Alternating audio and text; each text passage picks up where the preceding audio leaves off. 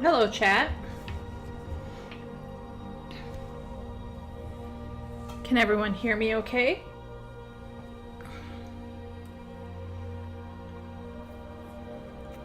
Hello, Ben. Hello, Morley. And we have Epic in here. Hello, Epic. I hope your Elden Ring is going well. And Party is in chat. Yay. Ben says, Viper Go Burr, does it? A lot of people seem to be playing it, so must be doing something right. Oh, hello, Mirokos. And hello to Sim. All right, we got a bunch of people in here. This is exciting. I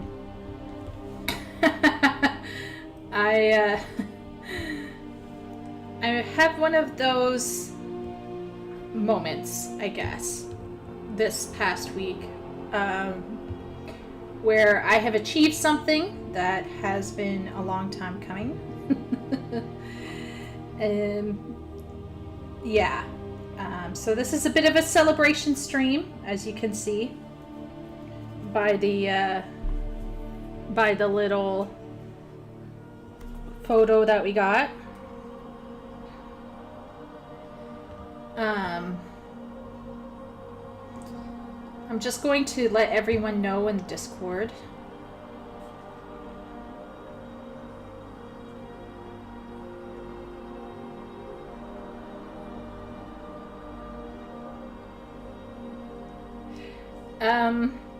But yeah, I'm celebrating because I had taken on a large novel for a client. I started work on the outlining process back in, I want to say November. It took 2 months to hammer out an outline with this client. We had an editor on board helping find any plot holes. It was a whole thing. And I knew going into the new year that things would be really rough just because of the amount of time. Maybe we did it between December and January. So there was some disruption with the holidays.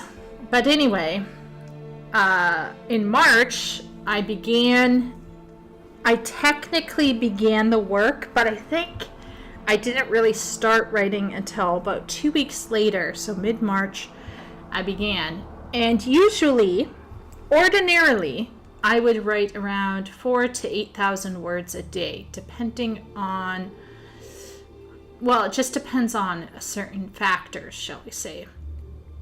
But for whatever reason, the client was like, oh, could you not go so fast at the beginning? And I was like, okay. So I only wrote 3 days a week, and I only wrote 2,000 per day. So as you can imagine, it didn't progress really quickly, and I lost all sense of momentum, and I stopped giving a shit. But as I neared Dawn Trail, that would be the latest Final Fantasy XIV expansion, I was like, I can't play the MSQ and have this book looming over me. It's just not going to work. And I had already requested 2 extensions, and this felt like just stupid to me. You know what I mean? I was like, this shouldn't be happening. I should be finishing this book.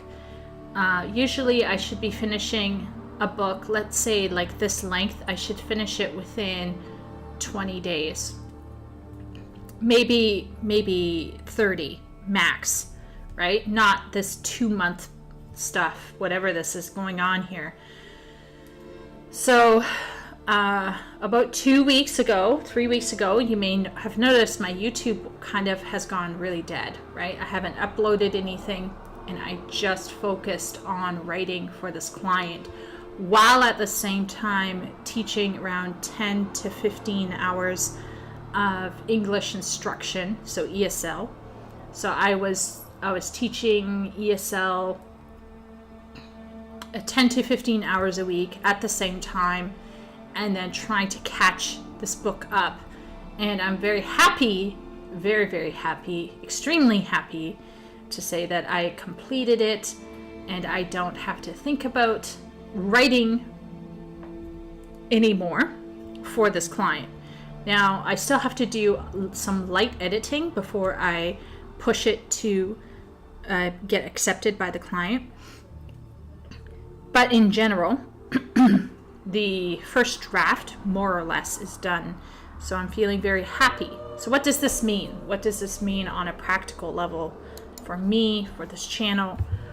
So the reason why I'm particularly feeling, celebratory is because this means that I can, number one, start writing for myself and start launching my own brands.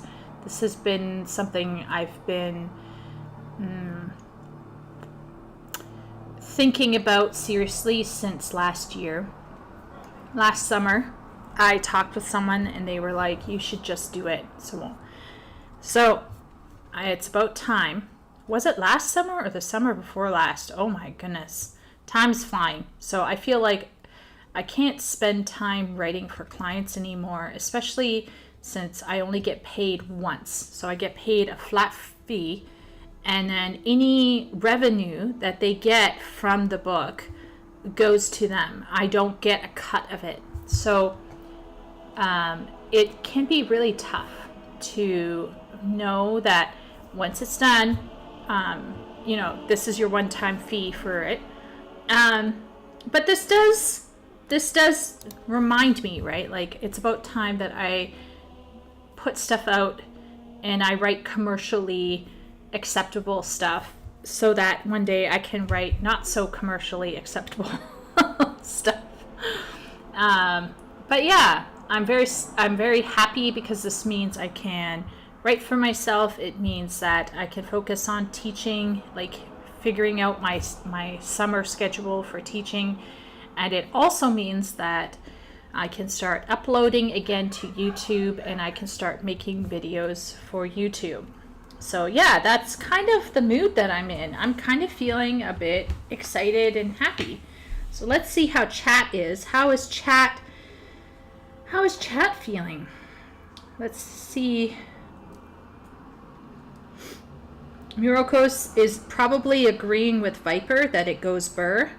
I have yet to unlock Picto myself.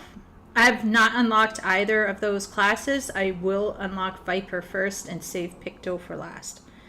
Been enjoying the DLC a lot. Very therapeutic for Epic. I'm so glad that Elden Ring has been proving itself enjoyable. Epic. Thank you, Ben and Epic. Thanks for the congratulations. Steam. Hello, Steam. Ruzi is sending us greetings. Your mom's a dork, Ruzi. I've never had a boss tell me to slow down in my life. Yeah, this client was, let's say English is not their first language, but they want me to write in English. So it's a whole, like, it's a bit of a push for them. Oh, you should ghostwrite a James Patterson and demand royalties. Did you see the recent James Patterson, Ruzi? It's basically about like a group, like a female detective or whatever. Oh, thanks, Steam. Yeah, not commercially acceptable. It's feed. Morley knows what I'm saying, though, right? Anyone here in chat who has wanted to freelance and get money from their dream, whatever hobby it is that they enjoy, know that there's always something you got to compromise in order to be financially viable. And I'm ready to write something that is more of a compromise. But at the same time, I have to be wise. So this means I still have to teach ESL. And right now, I think I'm a bit stressed out about my teaching because I've had a couple classes where the children are very young and they have to have parents present. And it's great that the parents are there and are keeping their kids on task. That's fantastic. Like, I appreciate that for younger students. But at the same point in time, I just feel very much like I'm performing or I'm under some kind of review. It gets to me sometimes.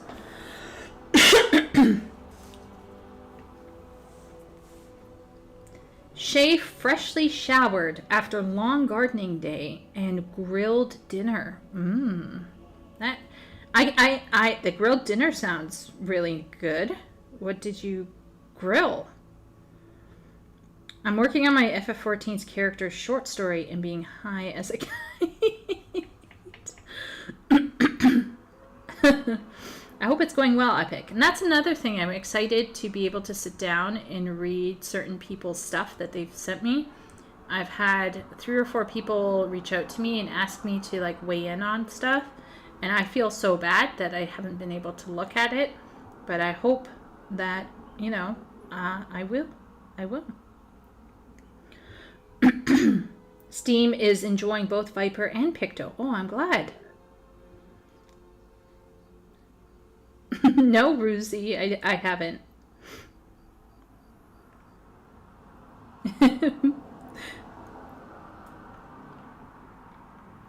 Jonathan said I had a 4-hour queue, then when I logged in, I only had 2 hours before work. But I felt groggy from lunch, so I just took a nap instead. Wow. So the queues for Dynamis are not so bad, but they're picking up before dinner because people are logging in from other data centers.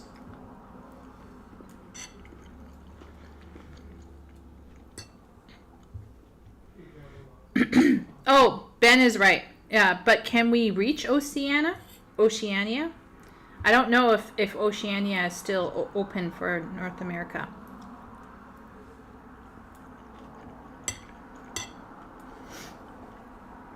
So I'm just eating dinner right now, actually. I'm going to be frank, chat. I'm just getting to dinner now. So if you get some ASMR, apologies.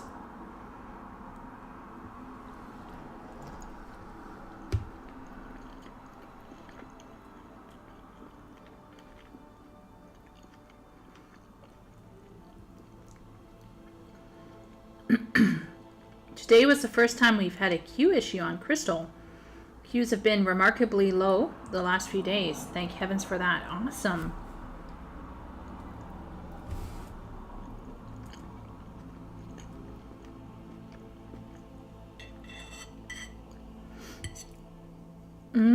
Cheddar bratwurst and turkey.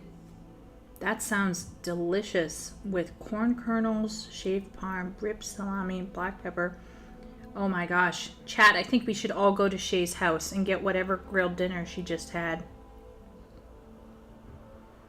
Social eating ASMR. Are you eating, Sim?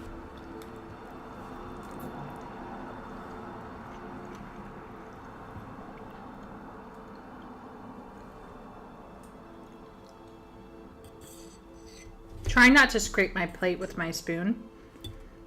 Just because I don't know about some people, but for some, it can be a bit annoying.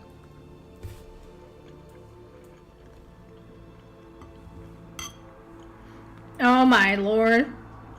Sim is finishing his breakfast, chat. Night owl degen right there.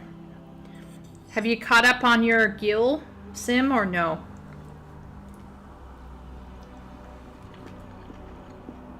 Sorry, Sim. I didn't mean Gil. Gold. Sim has been gold grinding in WoW for some reason. For WoW tokens, I guess.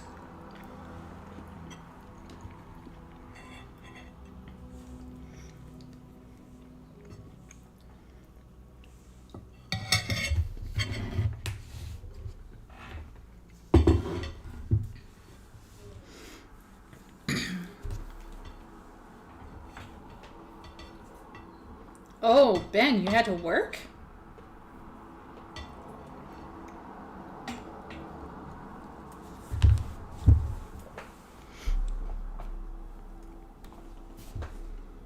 I'd be doing that, but I had to work this morning.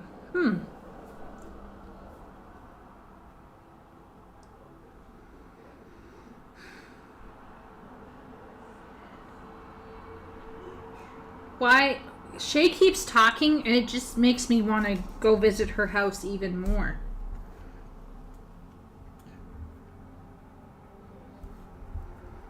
Oh my lord, Ruzy, I think you saved... Oh, or was it Shay? Was it Shay or was it Ruzy? Or was it Wooly? Somebody. Somebody saved Sim from themselves.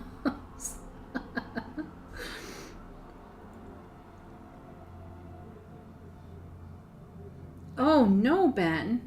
Your arthritis hit your hands, so you can't play Dawntree? Oh, that sucks. Is there any medication you can take to lower the inflammation or no? Or do you just, like, do massages help, or like heat and cold compresses? Like, is there anything, or you just... Okay. So Ben is playing through the pain. Oh, hello, Wooly. We're just sitting and chatting for now. I'm celebrating the fact that I finished the book. The next 2 days, I shall work on... I shall be working on editing it, tweaking things, reassessing the word count, and then and then probably on Tuesday I'll submit it for the client to hopefully accept. But if he requests revisions, then I will have to do some revision work. But overall, I'm pretty excited about the fact that the big project is done. So that's my reason to rejoice right now.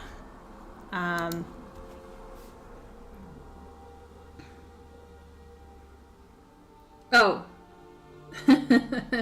Ben is going to keep playing.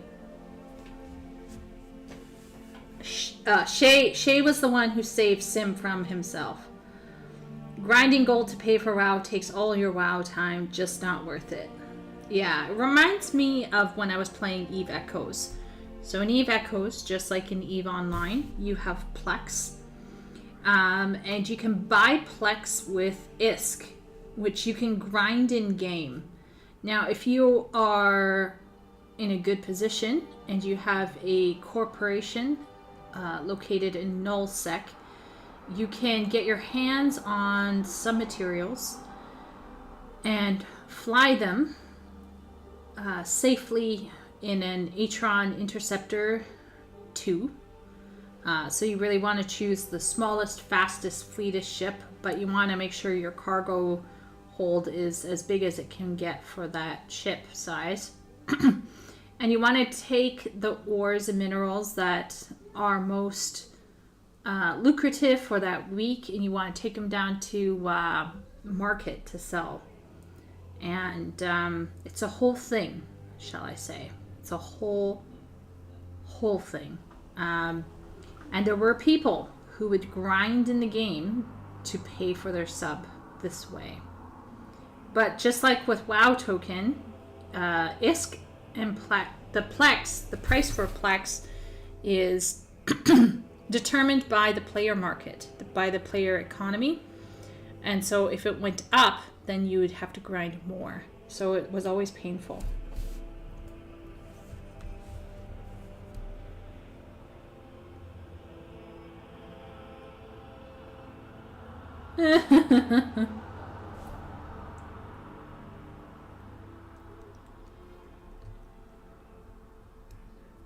Sim is Sim is like foreheading this stuff.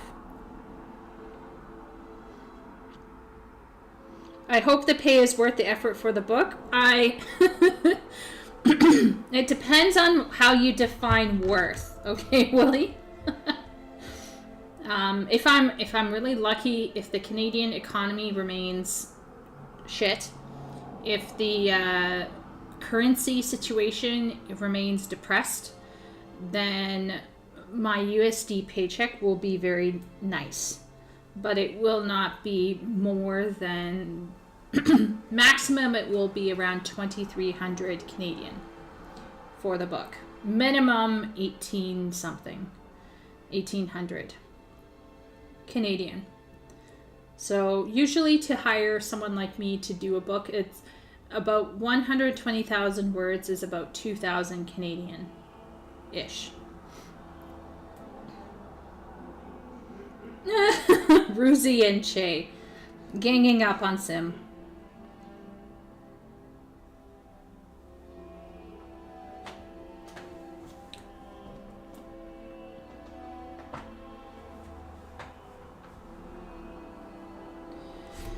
Do you like According to Alina?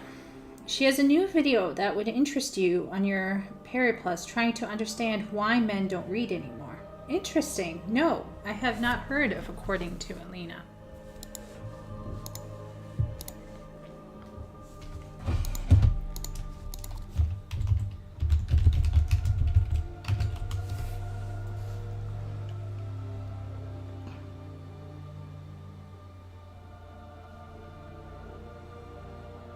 I have 2 literature degrees and no idea what to do with them. Good life choices, Alina. I feel you. I feel you.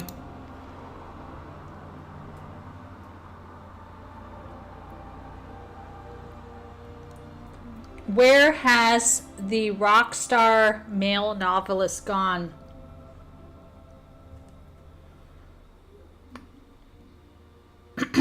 How women took over literature, or why men abandoned it.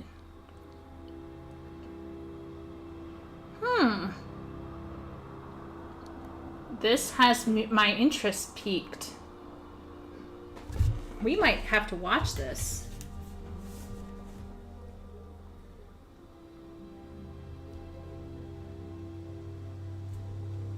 What is playing the AH, Wooly and Shay? What is that?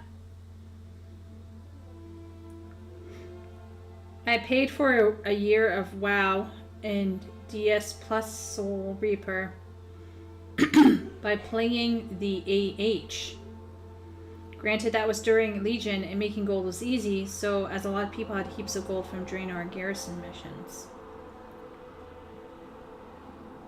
Ruzi, I made actual gold from playing Diablo 3.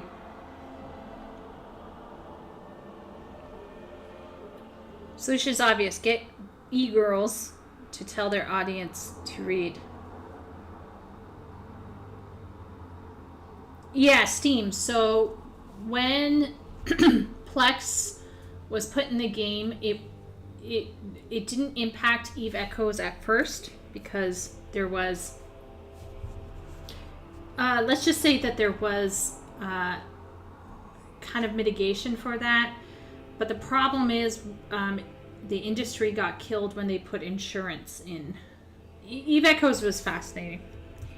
For a while, the industry sector was killed, which was a bummer because our corporation was focused on industry.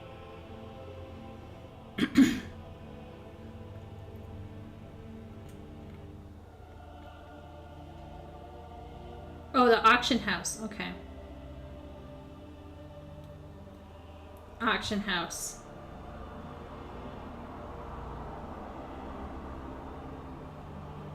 You can buy low and sell high, and or craft and sell your own goods. Okay, so it's kind of like the 14 market board. I would ask the ELA to partner with Amaranth. Have like a reading time with MILF.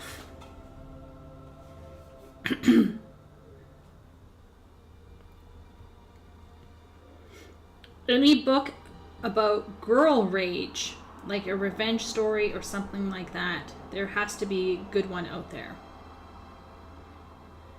Girl rage. Girl rage. So if we're talking about revenge, okay, so let's get into it. So first off, one of the most powerful stories ever told was called The Fall of the House of Usher by Edgar Allan Poe. And it is the story of a man who has, for lack of a better term, has fucked his sister over. Literally and metaphorically.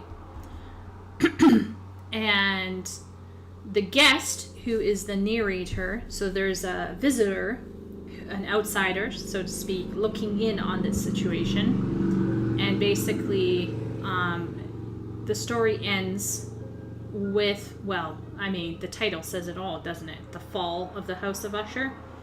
So the question is, why did the house fall? So everyone knows going in that the Usher house is going to fall.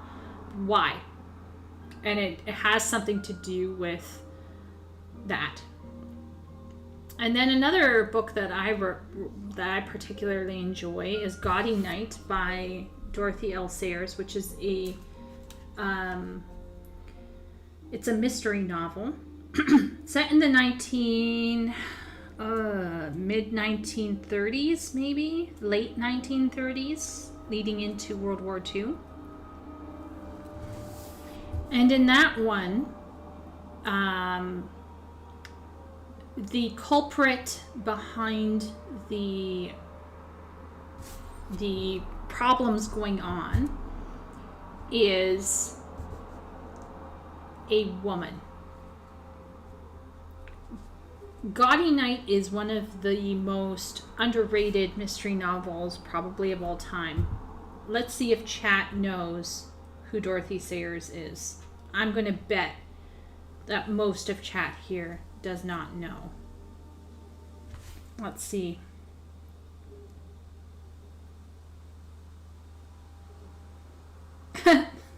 Thanks, Emmy. Yes, celebrating finishing the book. Yay.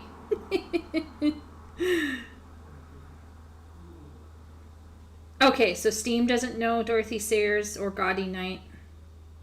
Never read anything by her. Yeah, so Dorothy Sayers was probably in the vanguard of women who got educated at university in the early 1900s, and she hung out with people like C.S. Lewis. If she had been born a guy, she probably would have been an inkling. She was a very intelligent woman, and she spoke several languages. She was very fluent, particularly in French. She was famous for translating, I think it was the Divine Comedy, but I could be wrong. So she did quite a bit of scholarship, but she also wrote, and she worked in the marketing industry in the early 1900s. And she wrote a series of books called the Lord Peter Wimsey Detective Series. So this features this Lord Peter Wimsey, who is a small king, by the way, just like so many other small kings in chat. Very small king. I think he's only like 5 foot. What was he? 5'6", maybe. So he's a shorter guy, maybe 5'10" max. Anyhow, so he's very erudite, just like kind of like Dorothy Sayers is erudite. So in her work, there's a lot of multiple languages being used. So you gotta kind of know how to read French if you really want to get everything. But anyhow, in her story, Gaudy Night, she talks about the struggles of women within academia, the struggles of balancing the heart and the mind, the struggle of who's right, the woman who puts career and convictions over everything, or the one who puts her family and her heart over everything. And it's a very, very fascinating look at how women were negotiating the world of academia in the early parts of the 1900s. And the interesting thing about Gaudy Night is the culprit is a female who is angry and is enacting revenge on other women. Very, very fascinating. I've only watched a movie written by Sayers. Oh. Maybe a short story here or there. Yeah, she did write some short story mysteries. Yeah. Did you just call 5'10" short? No, but I think he's shorter than 5'10".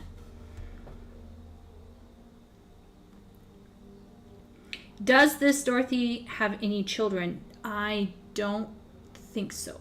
She's dead, Wooly. She's been dead a long time.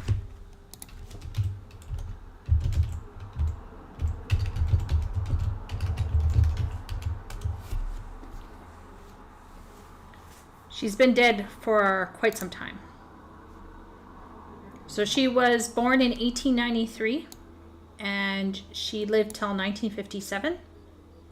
And she wrote crime novels set in the 1920s. She wrote a play. She was a translator and she was a critic. And so she did. She translated Dante's Divine Comedy. She had one child. My bad, Wooly. She had one kid, apparently. And she had one husband.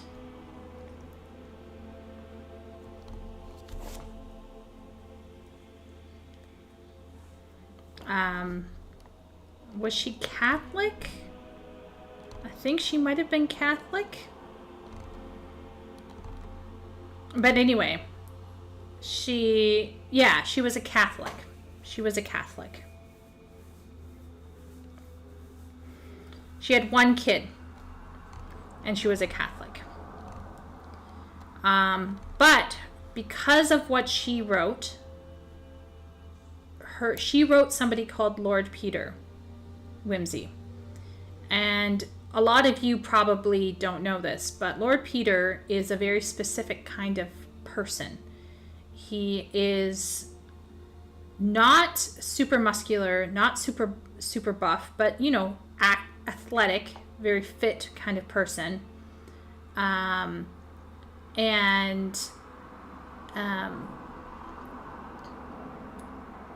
Was, how can I say it, very linguistically capable, comes from a aristocratic family, and this kind of trope birthed a whole archetype, believe it or not. So Lord Peter Wimsey, the man that she wrote about, this person, although I think Ian Carmichael does not do Lord Peter justice, but anyway, Lord Peter ended up birthing a whole archetype. So if you let's see if I have let's do this. I'll show you what I mean. I found this out by accident, and I went onto Reddit to see if I was crazy, and I'm not. So Dorothy L. Sayers created Lord Peter Wimsey, and this created an archetype, and this would be an erudite, linguistically witty, traveled, athletic male with, and this is very crucial, pale skin, blue eyes, and blonde hair. This is very, very crucial, okay? And because of this, Dorothy Dinette, who liked Dorothy Sayers, created somebody called Frances Limond, who is the same thing, has pale skin, well, light tan, blue eyes, blonde hair, let's not say pale skin, let's say light tan. Light tan. British, let's say Caucasian. And then because people were reading Dorothy Dennett and people were reading Dorothy Sayers, other people started creating this kind of archetype. So there's this other archetype, this other person called Captive Prince by C.S. Pacat. Don't read this, chat, unless you like MM stuff. Captive Prince, so this is C.S. Pacat, wrote Captive Prince. This is Le Monde Chronicles. So it's literal genealogy that comes from Lord Peter Wimsey. And there are other women who have written their take on this archetype. And it actually, so Dorothy Sayers has actually impacted women generationally. It's really wild. It's pretty cool. It's actually really interesting. I appreciate her a lot. She's a very, very, very, very intelligent woman. But yeah. Was it author self-insert? No. The author is a female, Sim. And she has brown hair and a very normal female face. She is not Lord Peter Wimsey. So anyhow. It's a whole thing. She was one of the 4 queens of crime. So there was Agatha Christie. Like, she was big. If Link from Legend of Zelda liked to talk, would like yeah. So if Link was like linguistically witty and sharp with his wit and sharp with his tongue and highly intelligent, highly educated, and linked to nobility, then yes. Then he would follow this archetype. It's a very specific one. It's a very specific archetype. And for some reason, her Lord Peter Wimsey just inflamed female interest.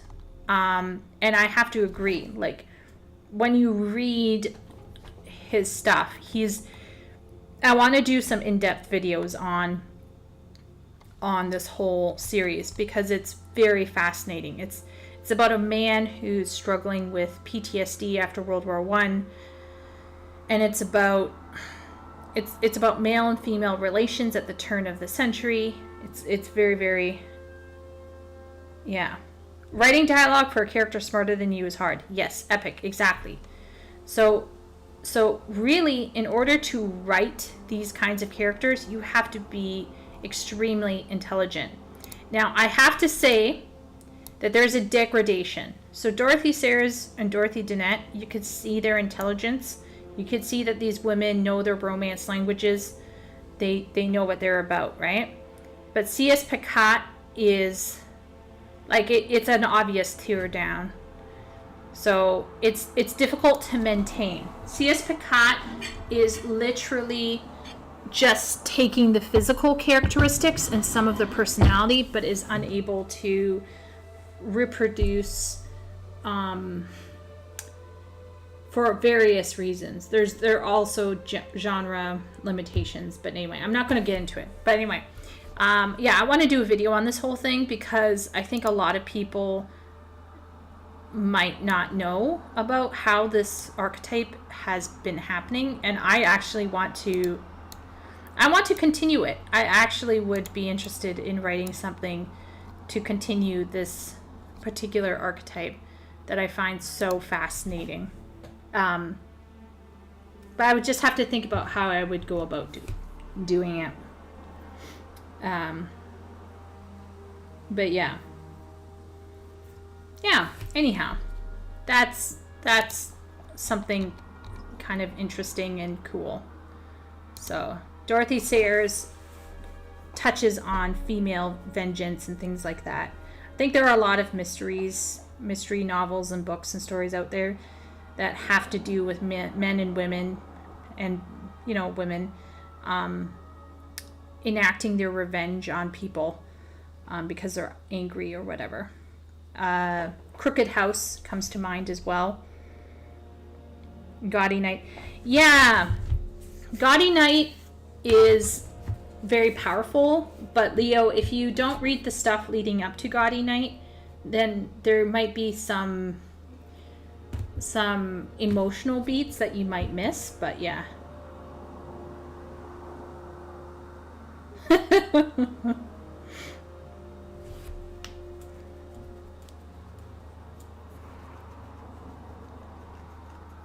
King Arthur, blonde hair, blue-eyed. Yeah, that is a common trope, isn't it? King Arthur would... Except the King Arthur lived during a time when there wouldn't have been as much interchange of languages, per se. But yeah. Yeah.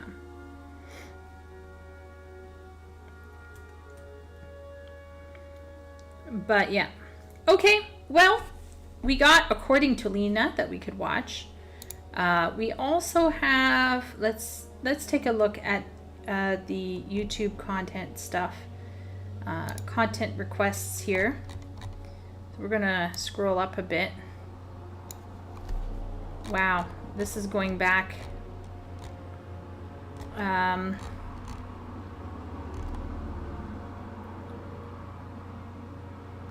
trying to look here.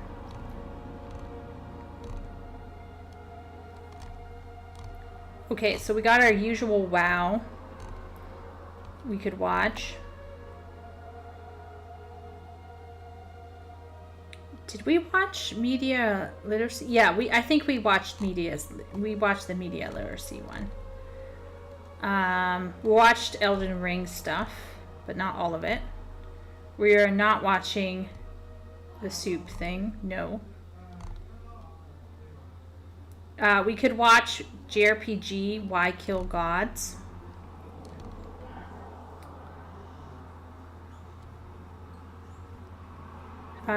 This one is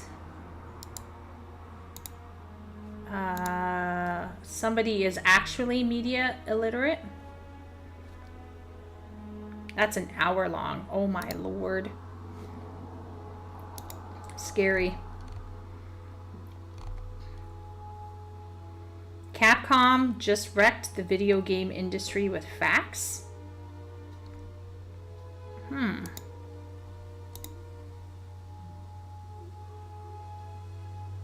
That's 13 minutes.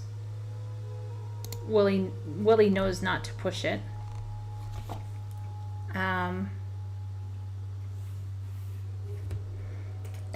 Willie Alfie. Moon Channel videos will. Okay. Alright. Noted. Okay. I guess I gotta be careful then.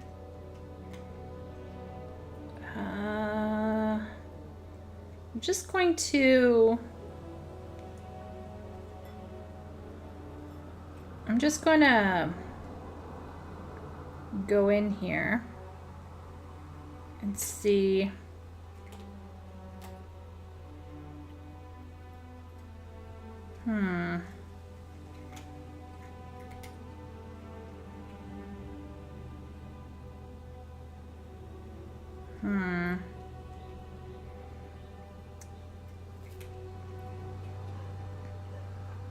Back with tea and Dawn Trail shenanigans with the stream on. This is shaping up to be good Sunday. Well, I'm glad, Steam. I'm really glad that you're having a good night. Oh my gosh, yes. Oh yes. We also have the WoW. Okay, so I'm going to try to make a poll. Let's make a poll.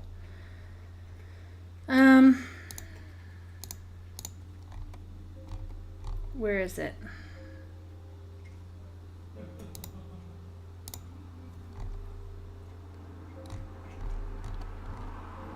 Okay, so we got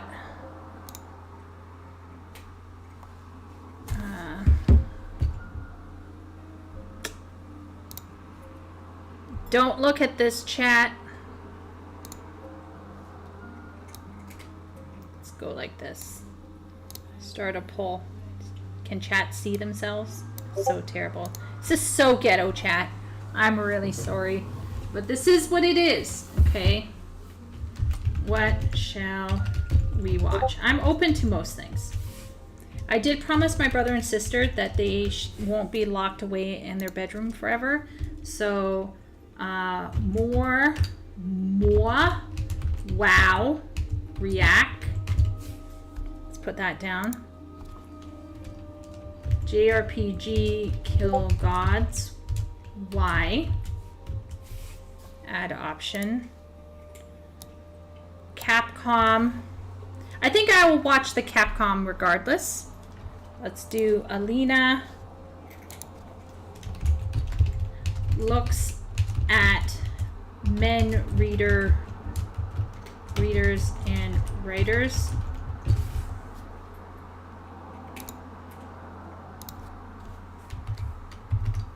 Let's go like that. And then let's put in, what else was our option?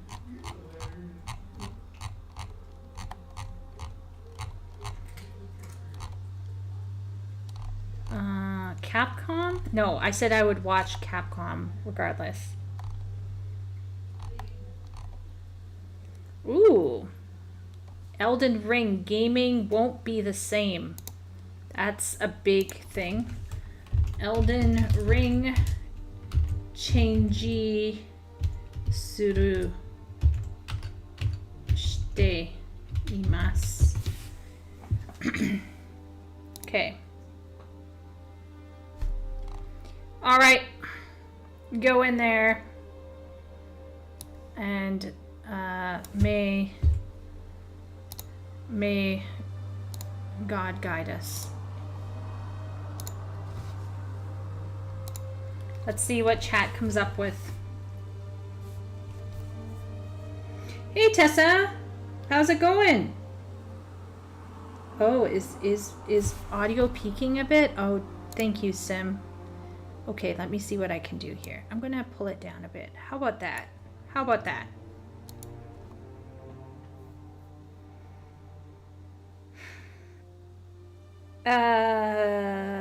Oh, Shay, you might have missed that we got through Wrath and we went into Kata. We got into Cataclysm. My eyes are just like saucers, like, Ada? Okay, so does everyone see the poll? Is the poll working as it should? I'm gonna move this over.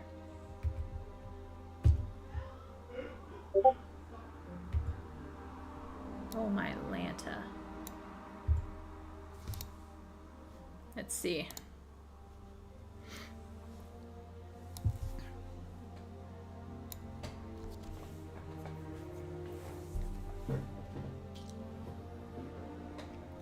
All right, chat, we have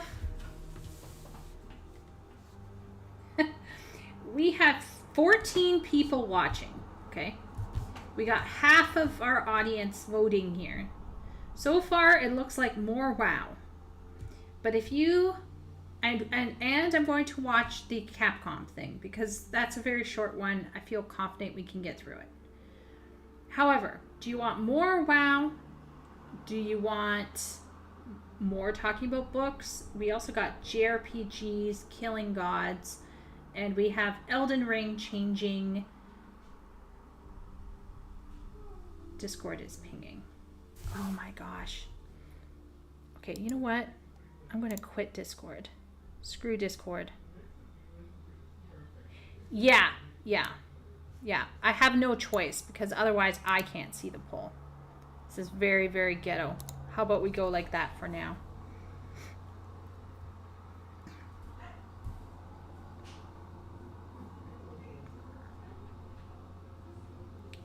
Is Tessa... Oh, Tessa, I'm just looking at your bun. Oh man, I love that backpack. I gotta get it. Looks very nice. I'm very happy to say to chat that I finally logged into Final Fantasy XIV today as Nico, and I have to say, oh my gosh, oh my goodness, my boy is looking so handsome. There's no denying. I don't even feel like I ought to Fanta him. I'm gonna be frank. I think he looks gorgeous. If I do, it will only be to like tweak a little few things. But honestly, at this point in time, I'm good. Okay, chat. Everyone in chat, close your eyes. Close your eyes.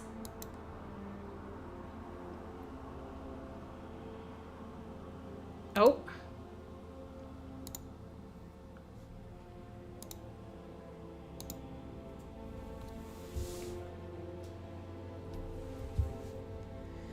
I will definitely send some screenshots of Nico, but more everyone be sure to share your new upgraded Warriors of Light in our Discord. If you are part of our Discord, be sure to share there. Let me know if you are not part of Discord, and we can definitely work on that, on getting you in there. I'm just going to let the poll go for a few minutes more to give everyone an opportunity, and then we're going to go in there and we're going to find out what went on. Yeah. We're going to find out how this poll has gone.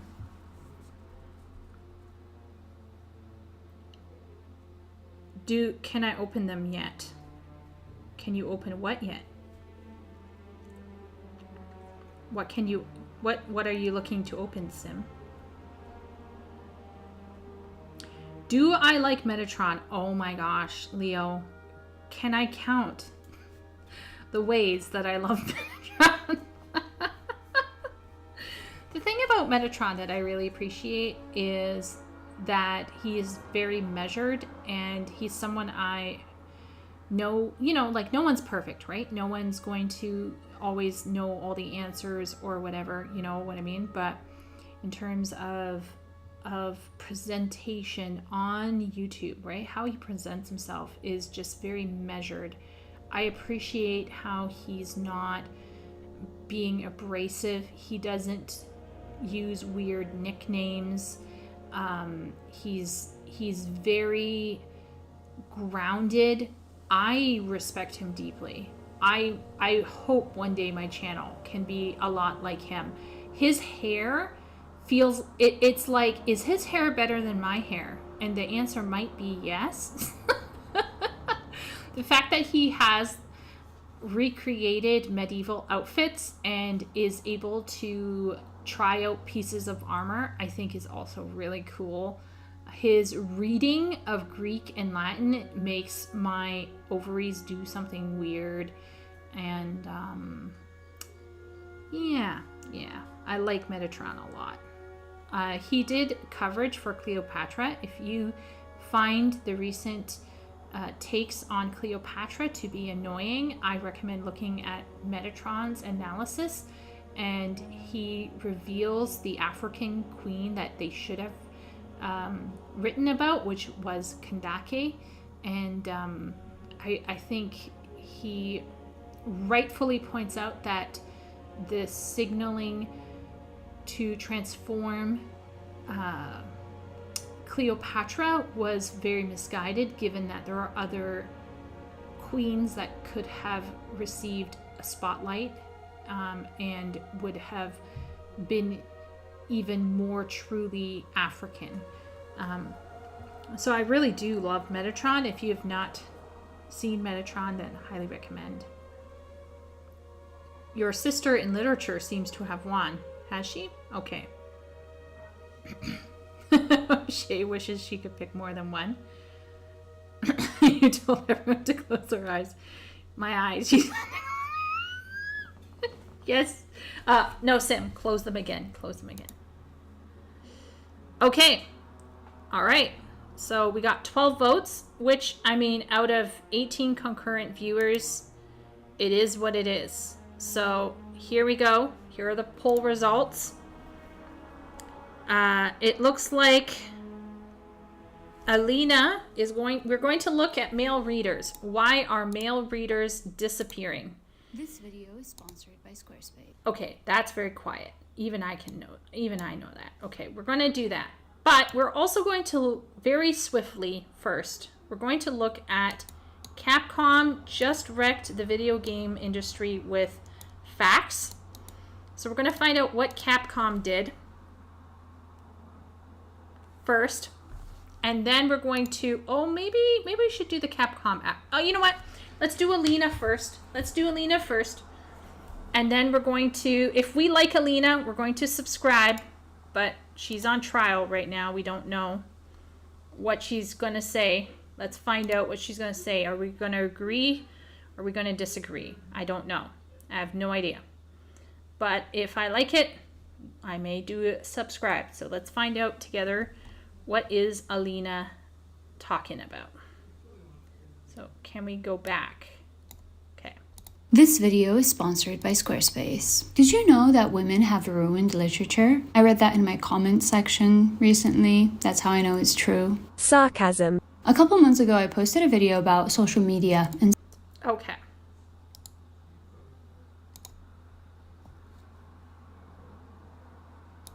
self-promotion and how it has changed the way that writers exist in the world. And because this is YouTube and I'm competing with around 3.7 million videos uploaded every single day, I chose to title that video "Why There Are No Great Writers Anymore." And because this is YouTube and a lot of people just leave comments based off the title and thumbnail of a video without actually watching it, I ended up getting several comments from people answering the title question with statements like, "Women took over the publishing industry, that's why. Women have ruined civilization. Women ruined literature." By the fact that people, men presumably, are blaming women for what they perceive to be the decline of the literary arts doesn't necessarily surprise me. A recent study from the University of Dublin showed that if you sign up to TikTok with a male-identified account, you'll be shown anti-feminist, manosphere-type content within 23 minutes of signing up. So I'm not exactly shocked when I see hateful things about women online. Also, I'm a child of divorce. I just naturally assume that most things are my fault, so... The thing that caught my attention about these comments is this implication that women have taken over literature. Because over the past few years, I've seen a lot of conversations about this topic. The fact that women are writing more books than ever before, and even that at certain points over the past decade, there have been years in which the proportion of books by women exceeded that of books by men. And Okay, let's go into it. Chat, what do you think? Do you think there are more female readers than male readers? And do you think there are more female writers than male writers?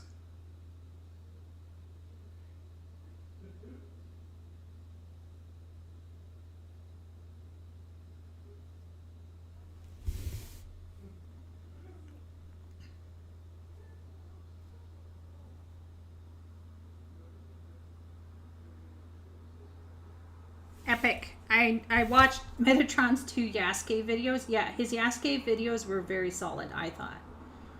I'm sure Metatron insults and punches something before and after his recordings. I'm sure it can get frustrated seeing so much. I can only imagine. The man must have the patience of a saint. I want to see Chieko learn to get good. Not good. It's going to be a long time. I'm surprised Chieko isn't playing 14. I am surprised I'm not playing 14, but you know what? I'm going to do a bit of streaming. I'm going to chat with my chat. I'm going to celebrate the end of a project, and then I am going to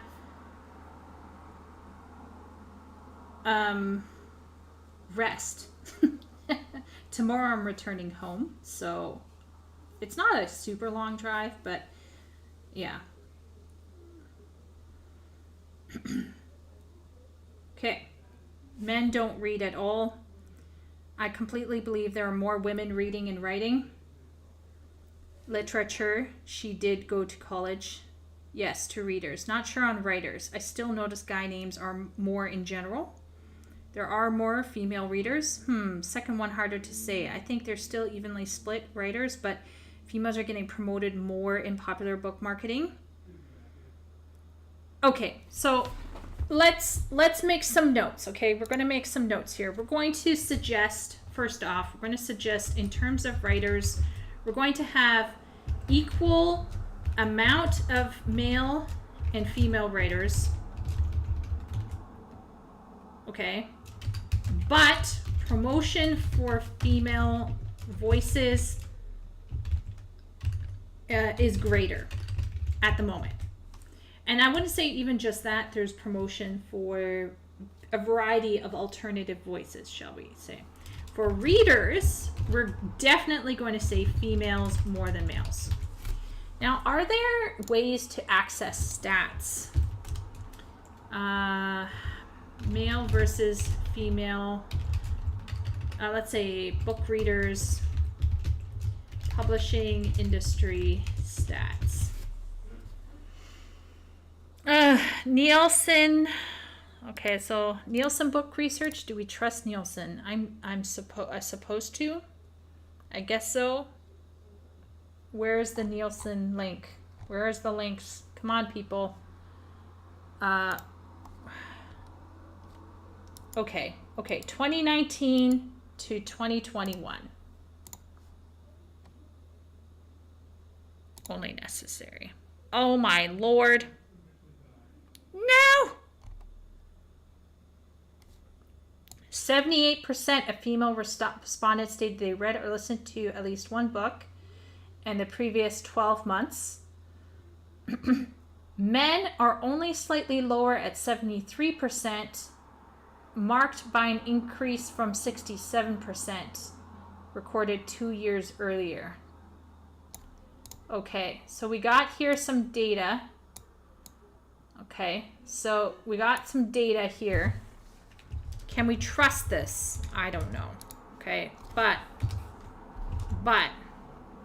we got this data here. So let's put it at 15. Okay, so we're going to put this at Statista.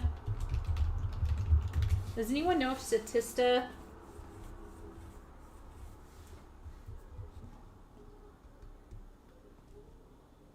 Why is Top Chat a thing in a live stream? Maybe it's for people who pay money. I don't know, Duck. All I know is I'm looking at my phone, so I'm only seeing live chat.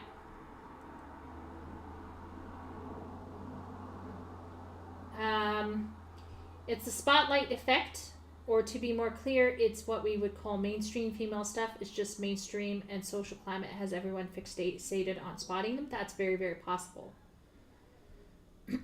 Yes.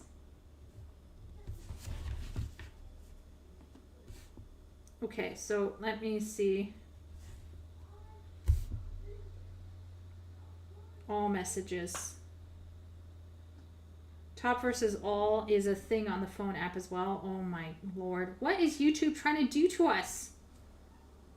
Okay, so let's say this. Okay, let's say this. Before Rona, guys not into reading as much. 67% pre-Rona. And then post-Rona, guys reading more.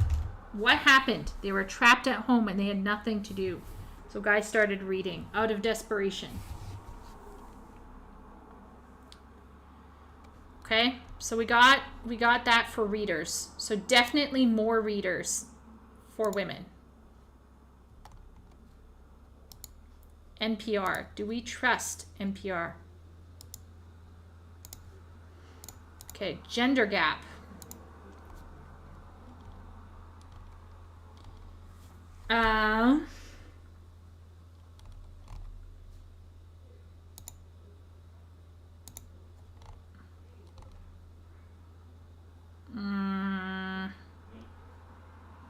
Gaynor is part of a sea change in book publishing. Once a time, women were authored less than 10% of the new books published in.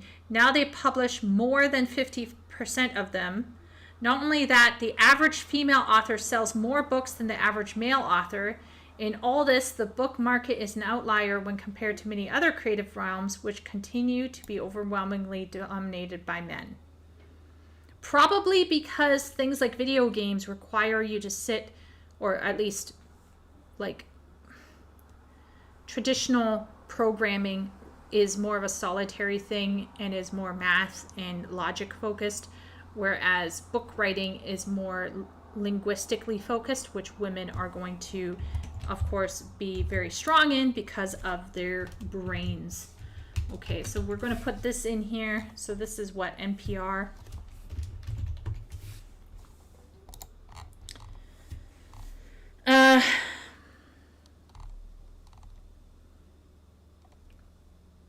While they made inroads, women still account for less than 20% of movie directors. That might have to do with their desire to not be like top dog, and they prefer support roles. And it's like you have no life when you're a movie director, and let's say you're a mom, like you just can't do it.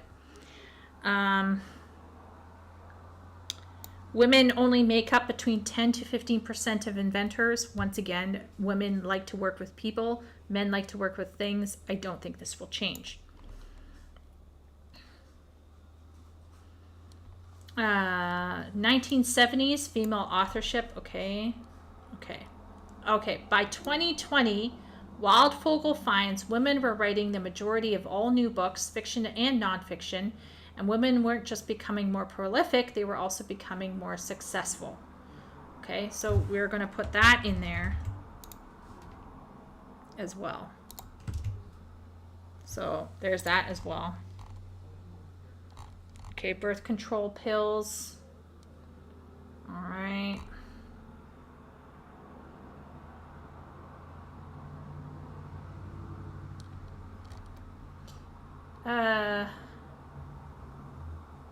Blah, blah, blah.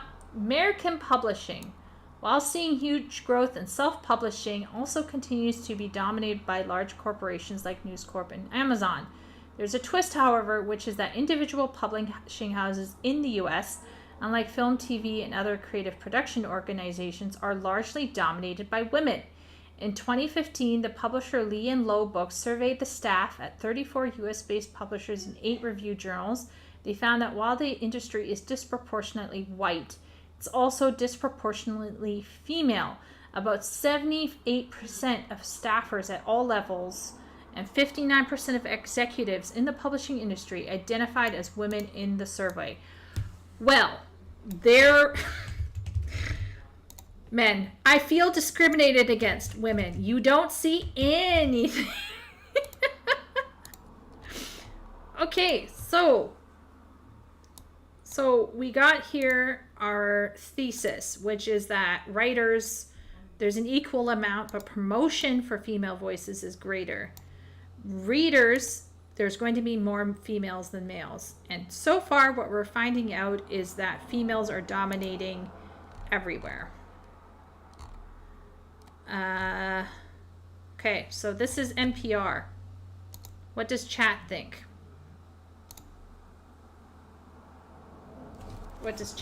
How is chat feeling about this?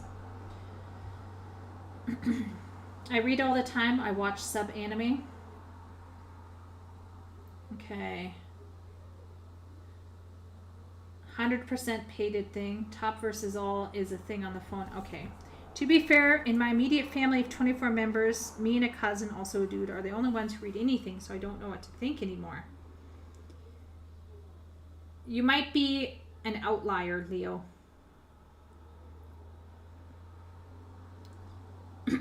Yes, you are correct, dear X. Absolutely. Video games went out of the wazoo. Absolutely. Nobody in my family started or even attempted to read anything when COVID happened, except for my brother completely failing. There's a 2024 survey where the numbers are way down for both, from Test Prep Insights. Ooh. Women also just spend a lot of money to support media they like. Look at Otome Games. It's such a tiny industry, but still is making profit. I know women who will buy a game on every platform. LOL. For real, Tessa, I think a lot of people forget that women are ready to spend money, you know, as much as their male counterparts. There is a lot of talk about how males suck and how they are losers because they're putting their money into things that they love. But women are 110% on board with it as well. If they really like something, they're going to show it. For real, for real. Wooly is continuing the male trend of not reading. Sounds about right. None of my male friends read. Expect me. Almost all my female friends read. Yeah. Willie isn't reading anymore because he feels like he's read it all. Which is, it could be. Jonathan says, I used to read all the time and then I started playing MMOs. Yeah, Jonathan, me too. Trying to get my brother to read is like forcing a horse to drink from a watering hole.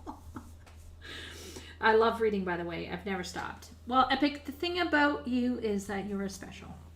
But we love you.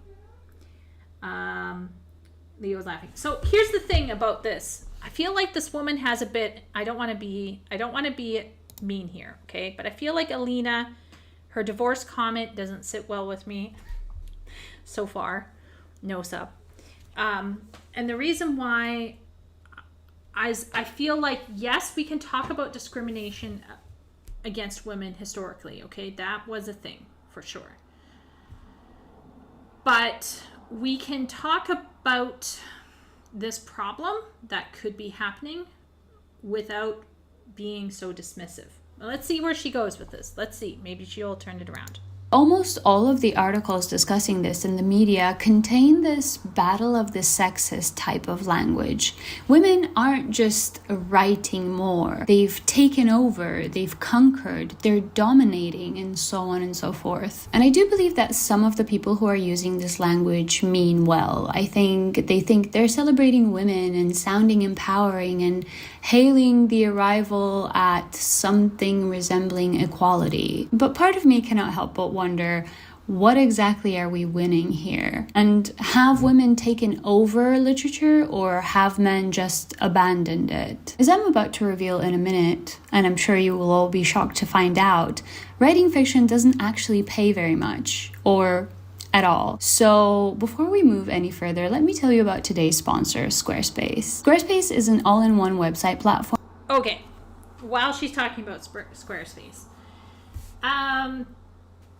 basically, I do agree with her that some of these people are always talking about somebody conquered this or somebody is doing that. I think that is a very dangerous rhetoric to have because, in my opinion, let's say we're talking about an MMO, right? And we're saying like Final Fantasy 14 has conquered the MMO space. I think that's very dangerous because, number one, it may give the game developers a false sense of security. Number two, it decimates potential competition and it creates a false narrative that's unhelpful for the consumers in general. So yeah, I personally don't. I don't like that kind of talk. And if you noticed who was writing that kind of stuff, it was stuff like The Guardian, right? So she's right in the sense that they might think, oh, we're helping women, but in truth, right, it's not, this isn't being helpful to anybody at all. Okay, so end of. Now, on to more important things. Where have all the male novelists gone? A few years ago, Elizabeth Strout, author of many literary masterpieces, winner of the Pulitzer Prize, etc., was interviewed by Brian Appleyard for the Sunday Times. And in this interview, among many other things, she talks about how she really hit her stride in her writing when she fully acknowledged how white and New England she was. At which point, the interviewer goes, "She is also a woman, and, I point out, women now dominate the fiction market as authors and publishers." To which she replies, "I don't know how this has happened. Those women work hard to get where they are, and they are good at their jobs, but do I think it's a good thing? Well, I think that it makes it too narrow. I mean, if it was all male-dominated, that would be a bad thing. And if it's all female-dominated, then that might be just as bad. We need to mix it up. I also wish there were more male readers of fiction. We need to mix that up." The rest of the interview is about her novels and her characters. I think that's a fair point. But I think we would all agree. Like, if you're going to have a whole industry that's only focused on one thing, that's not good. So that's obvious.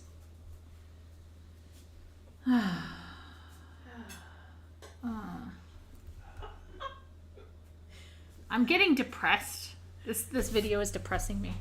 And themes, but for obvious reasons, the editor of this piece decided that the headline should be Elizabeth Strout warns of the dangers of women writers dominating fiction, which is not something that she does, is it?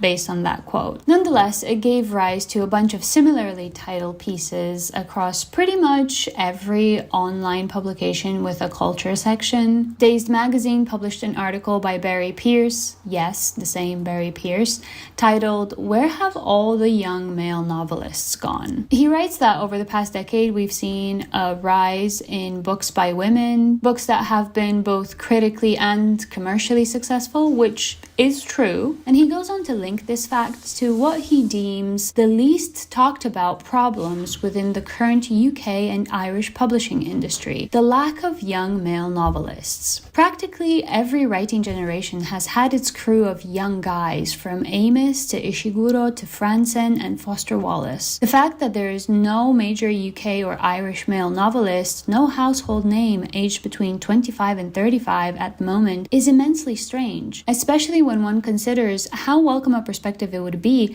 to see how young men are coping during our current politically and culturally fraught times. The thing is, I agree with this last statement. Young men across all demographics today should be encouraged to read and write fiction. And it's not lost on me that a lot of the women who dominate publishing right now are really a very specific type of woman, meaning white, relatively wealthy, able-bodied, cis, heterosexual women.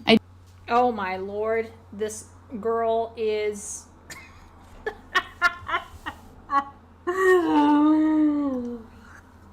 Oh, okay, so now I'm feeling attacked. Okay, but I'm not neurologically typical for a female, but I still take a little bit of umbrage on this one here. So far, how can I go about... Okay, let's talk about literacy in general. Male literacy, UK rate.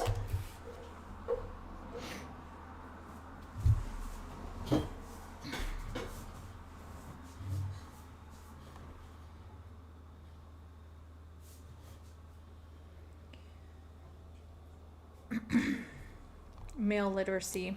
Let's just do male literacy.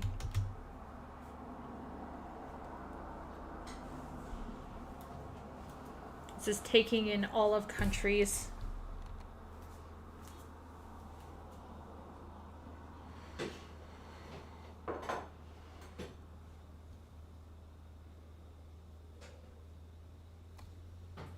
Let's look at this here.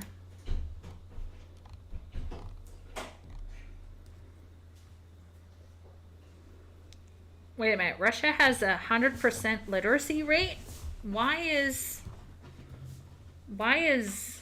I'm so confused. Why is, okay,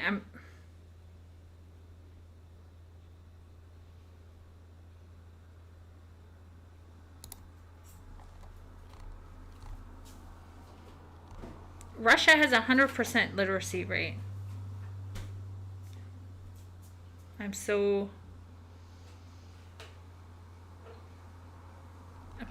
fascinated. Why is that? I don't know. But let's do.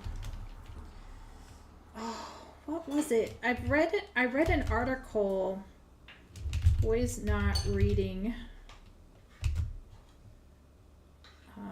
as well. Oh, was it in the UK?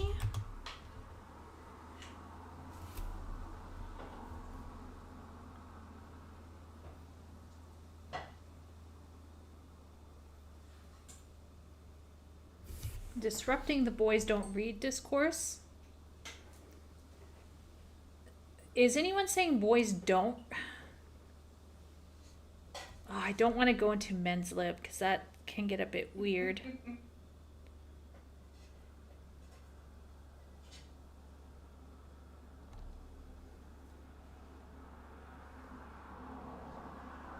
Boys Reading Commission. 76 said the boys in their school did not do as well reading girls. In England, boys perform less well in reading.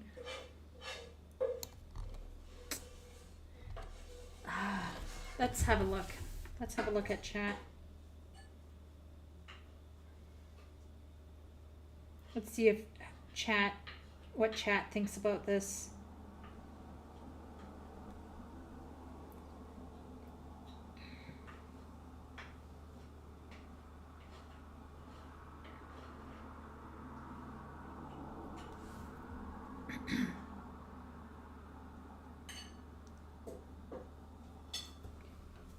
The WoW killer. Please grant me mercy, Susan. I was only using such bad word in regard to video game, not really a person. Yeah, Sim, you gotta watch out. Susan's sniping for you. Part of the dramatic title is YouTube internet meta. If your a video or article is mildly titled, it won't get attention. Good point, Wooly. Very good point. You are right. I should make the most clickbait of titles and get people molding. Lol, the only books my brother ever read was Harry Potter, and I tried so hard to find him something else he might like so we'd have something in common, but no luck. Oh, that's tough. That's really tough. I think both sides are good. The modern feminist would love a female-only writing industry. Sadly, Duck, I think you're right. Some of this feels like people rediscovering that a good story attracts regardless of biology or gender. True. True and real. A good story is attractive, but how do those stories work? Because, for example, there are some well-written romance fantasies out there, but guys are not going to like it. Why? Because it's not written for guys. It's like Stellar Blade or Elden Ring. These are good games. Elden Ring obviously being better, but Elden Ring is not attracting, nor should it feel the need to attract female gamers. Why? Because it's not intended. So just because a book is good doesn't mean that it has to attract one gender or another, although there are certain genres or certain approaches to a genre that can transcend one audience or another audience. As a writer, you are being told to target a single audience for a singular vision. You're not being told usually, unless your vision is, I'm going to write for males and females between the ages of, let's say, 20 and 30. That's going to actually affect how you approach that genre quite a bit. But yeah.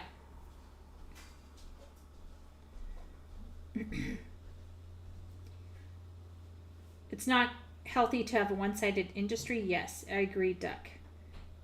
Wooly recommends for teen boys the original Dragonlance Deathgate Cycle or Belagariad. But didn't she sound sympathetic towards what Crazy thought he had? Isn't that pretty much endorsing an unspoken conclusion he had? There's some things about how she's wording things that is kind of setting me off, but I'll try to get my brain going here.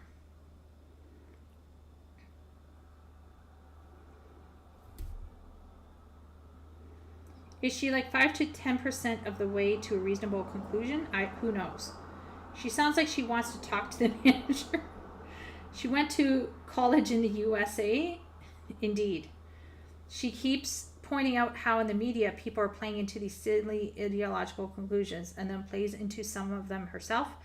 So this woman, okay, is clearly, okay, we need to be very clear about this, okay? So this woman here, Alina, she is currently what I would probably, if I was going to place her on some kind of a spectrum, I would be putting her on, where's my paint? Where's my paint thing? Where is it? K color. Okay, here we go. This is the spectrum, right? And here's the middle. I'm about here. This is me. I'm gonna make myself a cat girl. I'm right about here. So over here, this is the conservatives, and over here, these are the KKKers. Okay, so we're gonna draw a KKK symbol, hat person, and then over here, I'm gonna draw someone with a double chin to represent the woke people. I'll give it a mohawk. They're non-binary. We don't know what they are. Okay, so this is me. This is where I am. Okay, this woman is probably somewhere in here. Alina is probably somewhere in here. Now, I have friends who are on this side here. I have friends who are here. I know some people who are here, but I actually have only met one person in my life who was even close to crazy. Yeah, I have not seen a lot of these people over here. I don't know where they are. I haven't found them yet. I've only met one that was really crazy, and I was like, what you say? I couldn't even believe it. So first off, I'd like to propose in general, number one, I'd like to propose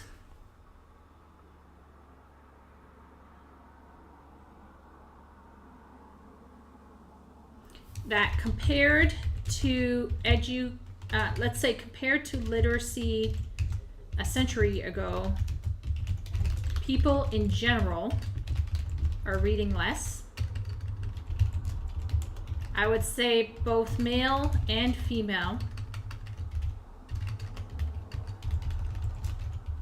understand less in terms of literacy capabilities. And then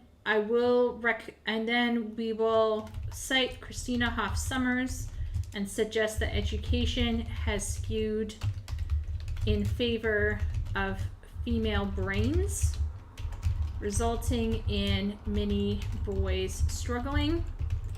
Then we can also say that boys in general have other options now, such as games, video games, so they're just not going to read as much. And this leads to girls also enjoying games, but still attached to books. And what does this mean? We are now seeing more females graduating from uni than guys. 7 more females in publishing industry and writing than guys. Now, if there are guys out there that are writing, for guys that are writing, less promotion due to being white or het or male. And this woman here, okay, this woman here who's suggesting, oh, it's not just a male issue, it's also a white female issue. It's women like this, or women who talk like this, who are the reason why someone like myself, who is white, is unable to get into the industry. I do feel the need, however, to say that I'm not trying to throw shade at any woman who has all of these characteristics, by the way, because I have noticed that a lot of people online right now feel like they can just add the word white in front of woman, and that magically gives them permission to say the most misogynistic thing that they can think of because it's, haha, white women. And since we're in the PSA segment of this video, and I know that discussions about gender disparity makes some people froth at the mouth, I would like to remind everyone that this is what the world looks like before and after our opinions, including my own. So if everybody could respectfully express their opinion in the comments, that would be great, because I don't believe in deleting comments, but I also don't like it when people tell each other to off themselves under my videos. It's not pleasant. Anyways, back to the men. Nobody should be misbehaving in anybody's comment sections. I honestly do not understand why foaming online, it's not going to do anything. It's not going to change anything. It's usually not going to make you feel better. You just walk away. A perceptible difference in the frequency with which men are being talked about in literature nowadays compared to, say, 20 years ago. The reason for that, however, and in my humble opinion, is a little bit more complicated than the catch-all conspiracy theory that feminists are trying to castrate society, and for some reason they decided to start with literature. It's really where all the most powerful people in the world are. In his attempt to unpick some... Well, Alina, you might believe that literature is not the most powerful thing in the world. But if writing and stories were not powerful, why are they always co-opting them? Right? They tell us it's just a story. Well, if it's just a story, why are you changing it? If stories and literature don't have cultural power, why pursue it or change it? And if a story doesn't matter, why co-opt it for your particular group? Because I don't know about this woman's professor, but my professor told us, and used Walter Benjamin's article to prove this, or make this point, that art is a tool for political activism. And so it is very possible, my dear woman, that's not actually so much feminism as it is cultural Marxism. So that's let's put tinfoil hat on. It's actually cultural Marxism, which has been percolating since the 1920s, which you can see in Dorothy Sayers. Once again, if you haven't read Dorothy Sayers, then you don't know what I'm talking about. But you can actually see this in Dorothy Sayers' books. And that's to say she's critical of it, of the blue stockings, Bolsheviks. So Dorothy Sayers actually represents in her stories the first communist, what they called them back then, like Bolshevik or blue stocking, and basically, it's a whole thing. Okay, but that's tinfoil hat. I'm not sure if I could prove it right here on the fly. Of these complicated reasons, Piers interviews a bunch of people, including an editor at Daunt Books Publishing, who says an interesting thing. A novel by a young British man in my submissions inbox is a bit of a rarity, which is an interesting statement because it suggests that it's not just that men aren't getting published as much, is that they might not be writing as much anymore. Megan Nolan, author of Acts of Desperation, who was also interviewed for the piece, said, anecdotally, a few of the more serious and talented young men writers I know do want to write novels, but only once they have finished a nonfiction work or podcast series or a script, whatever it may be. Mostly, those forms are more financially rewarding and more popularly accessed and shared than novels are. And this is a great observation, I think. Being a novelist is not exactly the most financially sustainable career for anyone, which is one of the main reasons why people from underprivileged backgrounds didn't really write that much for a very long time. But the fact that writing fiction doesn't pay isn't a good enough explanation for why men specifically aren't writing novels. It's true. Okay, so this is a fair point. Let's give it to her. Okay, fair point. So point number 1, not financially sustainable.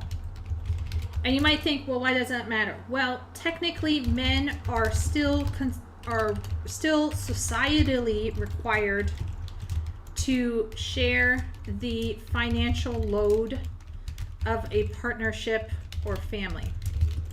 So frankly speaking, like, men simply can't risk it anymore, right? Like, it's just not sustainable within our current society.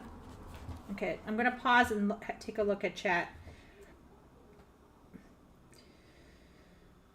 I wonder how much of this is perceived. More so, I wonder how many males actually do write fiction, but we don't know about it because they're younger or don't publish. Or Steam, they self-publish. This is even more. Lit RPGs, for example, are massive, but they are all kind of crappy because they don't have as much access to editors.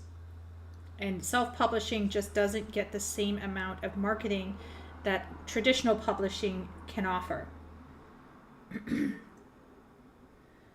The UK is embroiled in identity politics, probably more so than the USA. Russians are very literate, and you could start deep arguments with them by criticizing Russian novels. I would never criticize a Russian novel. I feel like I would have to do a lot of reading before I start criticizing them.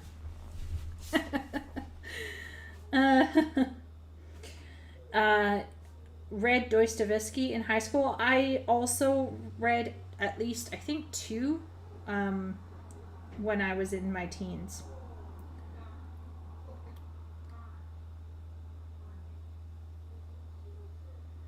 Yeah, Shay. So this is where I'm wondering if I'm searching it wrong, because I definitely recall boys reading being an issue and it being tied to education. But at this stage, with the internet the way it is, with the algorithms the way it is, the way people skew things, the way people talk about things, it's hard to say. I was wondering what measure she's using to rate author success. Is it purely monetary, or how much of a household name they are? That's a good question, Tessa. That's actually very, very that's a really good one.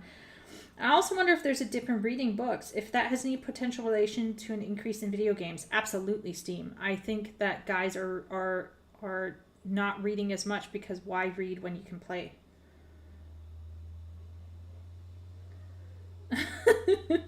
T-Rex thought, Stellar Blade, lesbians like it. It's a cat boy, no boobs. Good point, Ben. Good point. That's true. True and real. 2 dunce hats at either end. Shay, maybe that was a Freudian slip. Maybe that was a Freudian slip.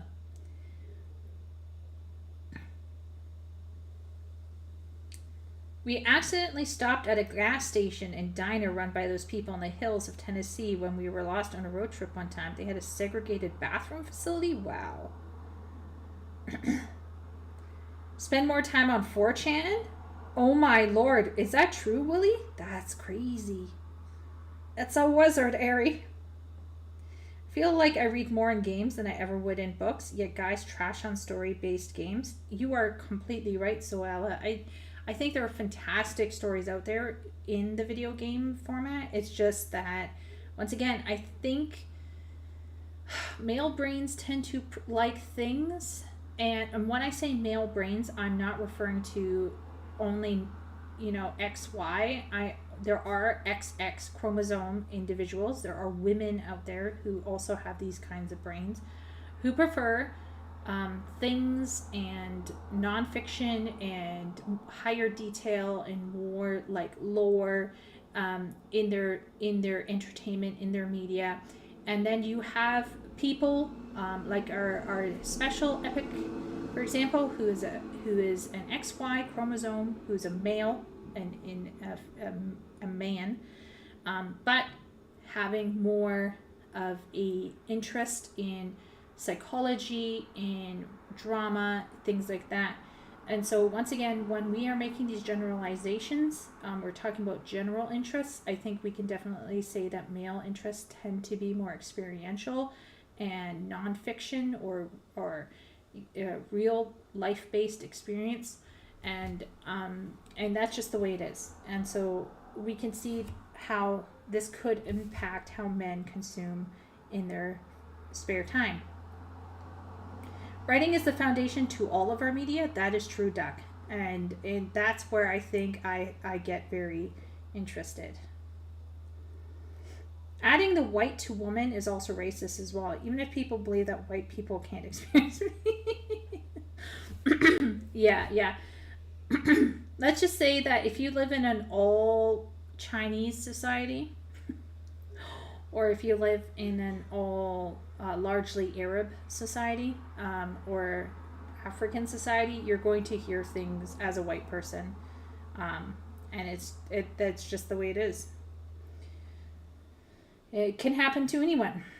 And now some men write literal video games with their crappy lit RPGs. Yeah, I mean, here's the thing about lit RPGs is that they clearly represent some kind of interest that is missing from mainstream.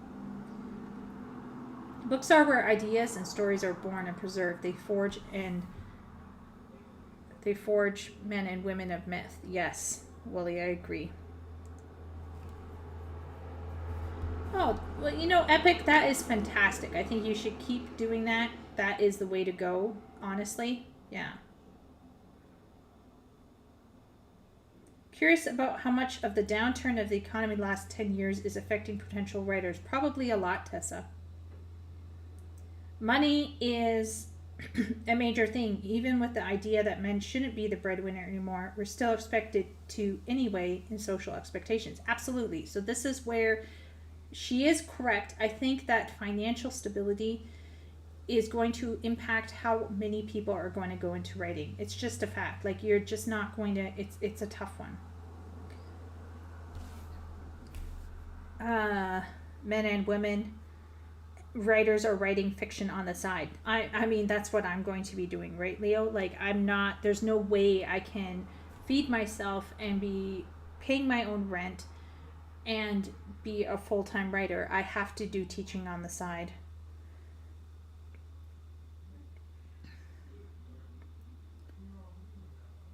Wooly gets most of his fiction fix, if not all, from games. Yeah, so then let's put in here, we don't know what her second point is, but our point is, number one, males struggle with interest in reading at an early age. Possible. Male brains are less, let's say, have to work more to, let's say, male type brains have to work more to enjoy linguistic based entertainment. 3, video games, easier and more interactive interaction with writing / stories. Okay, now let's see what else she comes up with. True that culturally there's a lot more pressure on men, particularly cis hetero men, to have high earning jobs or make business moves, be the breadwinner, etc. Hugely popular manosphere influencers and even some mainstream podcasts owe their success to this pressure that a lot of men feel to achieve this crazy, luxurious lifestyle. And it's not just the guys who are just waking up one day and going, oh, this is what I want to do. Like, yes, the manosphere, yeah, very weird, toxic area, for sure, for real. Let's all be real, okay? The hand that rocks the cradle rules the world. And behind every great man, there's a great woman. So I would also argue that females are also wanting and expecting men to prove their competency financially. Also, due to female expectations surrounding male competence. So this is not just men being workaholics. This is also about them having to perform for the females they want to attract. Let's all be real here. And we're all in this together. To make that happen for themselves as early on in life as possible. However, this would only explain why men who don't have alternative sources of income aren't writing novels anymore. And historically, men without other sources of income didn't really write that much. It was always the people who were already rich. Around the same time that this article... She's not wrong. She's not wrong. Usually for a male, you were either rich already, so you could write, or you would make it big in one shot, and then you would kind of coast from there, and you would build up your audience over time. Was published, thriller writer Christopher Fowler, known for his Bryant and May series, wrote an article on his website in which he seeks to give a more materialistic explanation. According to him, the reason why there aren't that many new male writers anymore is because men don't read anymore. He makes a couple of gender essentialist observations about how women get more emotionally invested in fictional characters, which is why they read more, and men are just lazy and they prefer to watch media rather than read books. So it follows to him that if there are fewer male readers, then there's less of a demand for books written by men.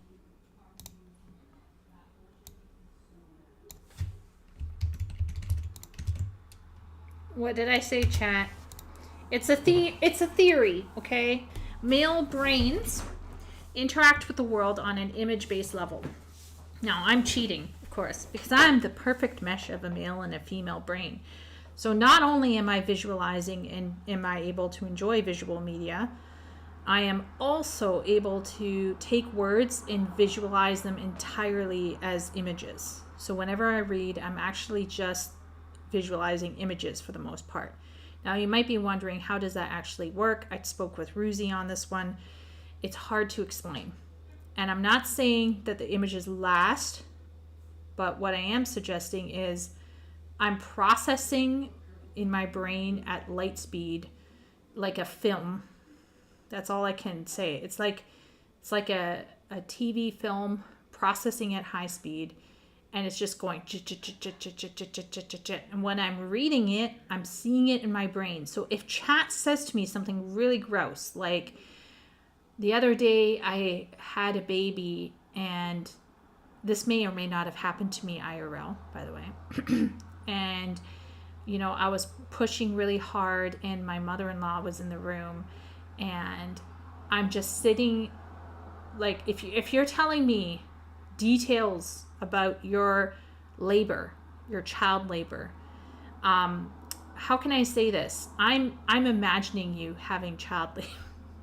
So, like, chat, don't tell me if you're, like, physically getting involved with someone, because especially if I know what you look like, it gets worse and it gets worse and it gets worse, and it can get really intrusive sometimes because I can't always turn it off.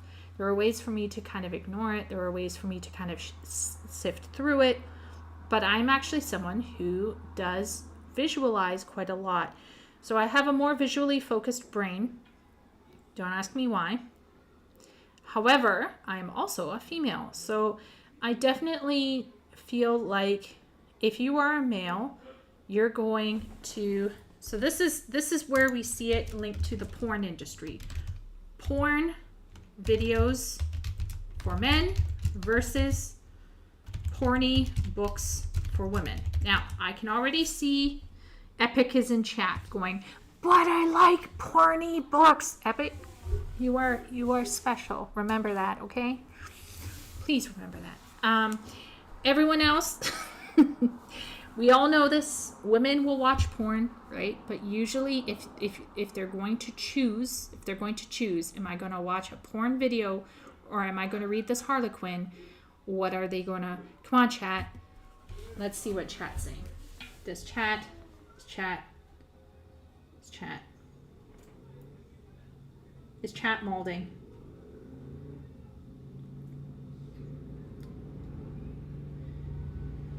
I consider people who role play in the game to be writers. I just think men are writing the same amount but in different places. Epic, that's a very good observation. Remember, this ties back to Elden Ring, right? Is Elden Ring a story? For women, no. For men, yes. Because it's about, are you experiencing from the inside or from the outside? So role playing in a D&D game is experiencing from the inside, just like Elden Ring. Whereas a lot of us who have more female brain enjoy experiencing from the outside. Leo says that's a bunch of baloney. Shay is upholding the traditional standard of role playing as a woman. Way to go, Shay. Way to go. Men are the problem. Joking.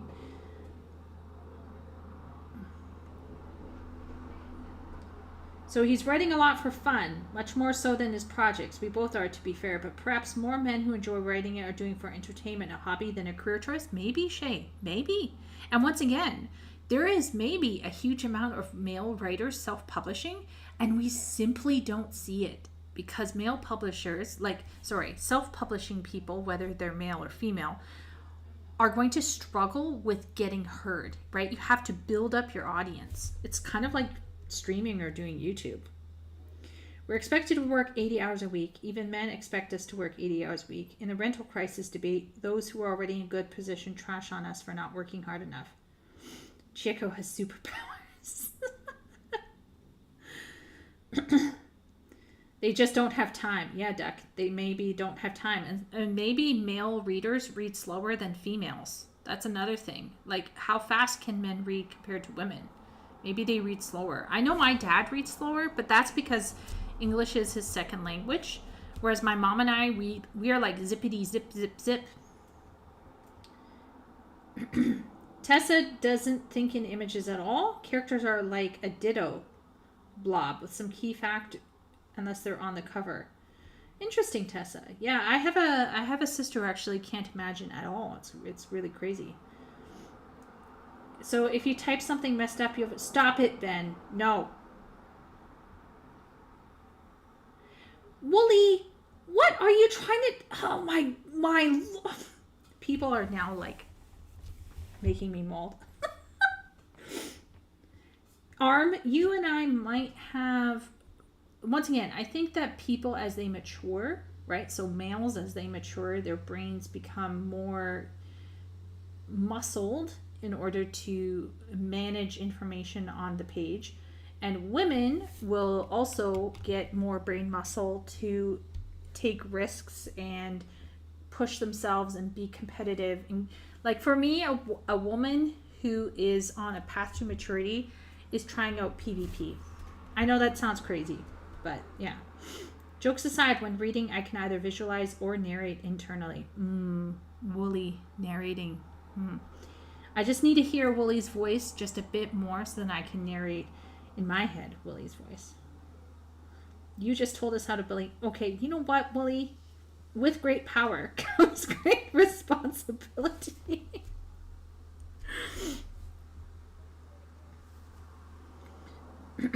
Oh, Steam, you do audiobooks?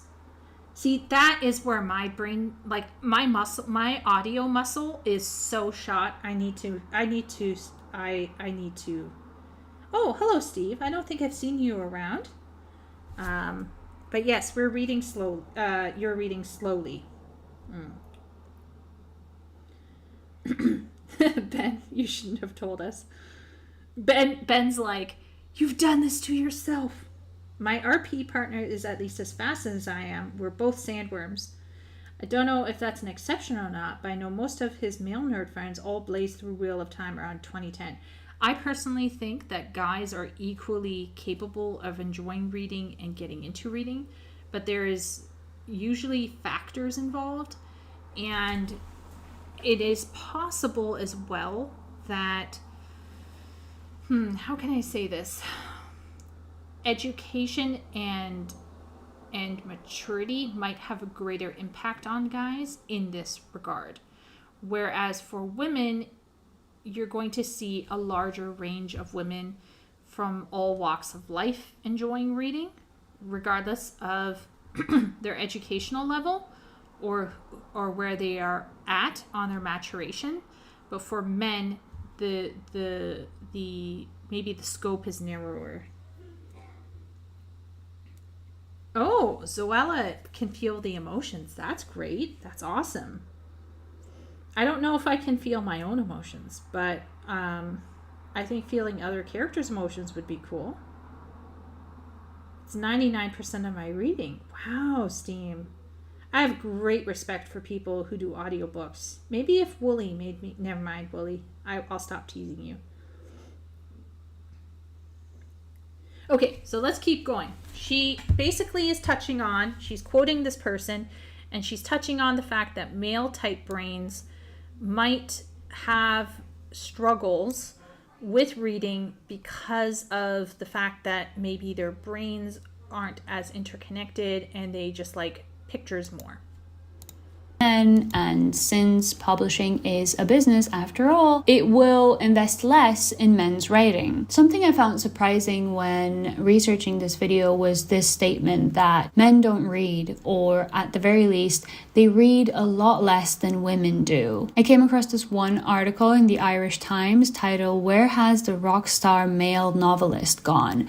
which not only argues that men aren't writing anymore because they're too scared of getting Me Too'd, but opens with the sentence, "It is hardly a surprise that men buy fewer novels than women, and far fewer novels than they used to." Which is it is a truth universally acknowledged type of statement to make, especially considering that very few of these articles actually bring some data to support this claim. So I decided to try and find some data myself, #WomenInSTEM. My first stop was the YouGov website, which has a nifty little tool that tells you about the reading habits of people in the UK over time. The data collected here shows people's answers to the question, how many books have you read over the last 3 months? And as of mid-June 2024, the graph shows that there is, in fact, a discernible difference between the reading habits of men and women, particularly when it comes to people who say they've read no books at all, which is 28% of the men surveyed,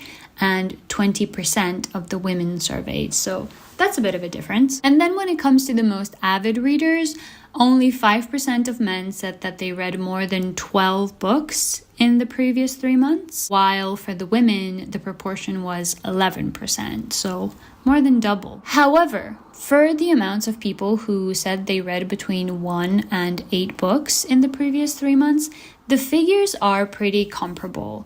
The difference is there, but it's not exactly astronomical. A study carried out by Marianne Seagard with figures from Nielsen Book Research shows a very similar thing. Overall, looking at the top-selling books, fiction and non-fiction in the UK, she found that readers of these books were 54% female.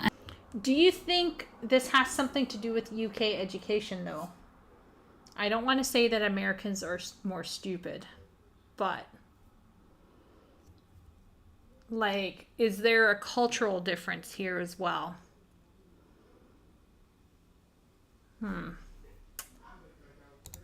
Let's see. What's this one? This is Deloitte.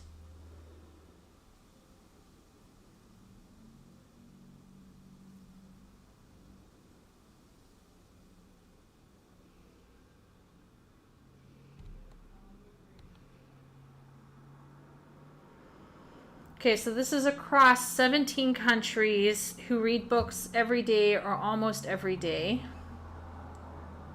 Women are the light green.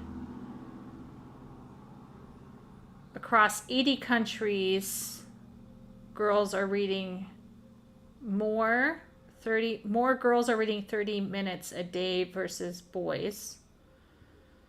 Share of U.S. respondents who have read at least one book in the last 12 months. That's Pew Research.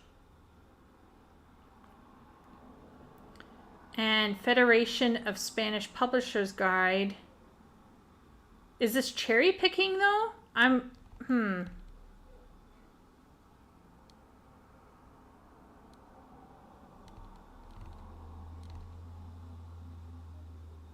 This is reading achievements. Girls are higher than boys, but that could just be the biology, right?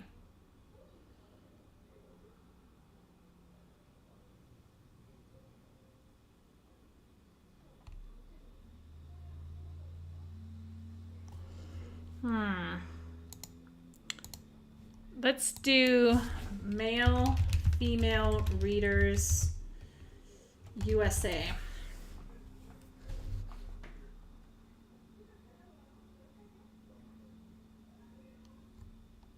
This is YouGov. So this is what she looked at recently. Almost half of Americans, don't accept, are reading 10 or fewer books per year. 1/3, 31% say they generally Women generally read more books than men. Men, 34%, were more likely than women to respond that they read between 1 and 5 books, or between 6 and 10 books over the course of the year. But women are more than likely than men to say they read 11 to 15 books, or 16 to 20 books.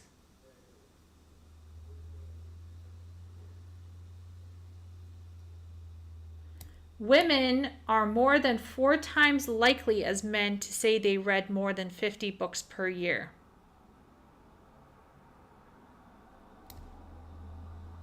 Let's go back to what she said here.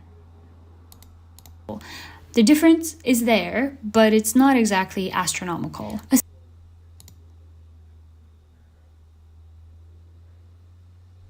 So if we're looking at hardcore readers, women, if anyone's going to be hardcore, it's going to be a woman.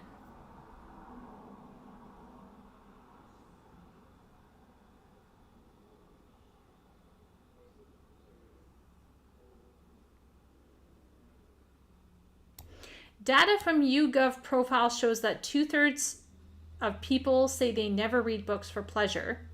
Another 11% say they read for pleasure every day, while another 11% say they read for pleasure 2 to 6 days a week. Men at 69% are more likely than women to say they never read books for pleasure.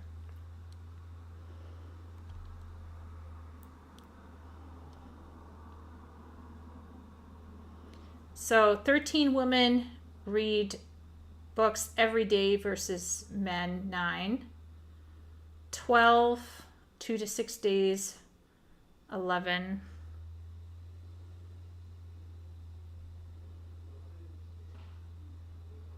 Equal here.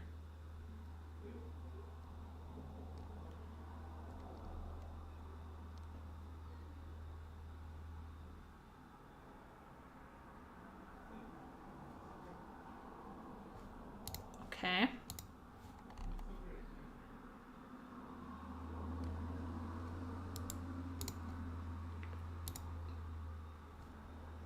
All right, yes. So this one here is 78 to 73.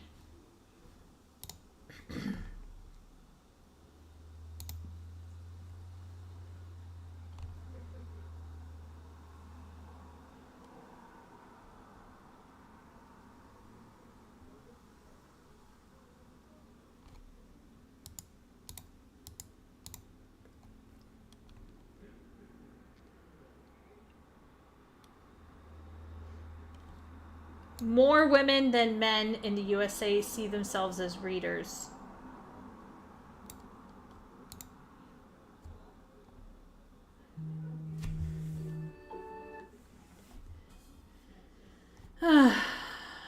Survey says 67% of US respondents were women, 33% were men, and 1% were identified as others. 2/3 of Americans who consider themselves to be book readers are women. And Canadians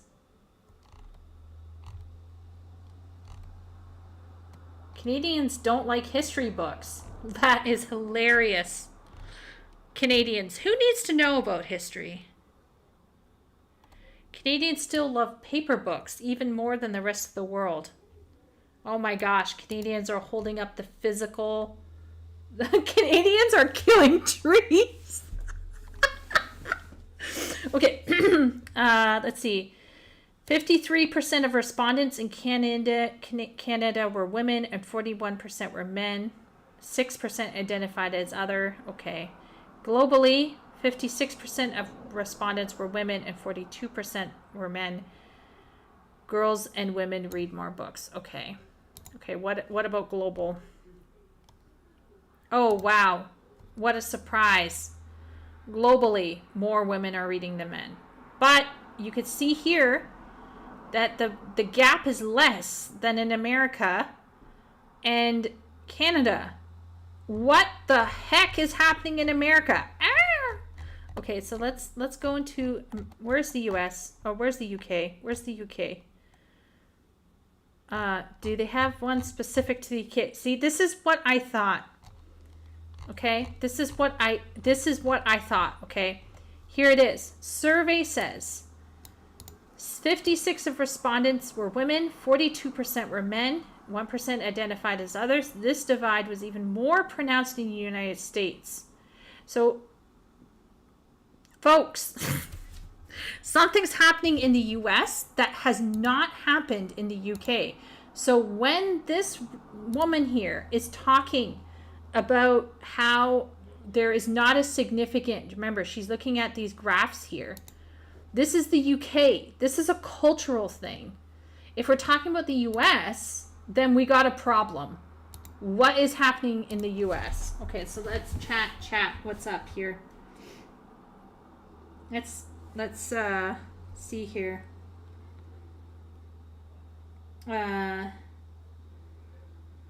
Also, I was healing in the dungeon, but I wholeheartedly agree that the written word is the most powerful story converger still. It fixed everything. Yeah, I agree, Steam. We need to keep holding it up. I can feel ghost, shadow, physical sensations. I swear I can smell stuff. Oh, whoa. Shay, that is so cool. Oh, dear. I probably missed Epic. Good night, Epic. Rest well. Americans are stupider. Come on. Numbers were about 10% across the board in the survey I mentioned compared to UK numbers. I think the UK is more standardized than the US on maths and literature education. How much of a literary exercise is romantasy? Well, apparently, I'm a hardcore reader. I read the mechanics. I love Harold Bloom. Harold Bloom, the bomb. Even garbage books gives more of a brain workout than no reading at all is my assumption. I guess, maybe. I mean, more women these days in America see themselves as men. Lamau. I believe you're getting lost in the weeds. I think maybe, Willie. Here's my thing, okay? She's arguing that there is not a comparable difference. But for me, I think that the UK might be cherry picking. The difference is there, but it's not exact. Top selling books, fiction and non-fiction in the UK, she found that readers of these books were 54% female and 46% male. Not exactly a 50-50 split, but also not enough of a difference to confidently state that men don't read. Men obviously read. In the UK, but not in America. And I'm not trying to say America rules the world, but American interests dominate a lot of the entertainment industry. So if Americans perceive things being skewed a certain way, things will skew a certain way. On top of that, Seagard's research... As much as I don't want to say that as a Canadian, okay? Like, I'm a Canadian. shows that although there are marginally more women readers than male readers, that wouldn't necessarily affect the impact on book sales of books by men, because the data showed that for the top 10 best-selling female authors, 19% of their readers were men and 81% were women. But for the top 10 best-selling male authors, the reader split was 55% men and 45% women. So basically, even if men didn't read at all, women would still read books by men. And of course, as with any data set, there are limitations to the conclusions that we can draw from it, right? And also, every country has its own market, and what I said. And I don't think we should be so quick to make universal statements based on data sets from the US and the UK alone. That is also a fair point. But let's all be honest here. US interests are going to be heavily dominating for a variety of good and bad reasons. But if the UK and the US, in this woman's estimation, are two valid points to look at, why did she look at the UK and why did she not also point out the US? That's my question. I feel like we need to stop acting like the entire world is the US and the UK.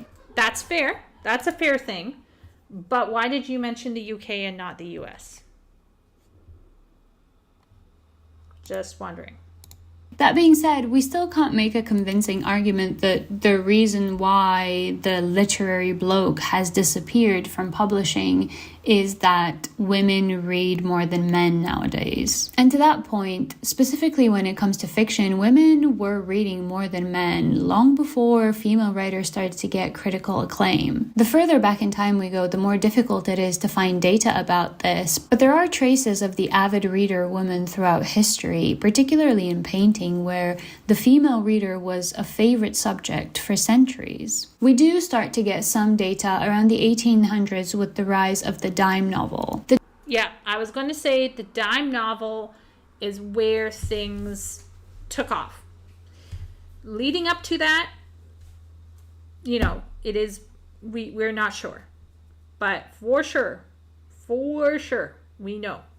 And we know this as well because, like I said before, Jane Austen. Remember my apartment went on fire and I couldn't finish this thought? But basically, Jane Austen's Northanger Abbey is a kind of like a spoof or a satire of the dime Gothic novel. The dime novel was a type of book predominantly written by women and read by women in the United States. It was very popular among the working class because, as the name suggests, it was affordable, but also because when it came to the style and themes, it was accessible to people who didn't have access to elaborate education. The interesting thing about the dime novel is that dime novel would be like Harlequin today. It completely overturns the gender dynamic in the publishing industry in favor of women for the first time in history, and it does that in less than a century. The dime novel boom began in the 1850s with the publication of The Lamplighter by the writer Fanny. Not by Fanny Fern, though she was the best-selling author. It's by Maria S. Cummins. Fern, who is considered something of a star of this new phenomenon, with her books selling hundreds of thousands of copies. For reference, a book published by Nathaniel Hawthorne or Herman Melville around the same time would sell around 2,000 to 3,000 books, and that would be considered a huge success. Because of the dime novel, female written novels became so popular in the 19th century that in the year 1872, 70% of the books published in the US were written by women. Compare that to the year 1800, when 4 books by women were published. And you won't be surprised to hear that people complained about it then in the same way that they complain about it now. Nathaniel Hawthorne famously wrote to a friend, "America is now wholly given to a damn mob of scribbling women, and I should have no chance of success while the public taste is occupied with their trash."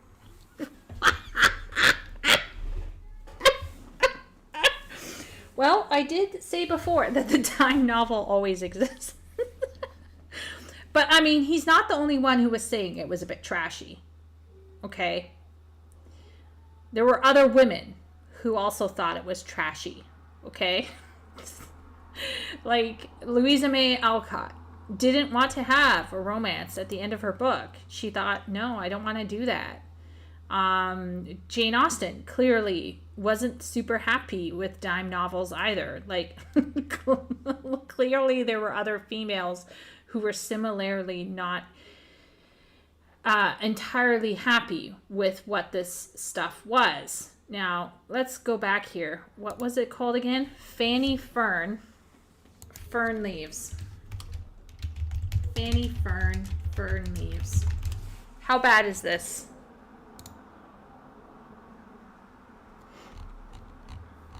It can't be that bad, right? Compared to like stuff today.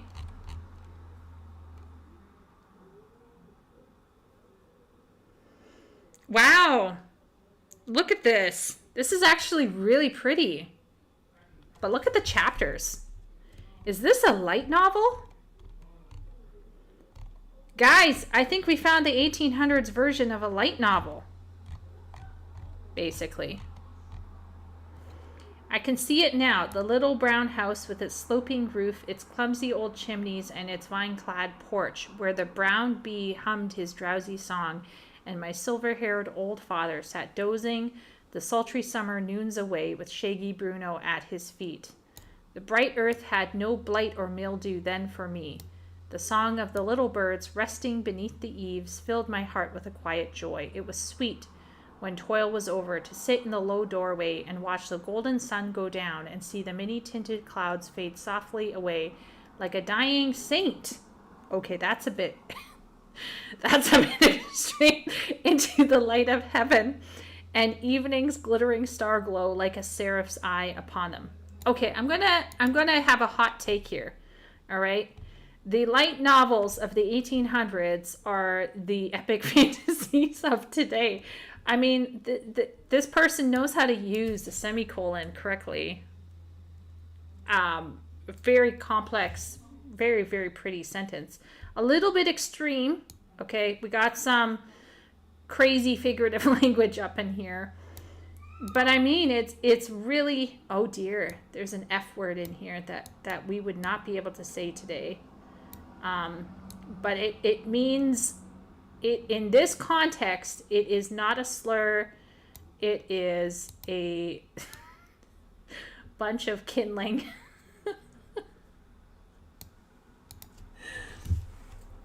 It's purple as hell. It is purple. It is purple prose. It's very purpley.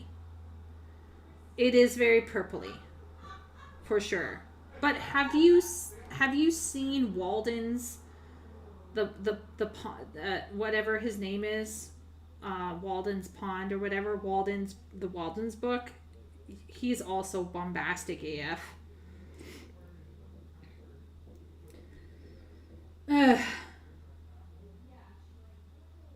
If she's from Europe, it might make sense she might not care about American stats. That's true, Tessa. But then she mentioned the US, right?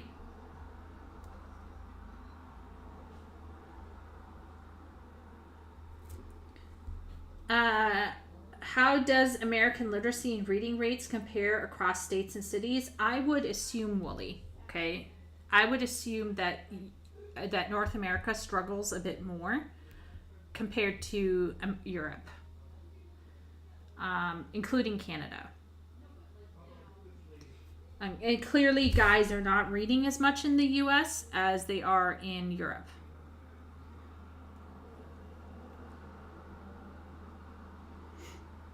But so does that translate women are 30% less likely to read them? Because that's kind of crazy. Most of my bookshelf is male authors. No, I think, yeah. Pulp novel? Yeah, Wooly. It's like a light novel or pulp novel.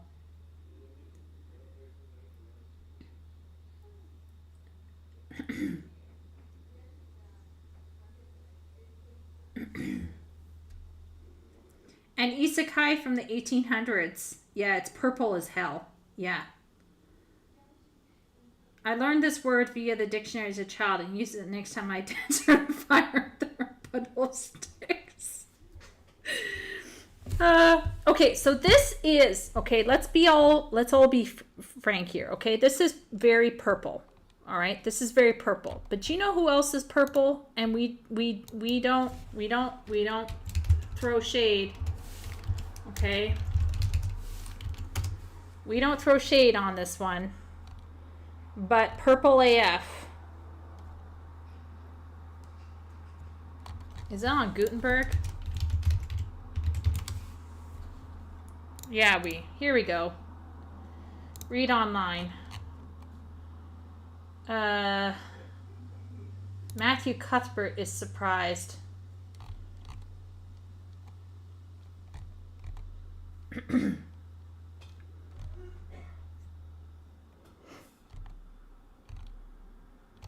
Let's see, there's a part here. Lots of dialogue, by the way. They had driven over the crest of the hill. Below them was a pond looking almost like a river, so long and winding was it. A bridge spanned it midway, and from there to its lower end, where an amber-hued belt of sand hills shut it in from the dark blue gulf beyond. The water was a glory of many shifting hues, the most spiritual shadings of crocus and rose and ethereal green and other elusive tintings for which no name has ever been found. Above the bridge, the pond ran up into the fringing groves of fir and maple, and lay all darkly translucent in their wavering shadows. Here and there, a wild plum leaned out from the bank like a white-clad girl tiptoeing to her own reflection, and from the marsh at the head of the pond came the clear, mournfully sweet chorus of the frogs.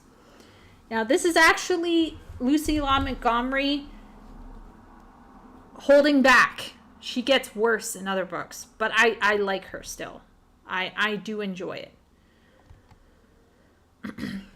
Like, as long as it doesn't take up the entire narrative, it's fine. But this person is making a fair point here, okay? And the fair point is that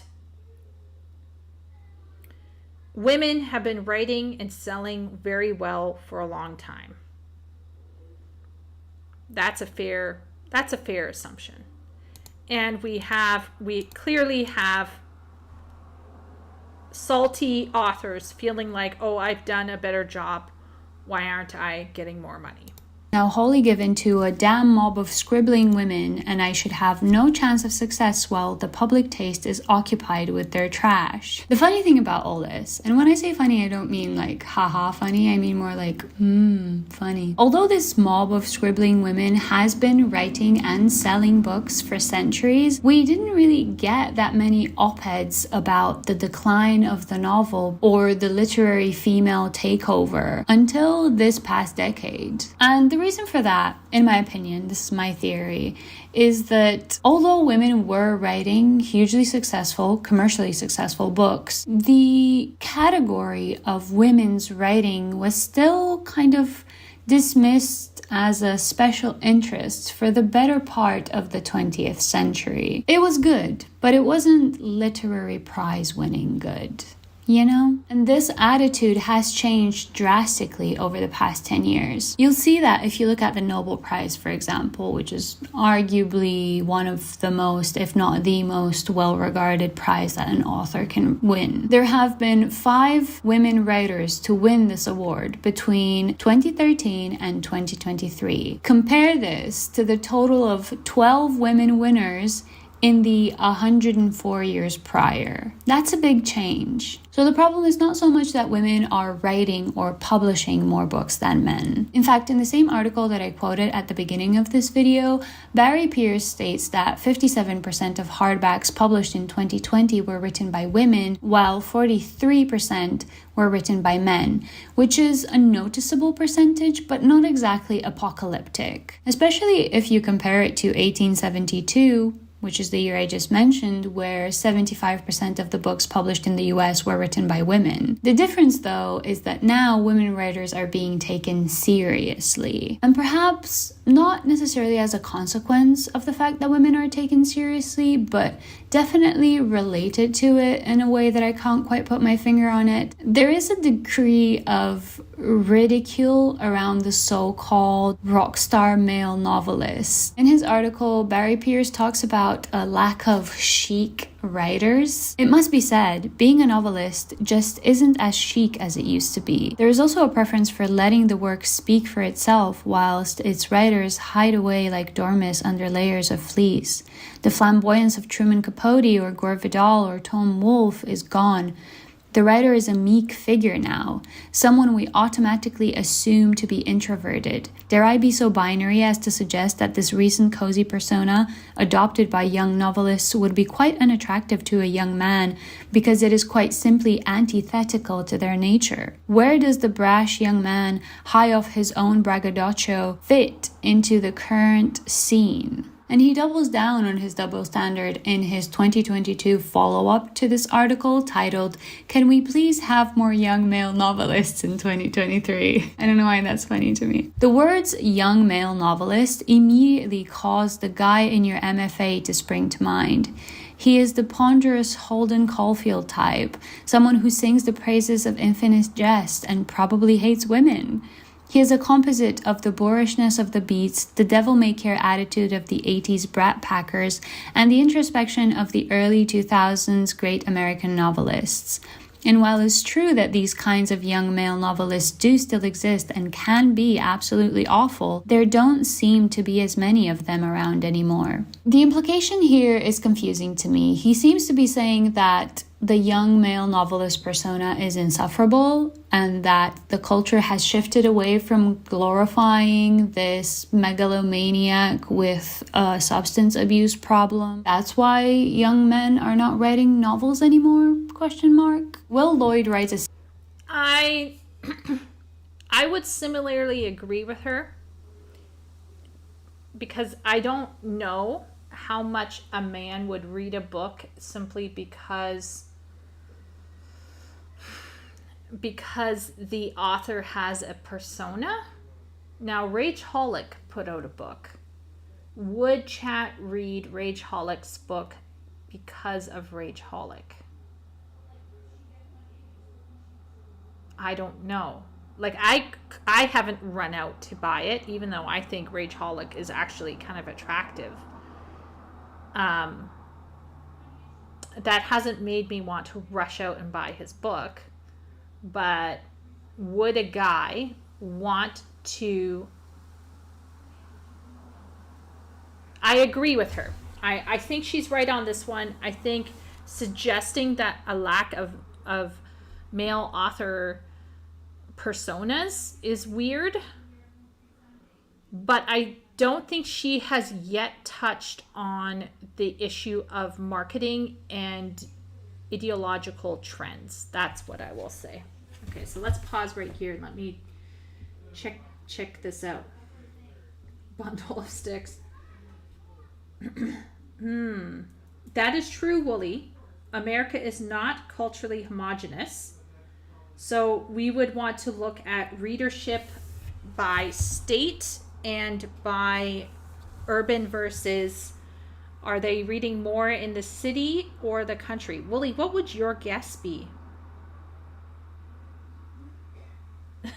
Shay is so traumatized by Anne of Green Gables. Yeah. I don't think it is as bad. I've read worse. And Ella Montgomery has worse books. Trust me. We were forced to read the classics, Shakespeare, and honestly, they were so good. Honestly, pretty digestible for high school with little guidelines. You can game and read at the same time. Yes, Vic. Wooly is a huge believer in JRPGs and loves it.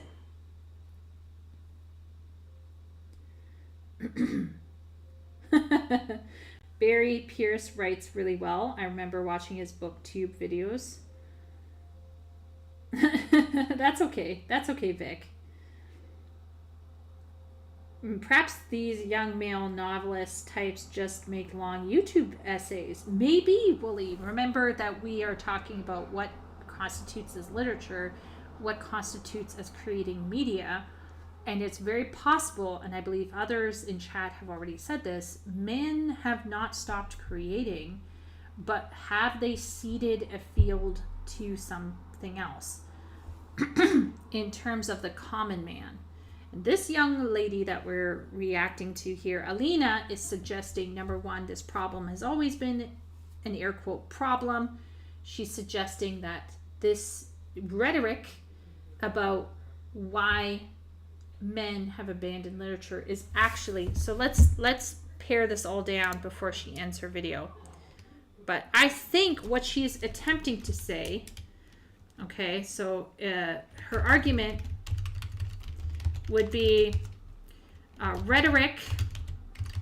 The situation hasn't really changed in terms of readership or writing, or let's say production.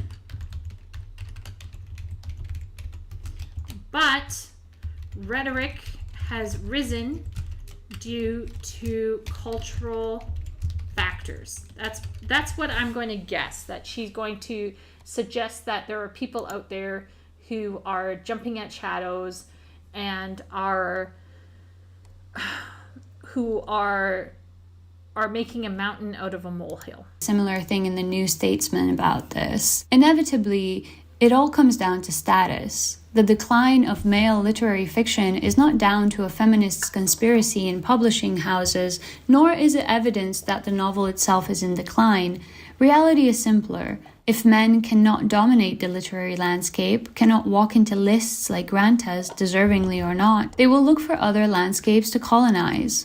The traditional dividends paid to literary talent, whether financial, reputational, or sexual, no longer seem to exist for the male novelist. The incentive structure has decayed over time. Fame and fortune might be ransacked from nonfiction. Look at Michael Lewis, but not from the novel. I would typically be angry on behalf of the men in my life to see someone so boldly imply that men only do things if they will get them laid. Surely that's a little bit dehumanizing. But now I'm kind of second guessing myself. Maybe I don't know the men in my life as well as I thought I did. Who am I to argue?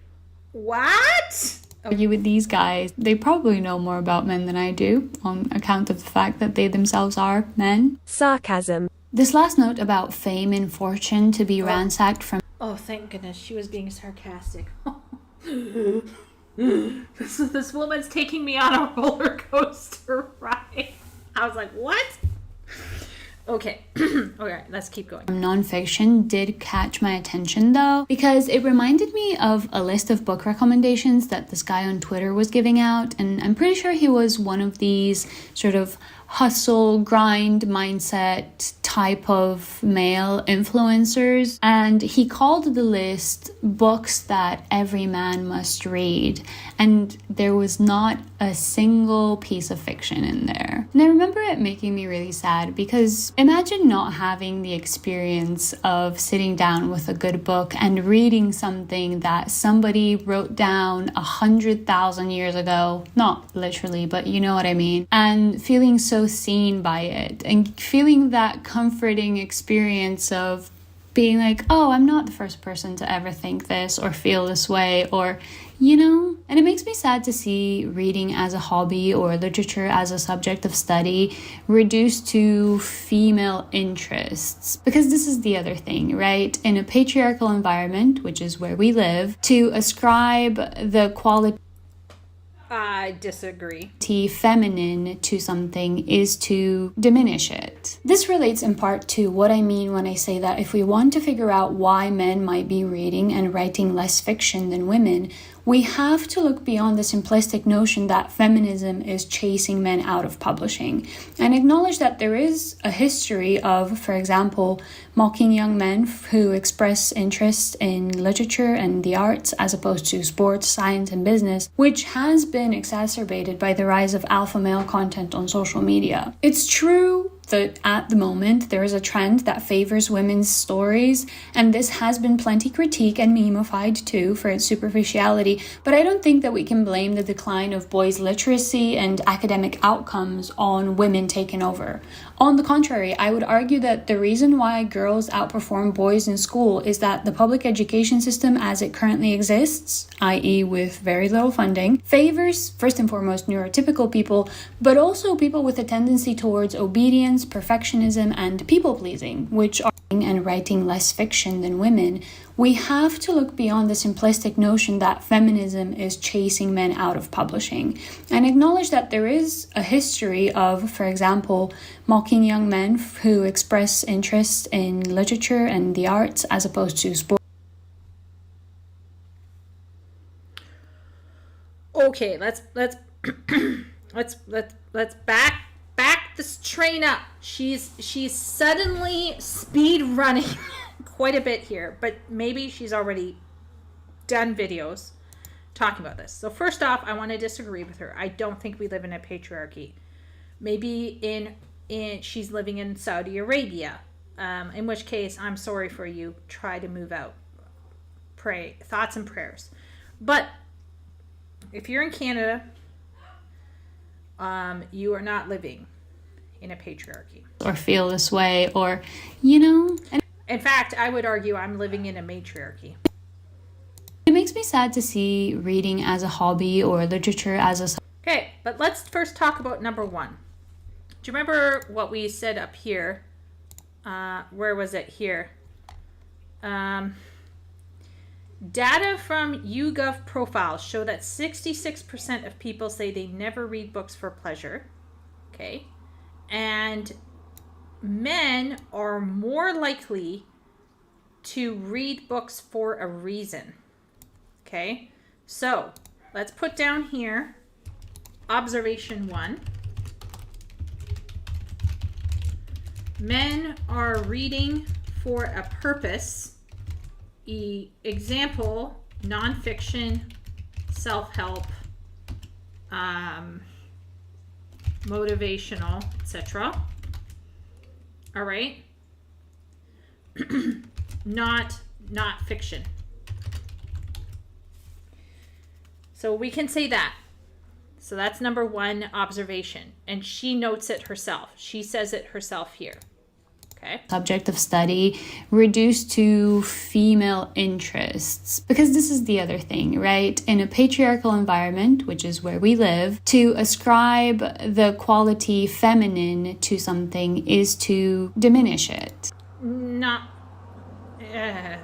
This really...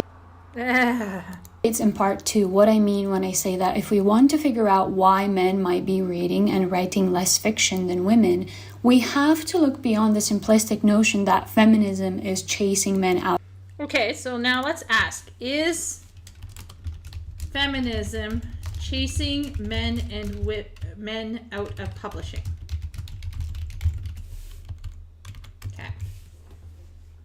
Out of publishing, and acknowledge that there is a history of, for example, mocking young men who express interest in literature and the arts as opposed to sports, science, and business, which has been exacerbated by... I will agree with her on this one as well. Observation 2. More artistically inclined men are usually mocked by other men and women. That has happened. I've actually seen it happen before. By the rise of alpha male content on social media. It's true. And it actually, anecdotally, I've seen it happen. Okay, now she's going to admit something, chat. Did you notice this? True that at the moment there is a trend that favors women's stories, and this has been plenty critique and me. Okay, observation 3. There is a current trend in publishing where women's voices are being prioritized. So here's the question. By who and why? Memeified too for its superficiality, but I don't think that we can blame the decline of boys' literacy and academic outcomes on women taking over. On the contrary, I would argue that the reason why girls outperform boys in school is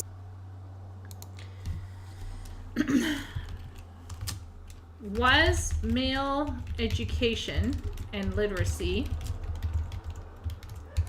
impacted or not by women taking over? That's a good question.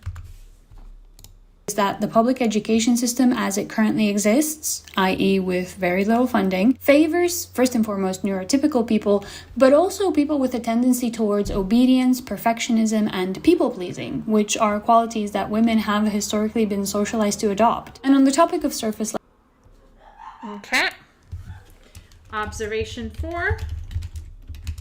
Literacy actually impacted by educational processes that favor female brains, female typical brains over male typical brains. And this was supported by Christina Hoff Sommers, who linked it to feminist rhetoric in the 60s through 80s.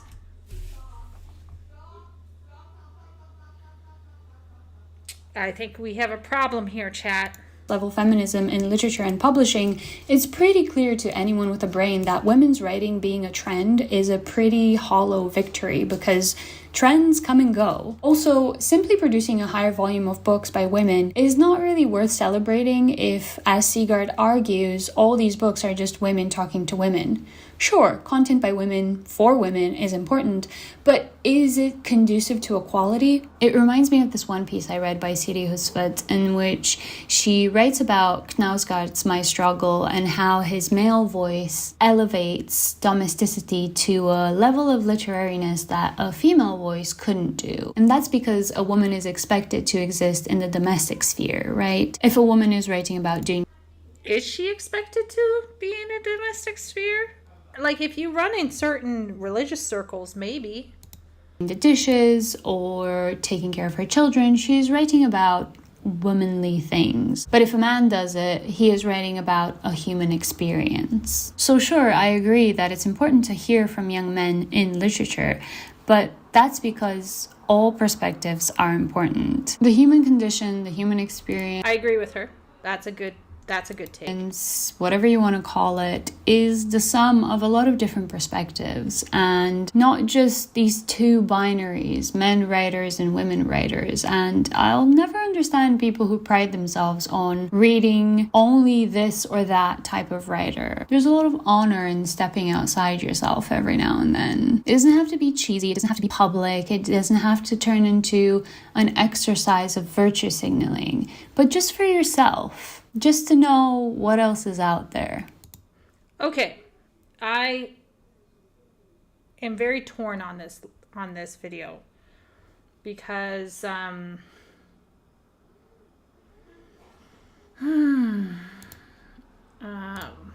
okay, so I'm gonna pop on some music and I'm gonna break this down a bit. I think she had some good points, okay? If we look back over our notes here, I think she had a point here where guys might not be writing because it's just not financially secure. She had another point that guys might not be reading and writing as much because of their male brains. She had another point, which I agree was stupid, a stupid one, which is writers' culture has become boring, no risk, or rock star writers. There were, I don't like. There were a lot of like Ginsberg and Oscar Wilde they were Wilden writers, and I don't think they were followed by men because of how they were carrying on per se. Okay, so let's see what Chad is thinking.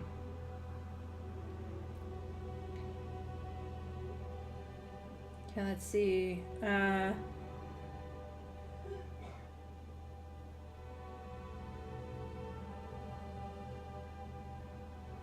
wouldn't be surprised if a select few buy things because of the author, but in my mind, most people in general don't think of the author but the product on the offer and its quality. Yeah, I don't know.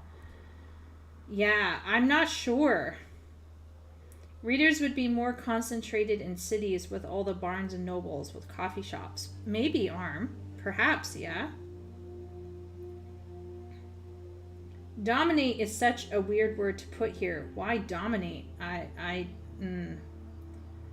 As a dude, I would say we do things to get laid, but then those things actually interest us and we stick to them. Do you know what I mean? Well, I don't get it on a like an empathetic level, I'm trying to think of the guys in my life. I will pull some of my brothers. I have 6 brothers, and I will pull them and I'll ask them, was the entirety of all the things that you did in your life simply to get laid? I will find out.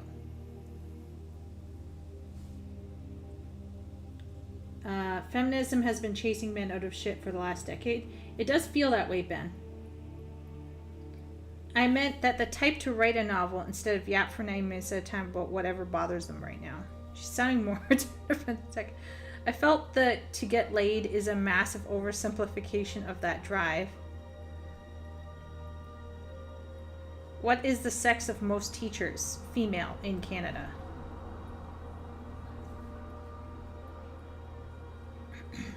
Was that Party? Yes, that's Party and our brother. Have a good night, Steam. Her bias is very obvious, yes. Globally, more women teachers in all countries but Switzerland. Shay is correct. In Canada, I think the only chance for you to get a male teacher in Canada is, I think, in high school. Why write a 500-page novel if you can make a YouTube and podcast? Yeah, why? There are rock star writers. They're just writing manga and maybe comics. Yeah, that's true, Zoella. Yeah. 6 brothers? Your mom was a trooper? Yes. My mother was somebody you don't want to meet. We had 10 kids in our family from the same set of parents. So I have 3 younger sisters and 6 younger brothers. I'm the eldest. Can you tell from my tired voice? Yeah. Okay, so let's talk about this just a little bit before we go to the next one. There were some parts of this video where I think she was making some fair things, okay? And I kind of like her takeaway. I don't like how some men and some women talk about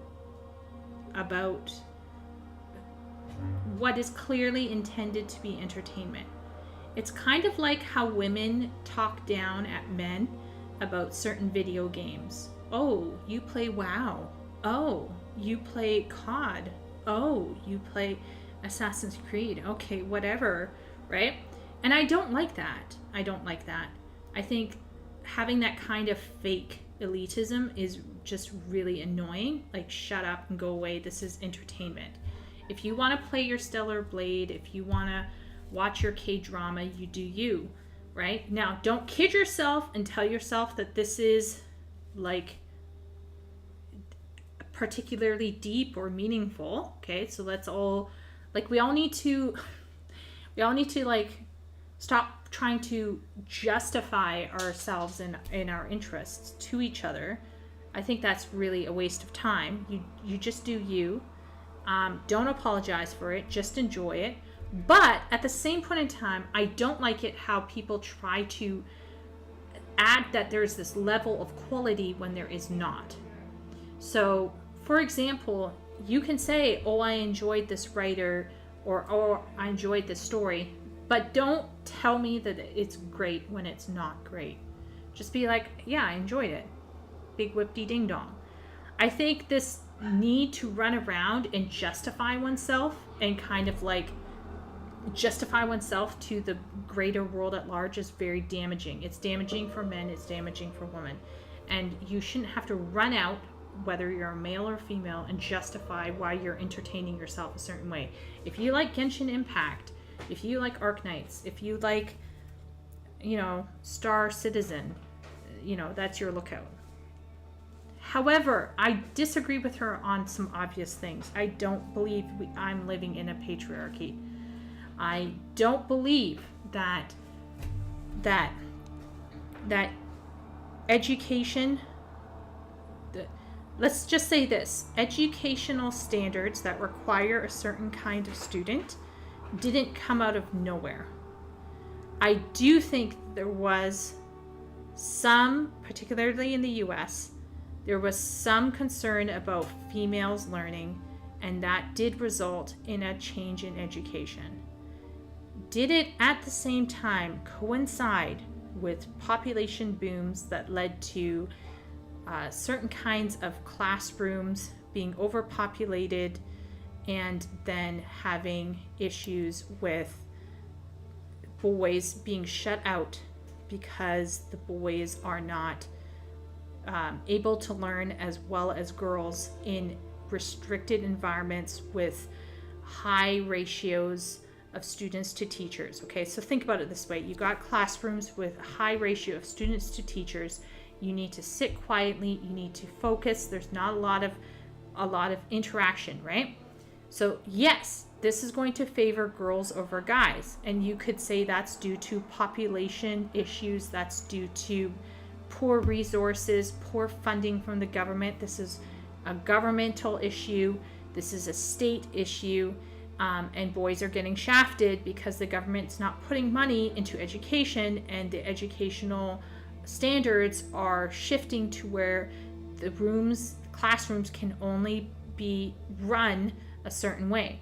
Okay, that's fair assessment, but that doesn't explain the removal of certain things that were happening in classes before, like leaderboards, like competitions, that boys were getting more engaged in competitive things, and that was taken out of the classroom, not because there was a difference in funding, it's because there was a difference in interest that they wanted to focus on.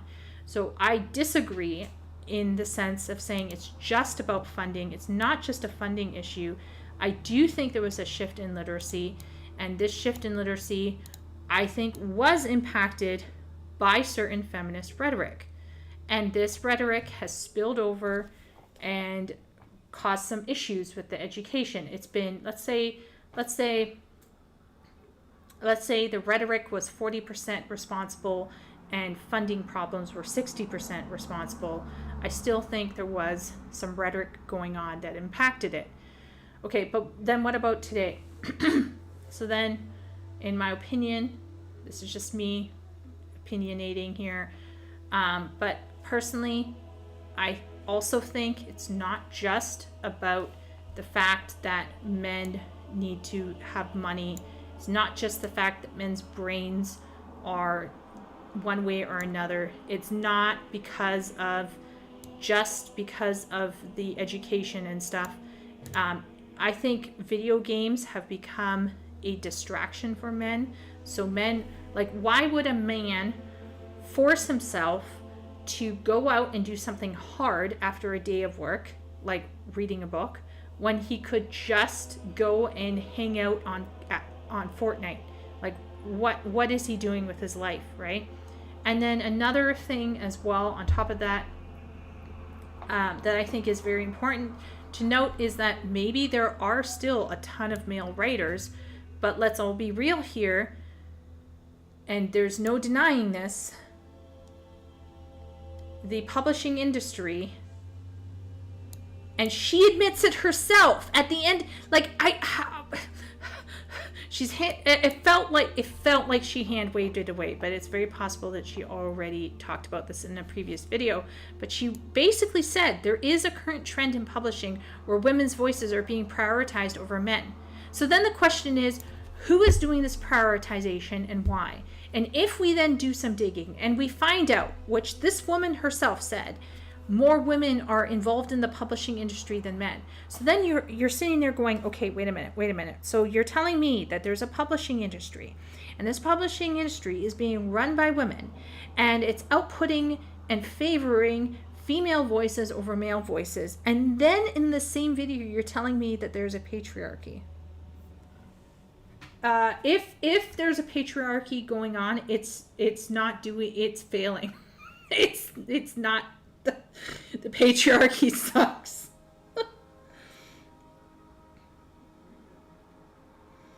Think for a moment about how the author for Berserk received gaming-wide eulogies and game from players. Yeah, that's true. Is Brandon Sanderson a rock star writer? I would say no. Did he accidentally kill his wife? Or seduce a 16-year-old? like Oscar Wilde did.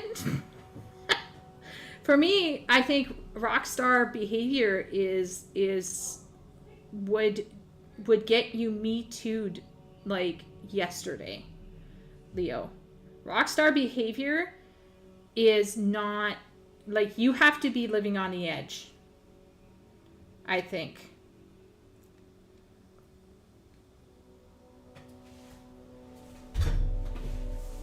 She sounds like someone who came up in the education system drinking the Kool-Aid and started to have and talk through realizations of her own. Yeah, Shay. There are some moments here where she seems to have some very solid and fair takes. But there are some moments where I was like, what are you talking about, girl?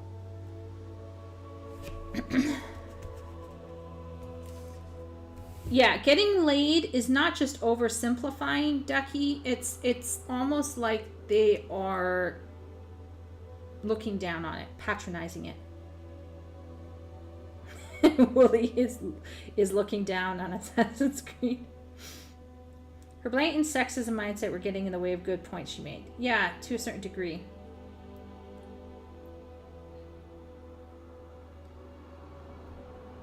Who the heck plays a video game to get laid? Or reads fantasy novels, or collects stamps, or learns theology, an absurd animalistic parody of male motivation? Or of let's say female motivation is to achieve security. So is my writing my way of achieving security? Because if so, I'm not doing well.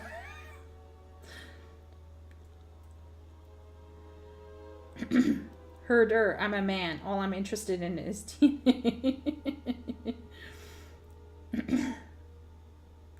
Yeah. I think if you have a guy standing around saying this is all that guys want, that's a cop-out to me. That to me means that they have not started perceiving things beyond their animal instincts. But that does not mean that they're right, nor that they're normal.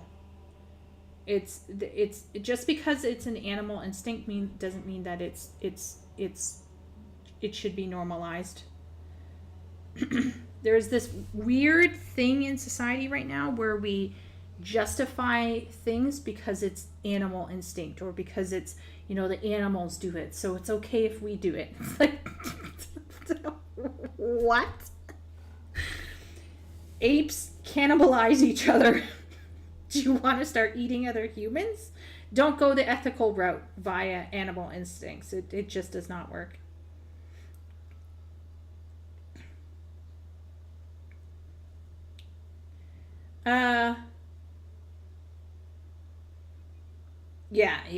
Yes. I just feel like certain countries have more of an issue with patriarchy. I don't think Canada does. Let's all be real here. But maybe in whatever country she lives in, maybe there's an issue. I don't know.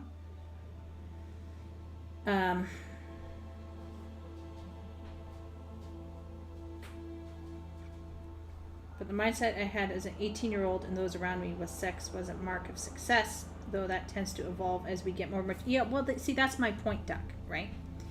If you are saying that all guys think about is having sex, that's kind of true, but that would be like men at their worst. That's all. Oh no. Oh dear. Is it really happening? Are you really doing it? It's okay if I talk. Yeah, what? We're gonna eat some cookies. Okay. Can I have a medium? 1 milk, 2 sugar? Do you want decaf or Regular. Okay. Okay, maybe. What are you 10. doing? I'm gonna tea. Okay, I'm gonna do decaf then. Okay. I 1 would milk, suggest 2 decaf sugar. as well, 'cause it's like 10. 1 milk, 2 sugar. Okay. Are you getting Cookies? just cookies? Cookies and tea. Okay. Okay. Not food. Do you want food? Okay. No, I'm fine. I don't want food. I'm full. Okay. Just cookies. Sorry. Are you getting 12? Yes. Okay, Don't good. worry, I got you, boo. Okay. Do you want to say hi to chat? Hi, Chad. So Sorry, I'm not here tonight. She's hanging out with our brother. Yeah, we're watching a K-drama.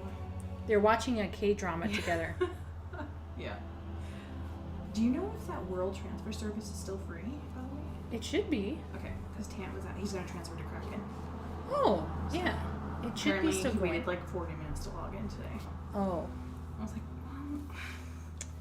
You should join the Kraken. yeah, so, anyway. Okay.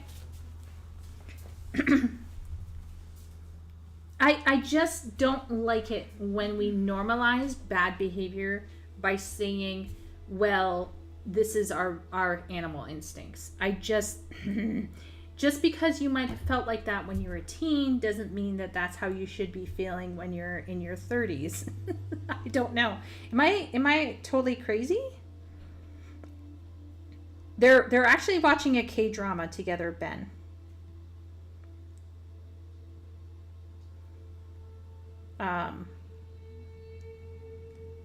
Yeah.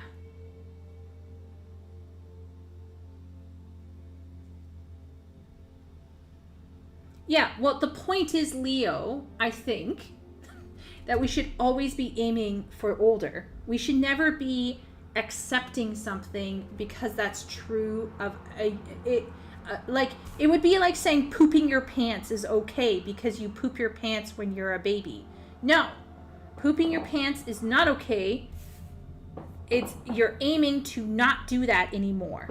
And it is a sign of immaturity to be pooping your pants as a kid or as an adult.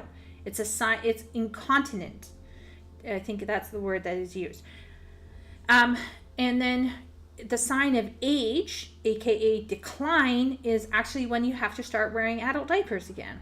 Like, this is not something to celebrate. We should not be celebrating men going, it's all about getting laid. Like, we should never be celebrating that depiction of men, because that's not the best that a man can be. That is not what a man should be aiming toward. We should never be saying, well, that's okay, men just want to get laid. No, that's not okay. We need to be holding guys to a higher standard. Same thing with girls, right? If a girl wants to be loved and cherished and secure, right? A lot of girls will do everything to be considered beautiful, to the point where they mutilate themselves. At no point in time should we be applauding that and going, oh yeah, you go get that plastic surgery. The moment a woman understands I am enough and learns to take responsibility and have agency and pursue what is right instead of what is convenient or what is safe, is the moment when she also grows into her animus. And so we do not at all, we should never look at a woman who is struggling with people pleasing, struggling with saying no to people, struggling with, I don't know, with being vain or whatever. We should never be like, well, that's how they are. Girls are going to be girls. Like, that's just, I have issues with that. Called out. Oh no, Sim, what happened? Did Susan snipe you?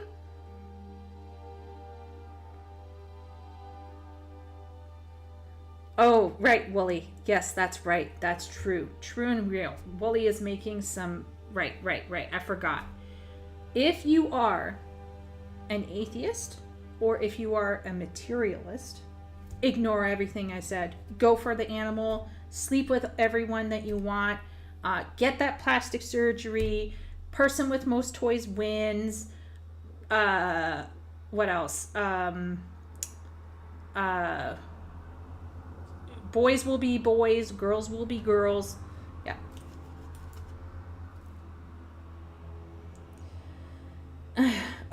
Leo, you calm down? I'm glad to hear that you calm down.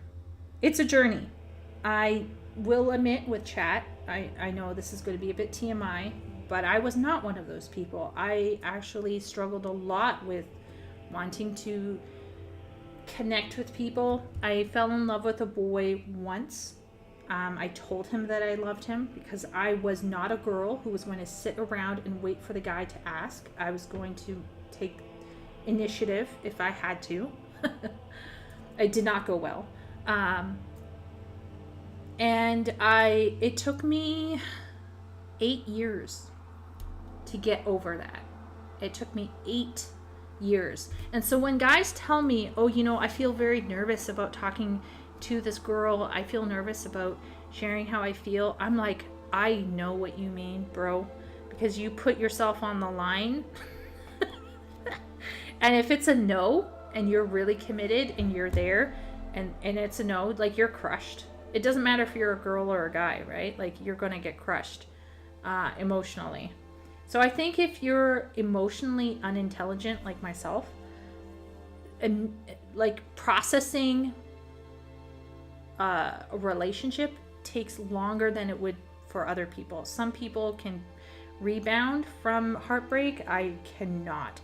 So I turned into like a real bitch for at least 6 years. I was aromantic. I was just closed down. I was just like very negative.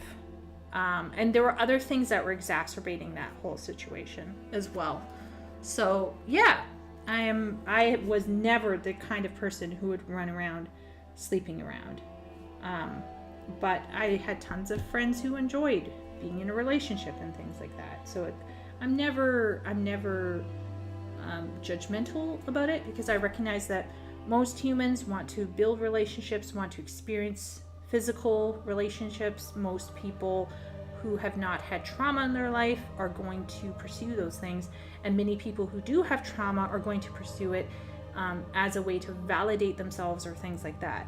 I just went like I went a whole other route. Is Chad familiar with Simon and Garfunkel's song "I Am a Rock"? Is Chad familiar with that one? I'm a rock. Simon and Garfunkel. I am a rock. Lyrics.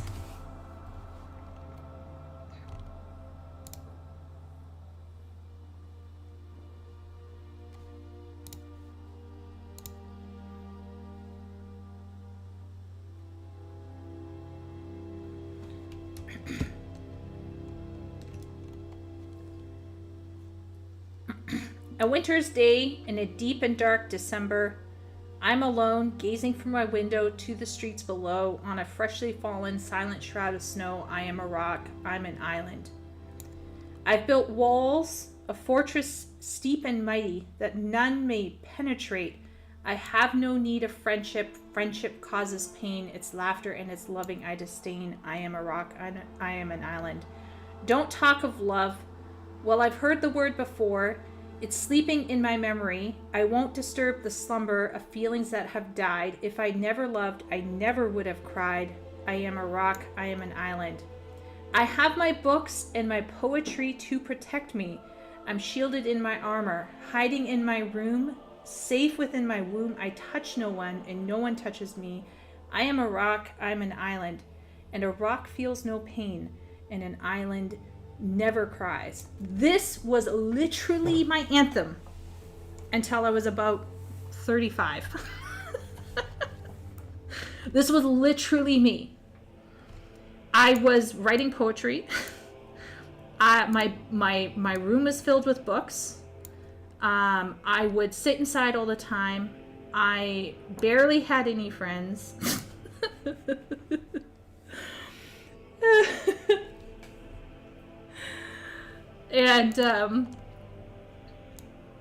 And yeah, this was me. Don't talk of love. Yeah. This was literally me forever and ever, for a long, long, long time. And I don't think it was always like, it obviously, a rock feels no pain, an island never cries. I shut down a lot. And there was a lot of, maybe one day I'll tell my full story, but all to say, this was not good either, right? So I wasn't necessarily doing what everyone else was doing, but was it good? No, it was not. It was not good. This is not my anthem now. I have a different anthem now. This was probably my anthem at least up to my 30s. At least my, like, maybe a year or two into China, this was it. But things changed when I was in China. So this was... Then you discovered catboys exist. You know what really happened? I realized that focusing on your own pain sometimes does not help. And that helping other people can help. And seeing how you help other people can help a lot. So I changed from that to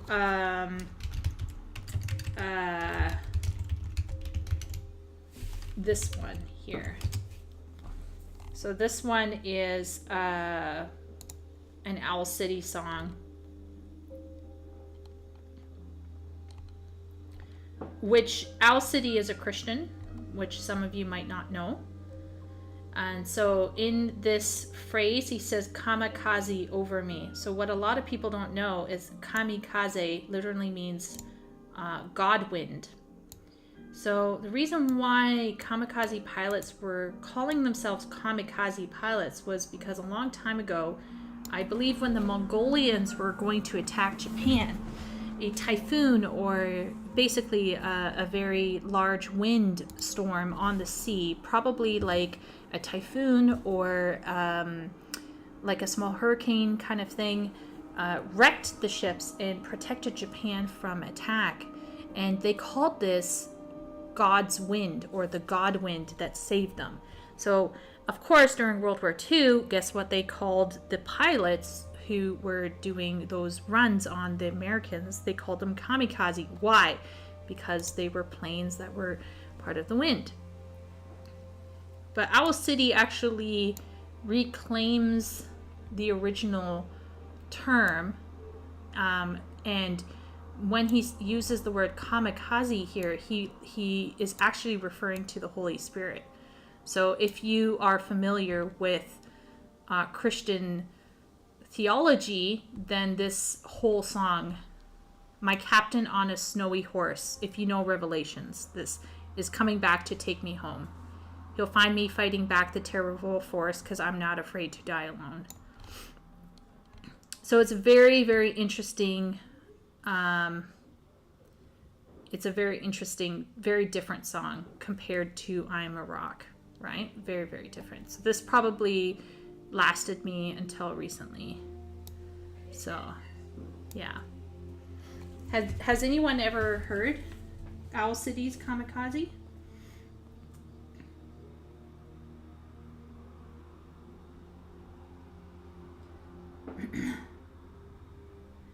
Our sex drive goes nuts during that period? Yes, Duck. Actually, most people's sex drive goes crazy. Girls too, you know. It's just that things happened to me when I was younger, so I've had a different journey. I was a late bloomer. That was more my 18 to 22 stage. So the incel side of the internet was seeping in. Ooh, yeah, incels can... I did go full incel. Okay. Deck isn't I'm an island. Oh no, Sim.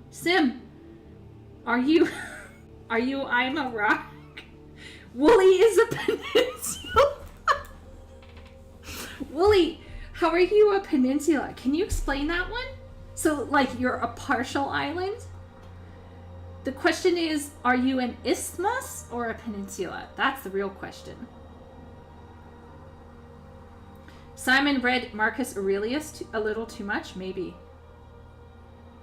Then you discovered... Okay, so I will say Final Fantasy XIV was one of those things where it was like a nice refresher on hope and the importance of reaching out to people around you, you know? And yeah, 14... let's just say in Endwalker, spoiler, and in Endwalker we reached Elpis with party and I reached Elpis, and we ended up talking for about an hour about the question of the character that you meet in Elpis. And it was just very, yeah. Poetry for Chieko is Kapoi Yaoi. Oh, don't get me started. There is sadly very little Kapoi Yaoi out there, Duck. I will rectify that. I was doing what everyone else was doing and it wasn't good either. So what the...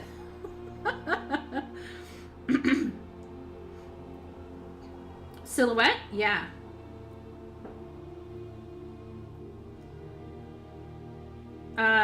You can unmute.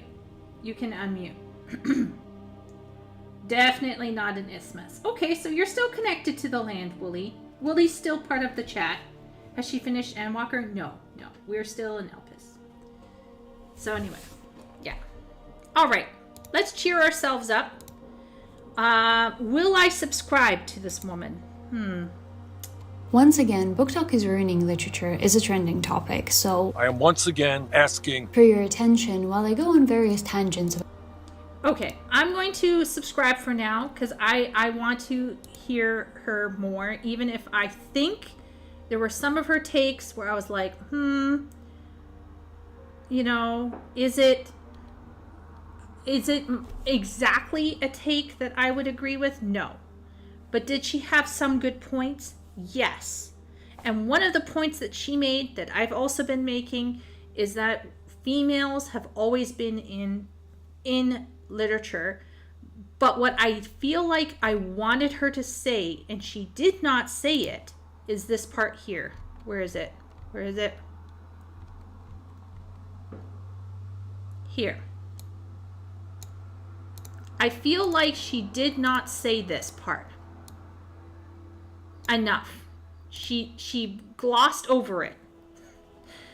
And this is where my issue lies. My issue is never, like, if we are going to go with the free market or the open market or whatever, it is what it is. But my issue is that I think there has been a definite swing in one direction. And I felt like, for me anyway, that she glossed that over a little bit too much.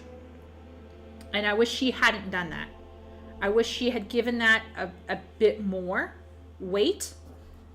But maybe she does in another video. Maybe she does. So, I don't know. So we're going to move this over here. And then we're going to go back to here.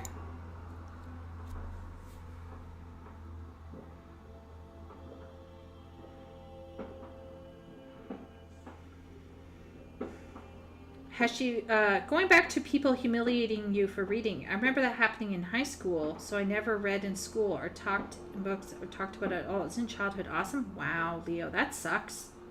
Did anyone else in chat get bullied in school for wanting to read? I know I was bullied by other girls when I was younger, but that was because of my clothing, and because I was socially awkward and I didn't laugh at the things that they were laughing at. So I was bullied a lot by other girls, but not because I was reading. Yes, Wooly, we're going to watch the Capcom video. Oh, yeah. So who here, raise your hand, chat, if you were bullied or if people made comments to you about the fact that you were reading. Ben was class clown. I can see that, Ben. But you're a gregarious person, Ben. I could just imagine you cracking jokes all the time. So recently, I'm not going to share their names, but I'm going to call them X and Y. There were two students, young boys, and very, very, how can I say this? They were Generation Alphas, whatever they're called these days. And the one boy discovered that I played video games. And the other boy wasn't so much into games, but he's running a black market at his school so he can get a tablet. And I was talking to these very, very young men, right? They're probably like what, 11, maybe 11 or 12. Such adorable babies. And yeah, so X and Y, these students of mine, precocious little buggers. And one of them wrote an essay arguing why they should be allowed to gamble in video games. No, was it in a casino? Oh, gambling in a casino, maybe? Anyhow, it was wild. Now, as a teacher, I could have come in, I could have smacked that kid down. I could have been like, no, you're not going to argue that gambling is a good thing, right? But I was like, you know what? Nah, I'm going to let it ride. I think when it comes to naughty children, I'm actually a pretty good teacher. I'm like, you know what? You write about what you want to write about. As long as I get you writing, I don't care if you're trying to persuade me to believe that gambling is good for you. I always had, like, when I was teaching in an elementary school, I taught in an elementary school for a bit, and I was the wild teacher. All of the teachers for Christmas would have these gorgeous trees done up. I decided that our classroom was going to have a tree that was only decorated in black and silver. And all of the students in the class, except for one, loved the tree. It was so unique. It was so different. They were like, oh, our tree is so amazing. And we only had black and silver ornaments on it. And there was one girl who was, shall we say, less than pleased. She came up to me and she was like, our tree just looks so weird. It's not like the other trees. And I was like, do we have to be like everyone else, H? And she's like, I guess not, no. And she was like, I was like, you can always go and hang out in the other classes after school if you want to have a different tree, but this is the tree we get. And she was just a people pleaser, and she was worried about being weird or strange because she was in this classroom with us. But by the end of it, she was still very much a very normal, like a very normally interested girl. Like she was never going to be like a super gamer or anything like that. She didn't have to be, right? But she did, by the end of it, she had a bit more spine. She was able to kind of fight back for her own personal interests, which I thought was very healthy. 1 year for Christmas, we did a Christmas door. So we had a Christmas door competition, and what our classroom did was Christmas hazards. And so we made Christmas hazard signs and we put them on our door. And the Christmas hazard signs were done here. Let me show like an example. So is this the eraser? No. Yes, it is the eraser. Why? Can I make it bigger? Yes. Wow, that's the biggest that it can go. This is insane. Is this for ants? Linux, why are you like this? I'm like Michael Scott from The Office. Why are you the way you are? I could probably press clear or something, but never mind. We got it. It's working. It's working. I'm just imagining I'm playing Power Wash Simulator. Okay. So when we did the Christmas hazards, we had a set rule about how to draw the figures because we wanted it to look like safety signs. So one Christmas hazard that we drew was, imagine that the circle is actually a better circle. So it was like, your typical, wow, this is more of an oval. This is terrible. What am I even doing with my life? Poor chat. Being forced to watch this disgusting. Okay, never mind. Okay, and then we drew the body. Like the body had to follow standard regulation for, like a hazard sign. And then we had the legs, and then we had the arms. And then, because this is a Christmas hazard, one of the Christmas hazards was choking.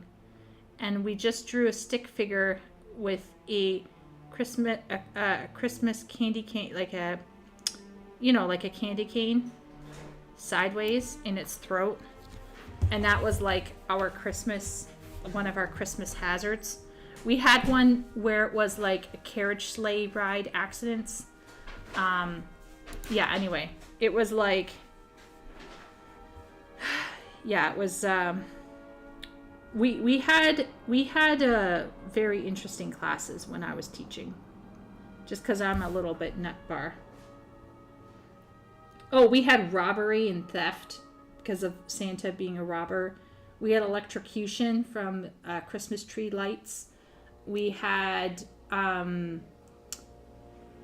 breaking your neck or breaking your legs because of ice. We had overeating. We had death by avalanche from a pile of gifts falling on a person. It was like all the ways that you could die from Christmas, but from like the stupidest things ever. It was great. Okay, let's see if chat was bullied. Ben was not bullied. Duck was kind of bullied. Leo was bullied.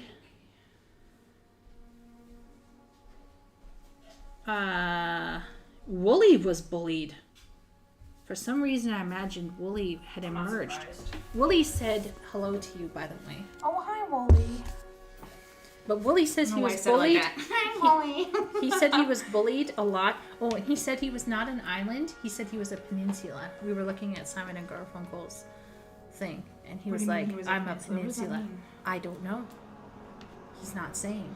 Well, you gotta explain, Wooly. But now Sim is crying because Sim was he banned? No, well, he was banned. Fucking Karen. No, wait, Sharon? What is her name? Susan. Wow, okay. But we were reading the I'm a Rock, I'm an Island, and he was like... Where is this topic going? Well, it went from this woman I came out and all I heard was sex. This woman was making some very anyway, it was a very interesting video. The one video? Yeah, I didn't about even book talk or something? I felt like I wanted to go through it minute by minute, but then like Wooly would probably... I was gonna say Wooly would probably mold. He would maul me. But now they're talking about getting bullied for being nerds and wanting to read. Were they all bullied? Because that's sad. Leo was bullied. Sim was avoiding bully, but he was basically making himself invisible. Wooly was bullied, and then he would retaliate. And then he would get suspended, and the bullying would stop for a while. Wow. Arm was bullied for chilling with a book. Ben was not bullied because he was a class clown. Go figure. Right? Yeah, no, that makes sense.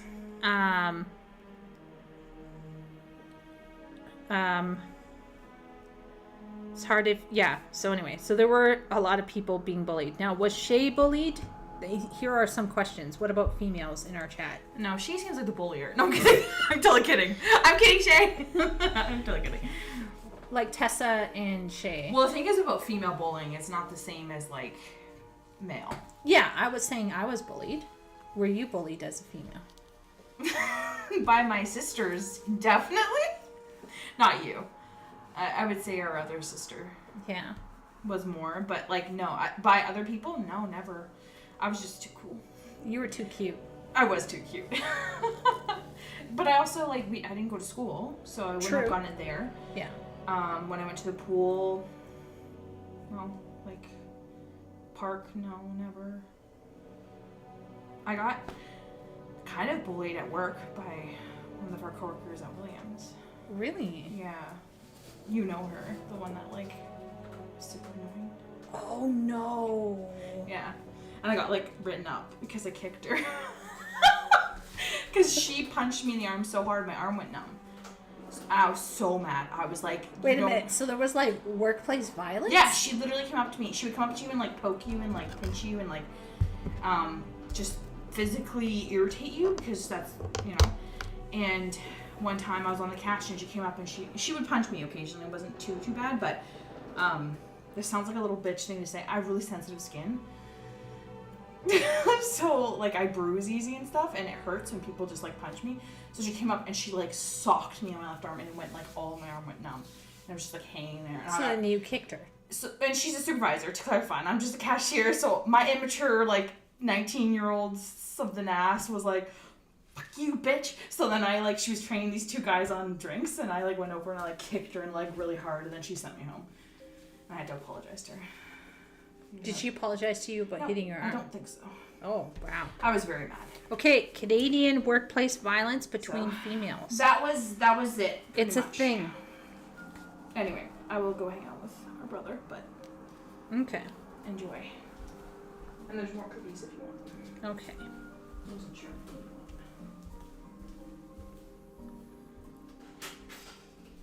All right. Well, is party violent? A little. Compared to me. I'm only violent when I absolutely have to be.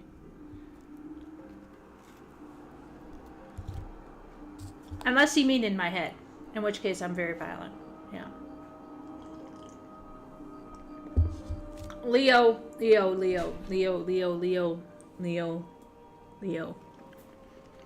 Okay. Canadians are like British people and Japanese people. Okay. They're nice on the outside, but they are sure as hecking stabbing you behind the back. Unless they're, you know, socially awkward like my family, in which case they'll just be blunt with you.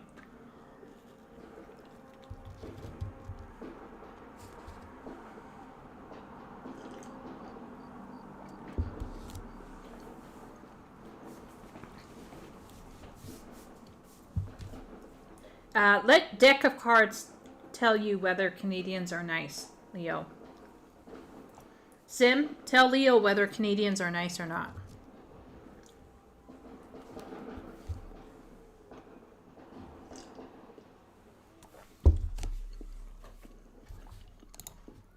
Okay, we're gonna watch Capcom just wrecked the video game industry with facts.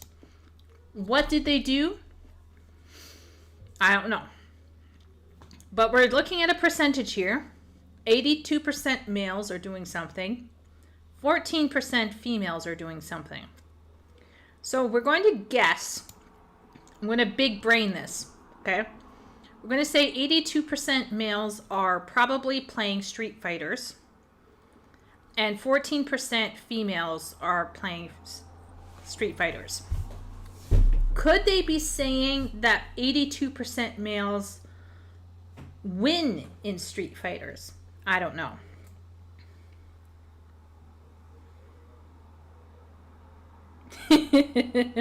Hello, Karmajin.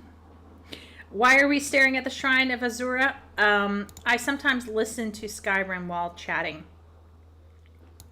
Monster Hunter and Resident Evil are Capcom. Good point, Ben. Do you think there are more females playing Monster Hunter? I own Monster Hunter. How bad do you think I would be at it? I'd probably suck so badly, right? Wooly, do you think Monster Hunter would make me better at Elden Ring? Okay, let's watch this. Do you feel like that's wrong, or do you think like those top three are accurate representations of what you guys feel about video games as well? Did you guys see this story that came out, the super elections? Yeah. So they pretty much polled their audience. They had 254,000 people respond to the polls, and they broken the poll down, pretty much asking like, what do you like about our games? What do you want to see more of our games? And what franchises would you like to see come back, right? So that's a pretty good sample size. And they have it broken down very, very well with 254,000 people responding. They have all sorts of franchises that need with representation in here. But the breakdown of this is amazing here. What is the one thing that we continuously hear over and over and over again about the video game space? The one thing that I always hear is it's a 50-50 split between men and women. That's the one thing we hear over and over again from the ESRB and the electronic safety, whatever it is. They throw out these stats that 50% of women play video, or that 50% of gamers are women. And I think that this Capcom Super Elections just shoves that back in everyone's face. When you look at the results here, and you scroll down, it says here are the people who voted. 82% male. 82% male here, which I think is an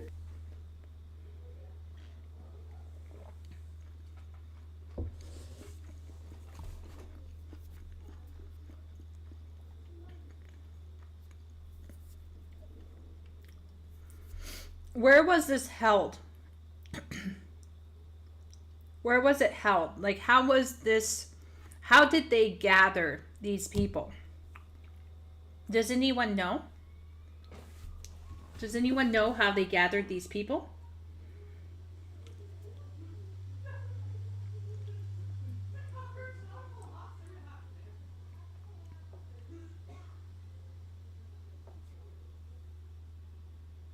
Ruzi! Is Ruzi back? Did Ruzi go away?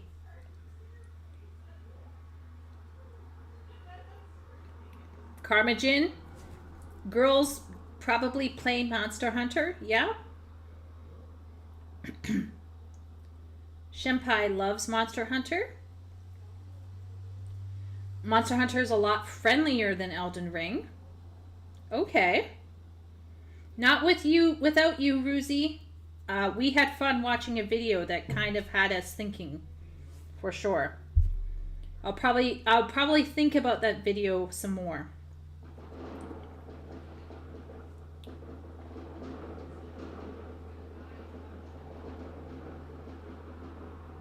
Okay, so Monster Hunter is just about the gameplay, Wooly.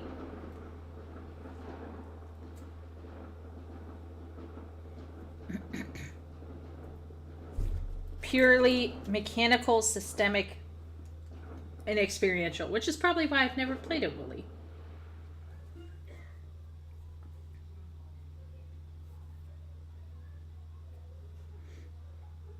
%82 male for Capcom games.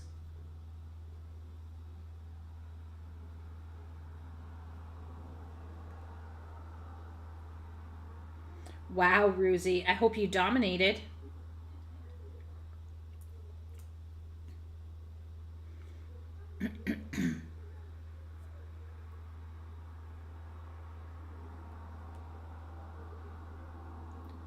It brings you into the world more than Rise. Okay. All right, so here's my question. Is this poll this way because there are more male gamers than female gamers? Or is this poll this way because of where and how it was held? Or because of the people who are holding it? Like, for example, if you said to me there are more male gamers than female gamers, I would say yes. But if you said to me there are more male gamers in MMOs, more male MMO gamers than female MMO gamers, I would agree with that even more strongly. Because certain spaces in gaming are more one way or the other. But and I do want to say, if this is video game industry, are we including mobile game or no? Should we ignore mobile games? Like, are mobile games not video games, right? What does chat think?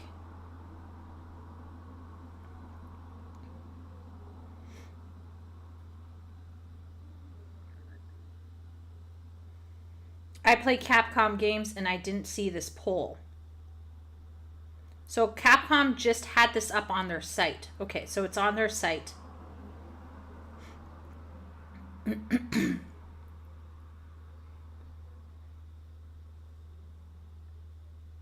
Okay, so we are not... So Karmajin is suggesting we should not include mobile games into video games. because they're microtransaction platforms. What about MMOs though?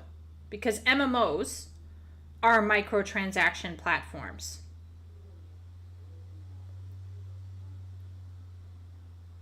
Higher duck or equal? I'm not sure.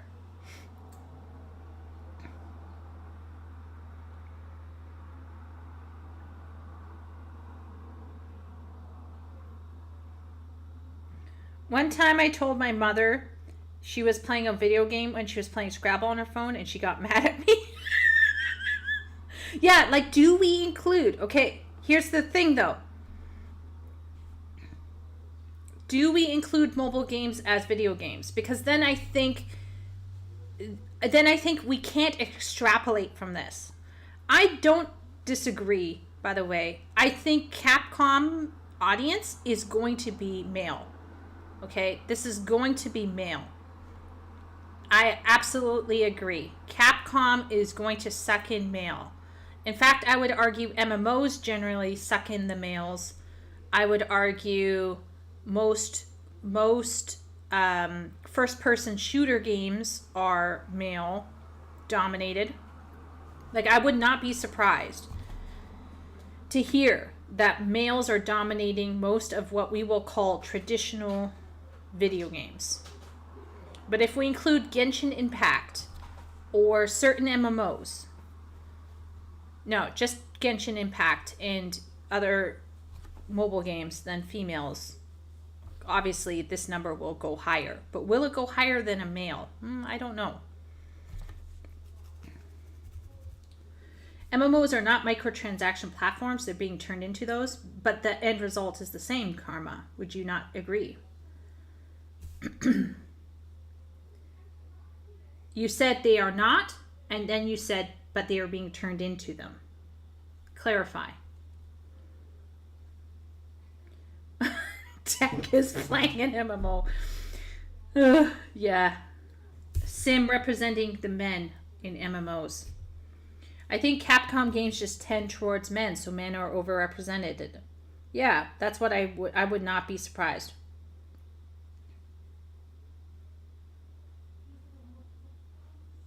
Okay, so we got 2 to 3 votes. You know what? Let's bring this to chat. Okay? Poll. Ready? Are mobile games video games? Yes, no. Start poll. Go. All right. We got, how many people we got in here? 18 people.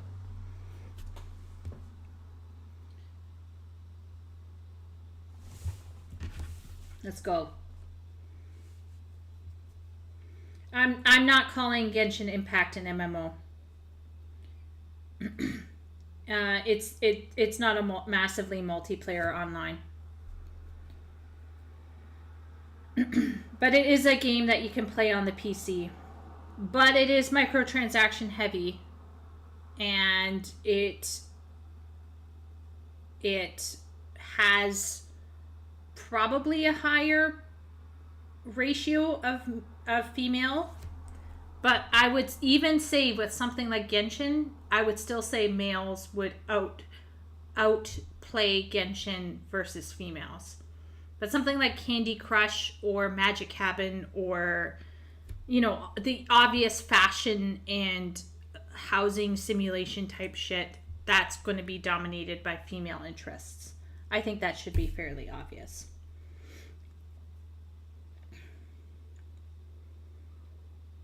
Okay, so I think most of chat is going to agree that we don't include mobile games in here. Yeah, Zoella, I think BioWare could maybe trend more female. Yeah.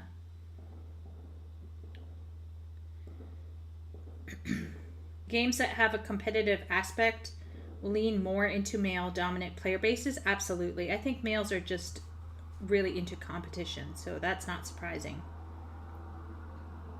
Casual games or platforms tend to have higher ratio than traditional games. Yeah.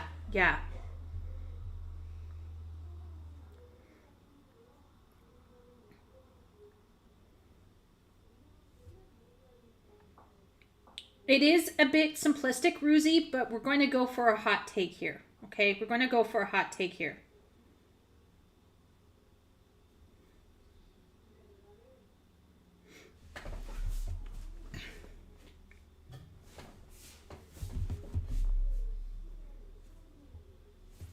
Okay, so let's see where chat's on this one. How many? We got 12 votes. Any last minute voters?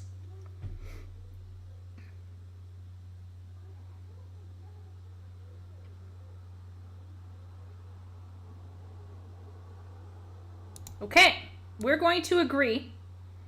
We're not going to count mobile games in here.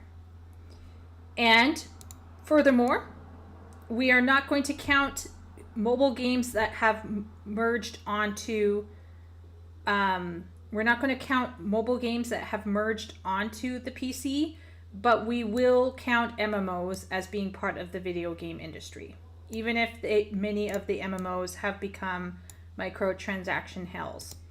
We will still count them as being a video game.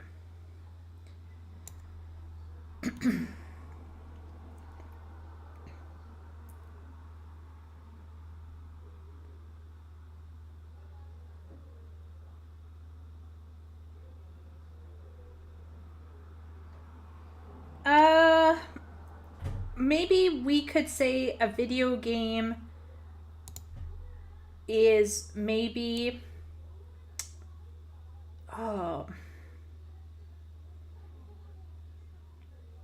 more than a puzzle.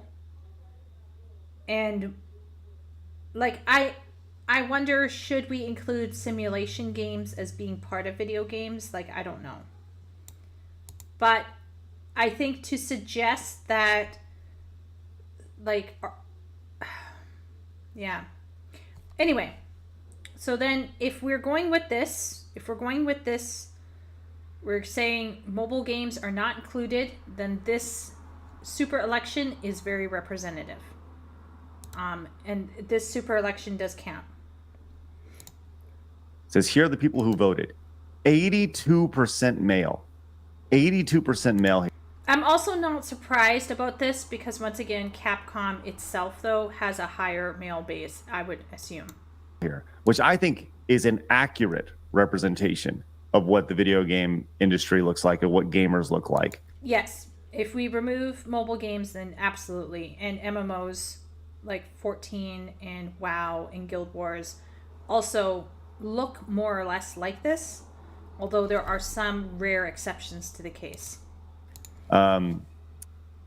Kay, Blabs, what are your thoughts on this? Do you feel like this is accurate, or do you feel like this number should be higher and this is not accurate? Kay, how do you feel about him just assuming our gender like that? Excuse me, bigot. No. I completely agree. I think this is the most accurate thing ever. That's why I love this whole Capcom breakdown. I'm glad we're talking about it. I agree that it is probably 82% male, if not even higher. And every time they say that there's 50% of women playing games, I'm sorry to say, but they're talking about mobile gamers a lot of. Okay, this is what I'm saying. If you are saying, once again, this is how people, you got to be careful.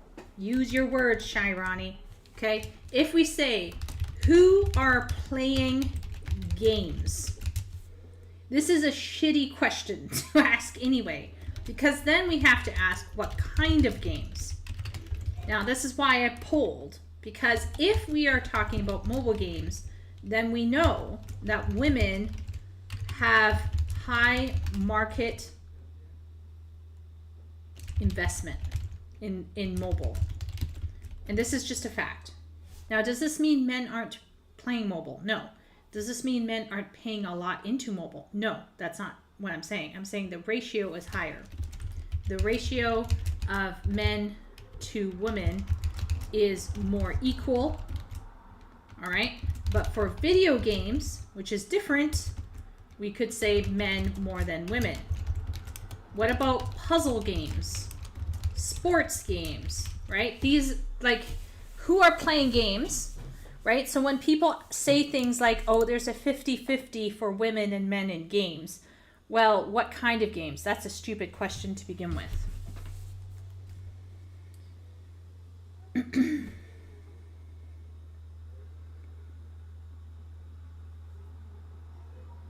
Is a visual novel a video game? Good question. Wooly, weigh in on this.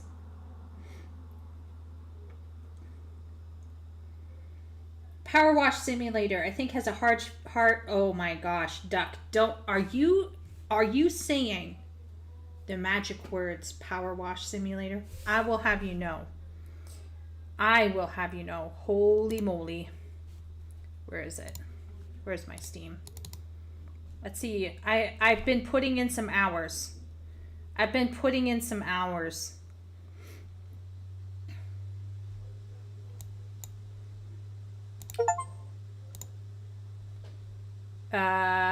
Where's my Power Wash Simulator? I put in 31 hours into Power Wash Simulator. Duck has yeah.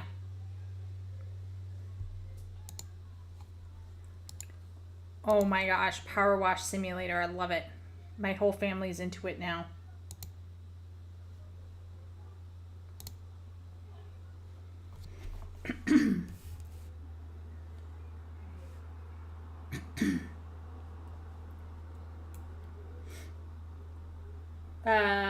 This video was such a mess. The guys were so stupid and that woman was based. I mean, obviously someone who sometimes plays Candy Crush does not have the same hobby as someone who spends a lot of time playing Final Fantasy XIV. Yeah. Only the manliest of men play Truck Driver Simulator. Wooly, my brother was playing some kind of thing. I think it might have been similar to that, if not the same game. And I tried to drive, and yeah, things got bad. Visual novels are books. Most visual novels have no gameplay. They're digital books.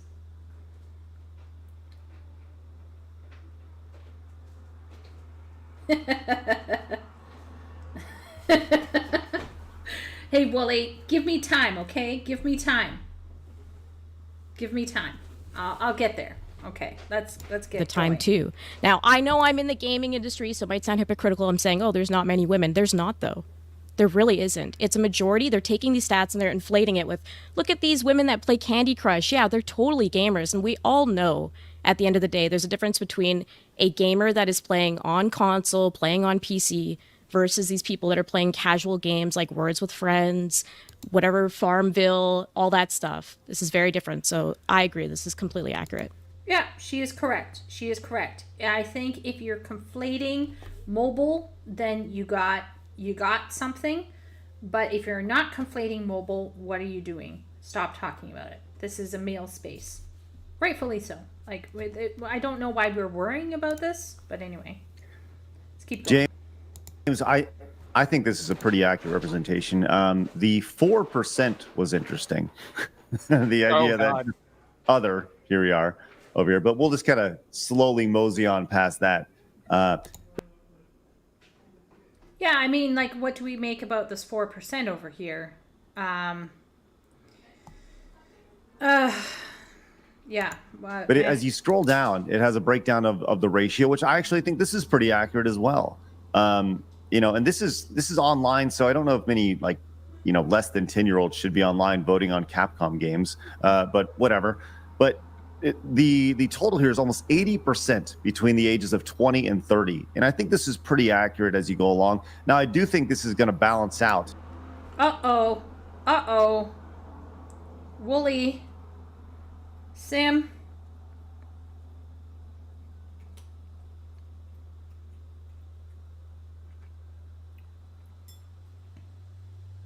Is Ace Attorney a video game? Ooh.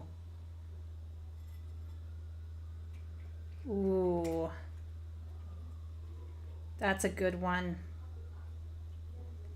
Yeah. I mean, isn't that more like clues and stuff?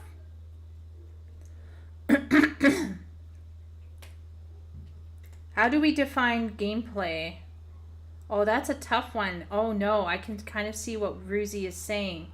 Think about it. If is gameplay making choices? Isn't Ace Attorney like the objection? It's a puzzle, isn't it? Like point and click mystery?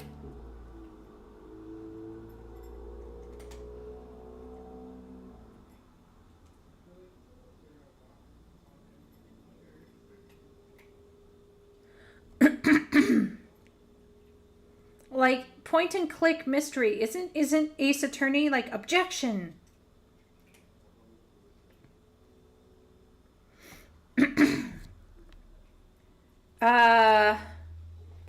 Well, I'm actually not thinking about Ace Attorney. I'm thinking about Myst. And I'm thinking about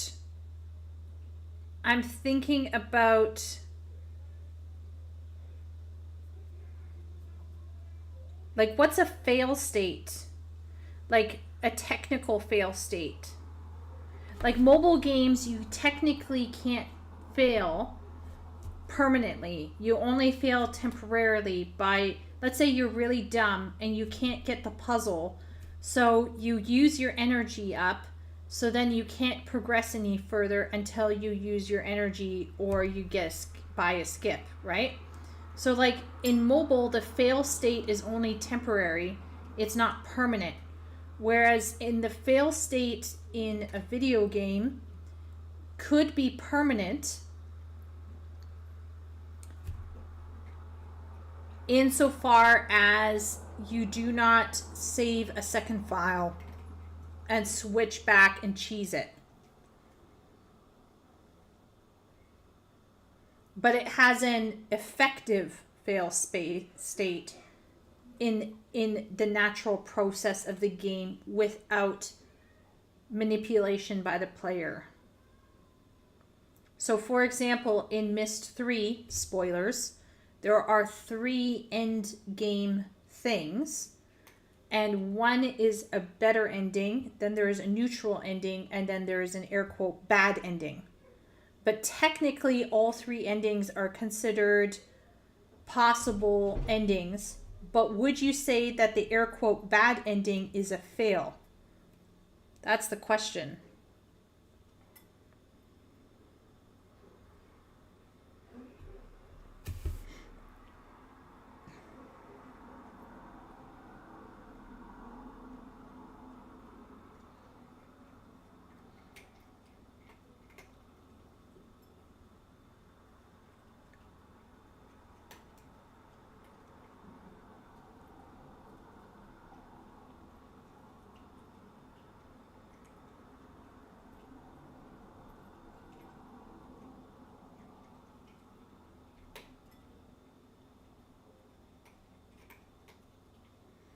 Yeah,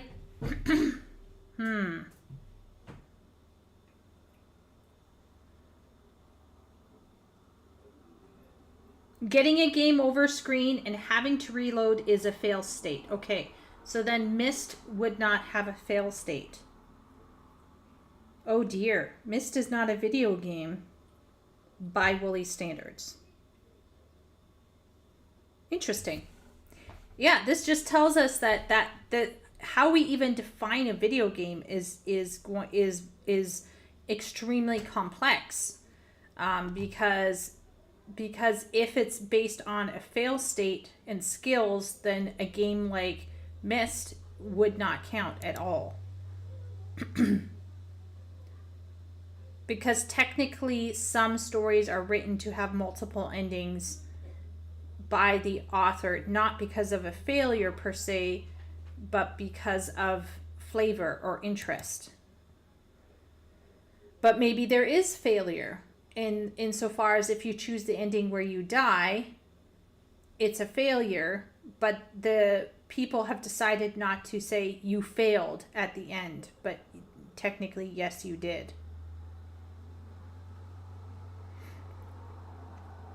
Visual novels seem like just fiction, yes.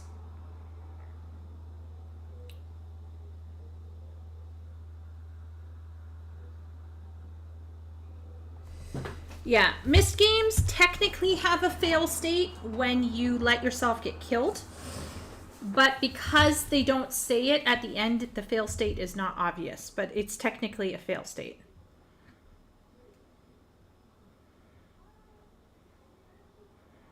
Yeah, Jonathan, that's the question. I don't know. Okay, let's keep going. In the next, well, maybe not balance out, but I just wanted to add that some of us are in this pink square.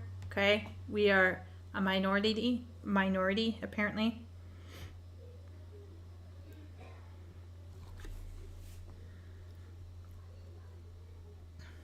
Oh no, Karmajin just brought up a good point. Oh Lord. Minecraft. Oh no. You're right, Karma. Because you can respawn almost infinitely in Minecraft, basically, right? Also Terraria, Valheim, V-Rising. In all games, the final fail state is giving up and never playing again. Wow. Will that be me with Elden Ring? That is a question. Karma is bringing up a good point because Minecraft technically requires you to have skill in order to do certain things better. But at the same point in time, it does not actually have a fail state per se.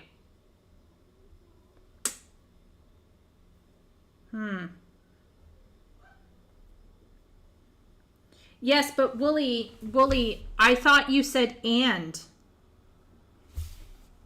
Did you say or? I'll check.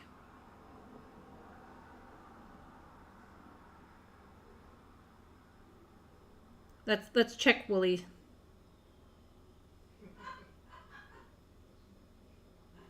Let's check Wooly here.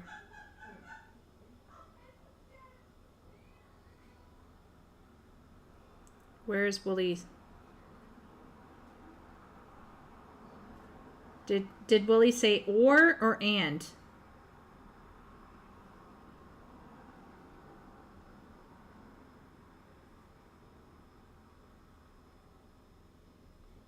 He said neither. Oh my gosh, Wooly has cucked us.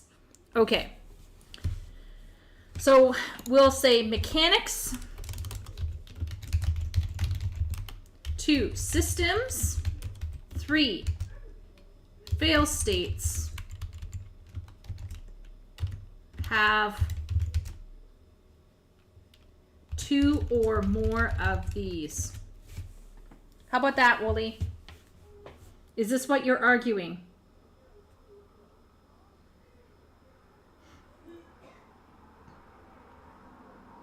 Would you argue this, Wooly?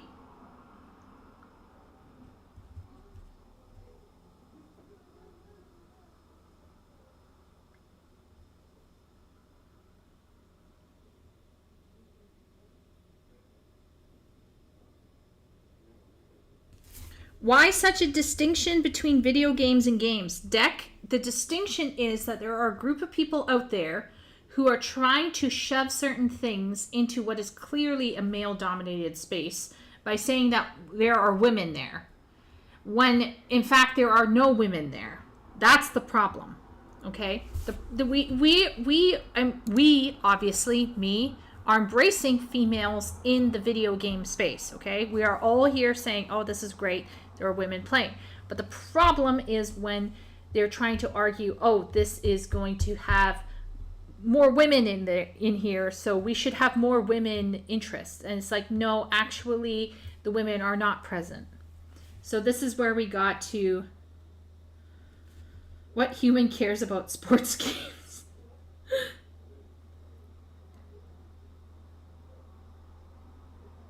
Yeah, but what if there's no fail state, Wooly? That's the problem. I think that's where your very specific thing falls apart, because Minecraft does not have a fail state, and Myst does not have a fail state. Technically, Journey does not have a fail state. Sports games are not a category. sports games are not a category. Like, are you talking about real athletic sports? Or are we talking about digital sports games? Because digital sports games would technically have fail states, no? Dying is considered a fail state. Okay, so it's not permanent. Not permanent.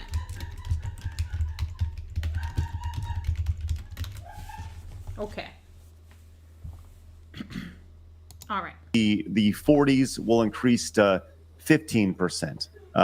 In the next 5, 10, 15 years, as the 30-year-olds get a little bit older, right?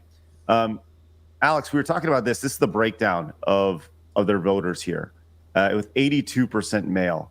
And we were saying that we think this is a more accurate representation of the video game industry as opposed to the 50-50 that we're constantly being told that 50% of gamers are women.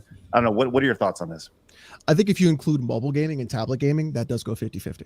I agree. I think we all agree on that. But I think I think if you look at core player base like PC gamer, console gamer, things like that, if you subtract mobile out, then it will sort of like align more to this size. I think also too, like the type of games Capcom makes are more tailored towards men anyways. Like, sure, girls absolutely want to fuck Dante like nobody's business, 100%. But everybody who likes Dante is like, I want to be Dante. Because I said that same shit when I was 14, right? Like like Monster Hunter. Like, I get to fight giant lizards and smash off their tails. That's, most guys want to do that. Fighting games, right? There are some trans women who are fighters. There are some like girls who are fighting games too. Like there's a guy named Hot Wheels. I think Hot Wheels passed away actually. He was a disabled fighting game player. But like the majority of them are going to be dudes who love a toxic shit talking environment. I think this guy is kind of based. He's right. And you know what I liked about him? He was nuanced. He came in and he was like, look, if we're including tablet and phone games, women are 50-50. But if we're talking about not including those, then we got obviously a more male-dominated space. Then he pointed out that, yes, there are females who are involved in gaming. They are not invisible. But there is a specific culture around some of these games. And this culture is more enjoyed by men than by women. I think the majority. Although, by the way, I just want to say that women can be really shitty to each other, even online. Guys like to pretend that, like, oh yes, I'm so toxic. Girls can be like heckin' toxic. Majority of the games that you make also dictate your audience as well. So it can't just be like this is the whole industry. I think it depends like the kind of games you make and also the kind of like place you're making them or putting them out there. Like I think that's really what it is. Like, yeah, it makes sense for Capcom because they make horror games, science fiction games, fighting games. I also like how he noted what I noted earlier, which is this was put out on Capcom. Capcom is going to, of course, skew heavily toward men, but I also like how he is pointing out the obvious, which is more men are going to be playing on PC and consoles than women. Unless the console is a Switch, in which case I would not be surprised if there was a more even demographic in Switch owners. And monster hunting games. So, yeah, you're going to have like Resident Evil. What girl doesn't want Resident Evil, like Leon Kennedy, to put a baby in him? Like, tell me which one doesn't. Right. You're not going to find them. Right. So, Kay, do you want him to put a baby in you? No, not really. Oh. There you go. There's one. There's the one. No, but I didn't want to disprove his point there because it might generally be true, but I'm not. Are you more like Chris? You're more like Chris Redfield girl? Is that what it is? I'm just like, I don't know. For me, Resident Evil is just a big jump scare game, so I'm just terrified every second. I'm not thinking about banging anyone while I'm playing that game. I'm thinking of running away from zombies. You're more of a Virgil girl, probably. That's probably what it is. Oh, God. Emo in the corner. Look, I love the Devil May Cry games. They're great, and I agree that I wanted to be Dante when I was young. That is so badass, swinging that sword. There you go. You know, it's just it's kind of like that kind of style, right? So I think if you were a company that just made games like Barbie's Fishing Simulator or like Horse Petter, that this would look very different. But I think also too, like it all depends what kind of stuff they're looking at. If the ESRB is counting mobile and like everything else, then yeah, you could probably say it's closer to 50-50. But the thing is, statistics are really important. And that's what people don't really look at. And the ESRB can say it's 50-50, and you could say, oh, okay. And you can just take that and run with it and be wrong because it's not the actual truth. When you look. Yeah, I agree with this guy. This guy is way more nuanced. First off, he is correct. Like, if we're going to separate Resident Evil and the jump scares and the scariness, and we just talk about the hot male characters, and let me tell you, holy moly, the remakes are like, oh, hello, men and women. Although I'm not into women, but, you know, men are into the women, and I'm into the men, so it's like, you know, it's kismet. Obviously, we could say women will enjoy looking at the men and thinking, oh, those are hot, but your average female gamer is not going to be picking up Resident Evil. They're just not. That's just not going to happen. So I would definitely agree that Capcom representing male interests more is probably indicative of PC and console in general, excepting, I think, the Switch. I think the Switch, which is more family friendly, more casual friendly, more having all of those life simulations like Rune Factory and Animal Crossing and all of those things. I think those particular video games are more skewed towards female interests, and that's why I think the Switch probably has a more probably has a higher ratio. If Nintendo put out a kind of a poll, I'm betting that they would probably have a higher ratio of females, only because of the kinds of games they put out. Into it. That's how people like abuse stats all the time. So like stats is the most important class to take in college. So this guy's talking about stats, and Deck, aka our beloved Sim, was asking, why does this even matter? Why are we differentiating between games and video games? Why are we differentiating between mobile games and video games? And the answer is, if we don't differentiate, then what's going to happen is a lot of people are going to be pushing female interests in a console or PC space that is traditionally more male interests. Now, does this mean that I think we should never have female interests in the PC or console gaming space? No, obviously not. You know, I like Final Fantasy XIV because it has those things that interest me as a woman. However, I also do not want to see certain things being taken away from my brothers, from my male friends, right, from chat. And so there is a danger of certain voices becoming overly dominant. But, yeah.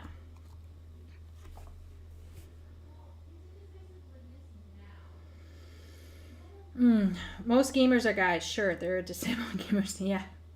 These guys have never seen the girl gamers subreddit. Yeah, no, girl gamers can be very, very, like, and I'm not talking, by the way, chat. I am not talking. Okay, I'm going to tell you a story about Love Nikki, a fashion game that girls so dearly love. And in that fashion game, you get a wardrobe. And this one girl who hated another girl cozened up to her and basically, how can I say this? Got her hands on the login information, and she deleted this girl's wardrobe. Now, you might be thinking, what in the world is Chieko talking about? Your wardrobe is where you gather your clothing. And some of these pieces of clothing you gather are, let's just say they take time. And in the case of this one particular girl, she had her wardrobe at something like almost 90% filled. That's to say, she had worked very hard and probably paid thousands of dollars to get certain pieces in the wardrobe. Okay, so in this game, there are 2D pictures of clothing that will cost you over $1,000 US. Okay, so this is, and someone deleted someone else's wardrobe out of spite. And this is on a mobile game, by the way, not a real video game. air quotes, real video game. So just to be clear here, right? So this is a, quote, non-fail state game. It got toxic AF for a game that is not real. Not really a video game. But once again, there's no true fail state in Love, Nikki. But if there was any fail state, it would be having a 0% wardrobe. But yeah. So the stats they're discussing is specifically a poll from Capcom's online engaged player base, right? Yes, Tessa. So this is why we gotta treat this with care here, all right? So this guy down here, Old Notes, Alex, okay? And partially this girl here, Melly K, okay? So these two here are making some good points. And this guy in particular has noted that Capcom is a very specific platform that caters to male interests for the most part. So it's not surprising that more men would be voting. He also noted that more men in general do indeed play on PC and console. But I think when you talk about consoles a lot, you're thinking Steam Deck, you're thinking PC, Steam, you're thinking PS4, PS5, Xbox SX, etc., right? But if we were going to look at the Switch, I think things would look a bit different. And if you include mobile games, things will look different. Those K-pop fandoms are brutal. Yeah. This is getting cringy AF. Alex is a shameless degen. Oh, is he? Women are incredibly toxic, especially in cliques. My experience, there's usually queen bee that's judging the other girls harder than guys. From an MMO perspective, MMO drama be wild. Yeah. He's massively stereotyping boys and girls as people that play with G.I. Joes and people that play with Barbie. Yes. However, Zoella, if we look at... How can I say this? If we look at mobile games and who is dominating the mobile game market and what the mobile game market looks like, and then if we look at who is playing a game like an MMO, like even just your standard MMO, like WoW or Final Fantasy 14 or Guild Wars 2, right? If we look at the... I played Eve Echoes, where I was in a minority. Less than 1% of women were playing Eve Echoes. Like, there were not a lot of women playing Eve Echoes. And that was on a mobile game. Which, by the way, is a video game. That just so happened to be on a mobile game. Like, just so happened to be on mobile. But it actually is basically EVE Online on mobile. So, anyway, on that game, I was in the minority. But in general, if you're looking at very large income games like Candy Crush, if you're looking at things like Panda Pop or whatever it's called, if you're looking at, something like Love Nikki or Magic Cabin, no one's doubting that these are run for women and that women are the main target audience. Like, no one's arguing about this one, right? The question is specific video games.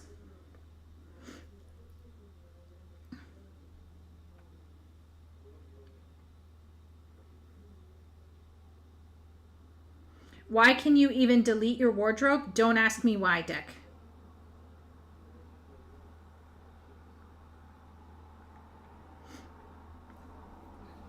PlayStation, I think, is more even like Switch. They have JRPG exclusives like Persona. That's true. That's true, Tessa. And I was a PlayStation girl myself. Before I got my PC, before I joined the PC Master Race, I was PlayStation. So if we delete this cringy thing, Let's delete this here. So if I was going to say, here's PS4, let's say PlayStation, we have Xbox, and then we have Nintendo Switch, and then we have PC. I would say this here would probably be something like 7-3 for men. And this would probably, like, I wouldn't be surprised if this was something like 6-4. And I wouldn't be surprised if over here we had more equal representation. Or even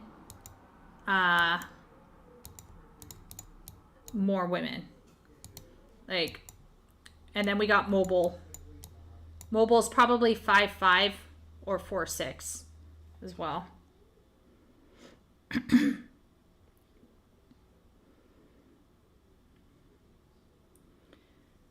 But once again, we don't know. Like, we can't know for sure. But what we do know from Capcom, apparently, is that boys like Capcom. But is anyone surprised that boys like Capcom?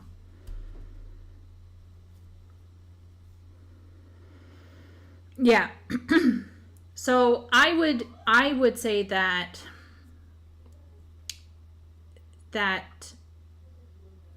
when it comes to females as well, there's a generational thing. I think when games first came out, they were very much buy-in for guys, and there was a guy aura around it. Now I think more and more girls are getting into consoles, more and more girls are getting into PCs. Now, the whole question of, do guys all like G.I. Joes and do girls all like Barbies? The answer is obviously no. I don't. For example, I'm an outlier. I'm not your average girl.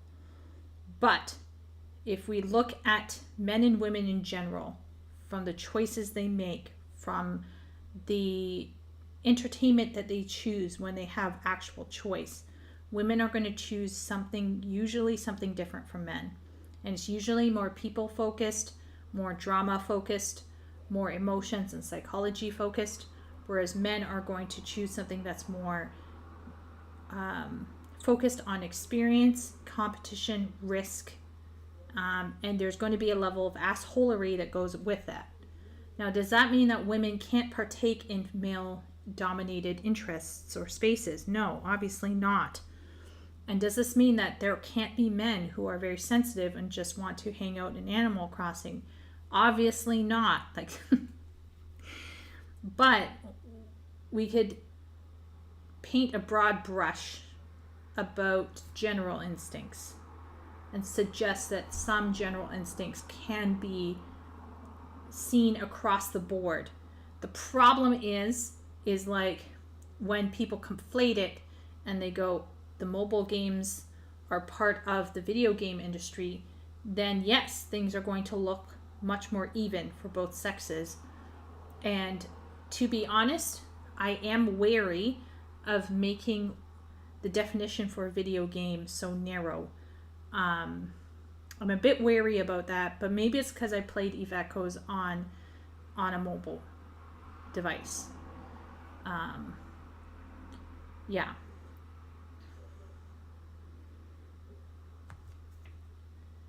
Yeah. But let's see what else they're going to say. College. That's how I learned, like, this is bullshit. So you can't just, just like these stats, you can't just take in a vacuum. Right. Well, they are fun to look at, though. So let's continue to glance at them here. So they broke down the top 10 favorite Capcom game series by world, the overall world, and by Japan. Just based off a hunch, I'm curious. What are y'all's favorite Capcom series? And let's see if it lines up with the world's number one here. Alex, your number one Capcom game? Devil May Cry, but you have to take away 2. 2 doesn't exist. Okay. James? Phoenix Wright. I'm a Phoenix Wright simp. Okay. Devil May Cry. Okay. Blabs. Any thoughts on that? I have none. Okay. Oh no. The most popular franchise that Capcom has voted on by this is actually Biohazard. Biohazard. Yep, RE, yep, for sure. With Devil May Cry finishing third behind Mega Man. So Mega Man is still popular with today's audience, which is cool. Ace Attorney is down there. Devil May Cry. Monster Hunter. I'm not surprised about Monster Hunter. Cool. Very, very cool. And you see, I was kind of shocked to see Street Fighter down at 7. As Street Fighter was Capcom's flagship franchise for a long time, but it's also a fairly niche, with fighting games these days. So I think there's a few contributors to that, though, right? There's so many fighting games on the market now that Street Fighter might not stand up as much as it used to. And also, compared to the Capcom has so many good series. Like, look at how many people are fond of Mega Man still to this day, and those stats reflect it completely. I was not shocked to hear that Mega Man was that high. So if you look at those, like Resident Evil, Mega Man, Phoenix Wright being up there, like all of those are such strong series that Street Fighter is really strong too, but yeah, I think one of these is the World deck. So I think it is, let's see here. Blue is World, Japan is Orange. So in the World, Biohazard, like the World loves Resident Evil, whereas Japan really likes their Monster Hunter. And then they both like Mega Man, but the World just loves its Dante, whereas Japan is sitting around clicking point-and-click games, which may not have mechanics to solve, and may not have a specific fail state. Maybe there's a fail state. I haven't played these games, so that may not even be a game by Wooly's standard. Sorry, Wooly. And then here we can see it's switched. Monster Hunter is lower in the World, and Resident Evil is lower for Japan. And Okami is higher in Japan than in the World. Ace Attorney is lower in the World. Shocked to see Street Fighter down at 7. there's so many fighting games on the market now that Street Fighter might not stand up as much as it used to. And also, compared to the Capcom has so many good series. Like, look at how many people are fond of Mega Man still to this day, and those stats reflect it completely. I was not shocked to hear that Mega Man was that high. So if you look at those, like Resident Evil, Mega Man, Phoenix Wright being up there, like all of those are such strong series that Street Fighter is really strong too, but in comparison, I'm not shocked.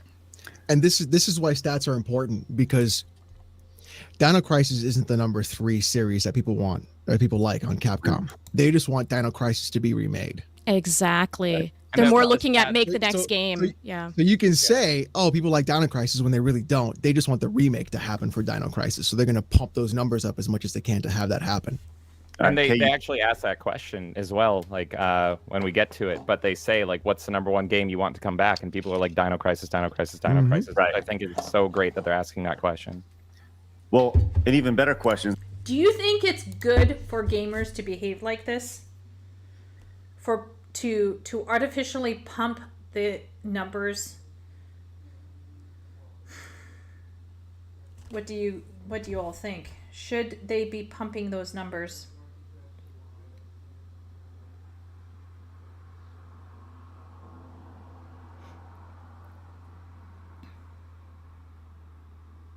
Jonathan says yes. Pump those numbers. So, like, really say Dino Crisis is popular when it's not actually popular. They just want another game.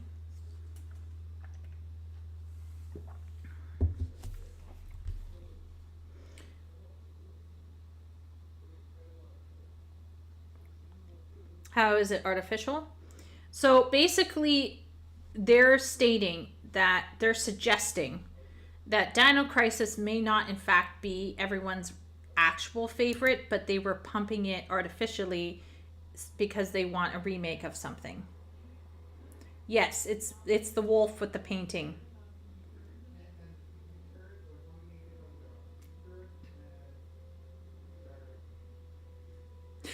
Gamer's gonna game the system.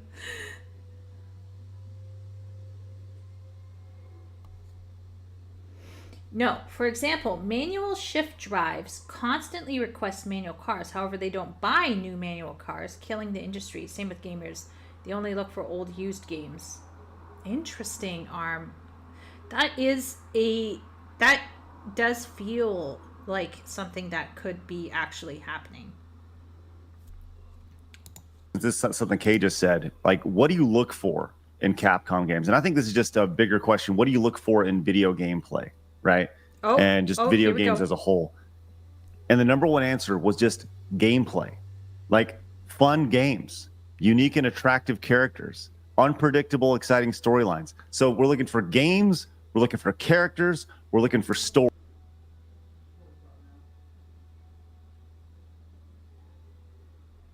What is this? Okay, so we got heavy gameplay, right? We have worldview. What does worldview mean? Like, how I define that is like, what in the world? New genre? Question marks. So, number one, exhilarating gameplay, which makes sense, right? You want a video game. But look at number 2 and number 3. That also got significant numbers. Unique and attractive characters, unpredictable and exciting storyline. Memorable and moving background music. Depth for repeated gameplay.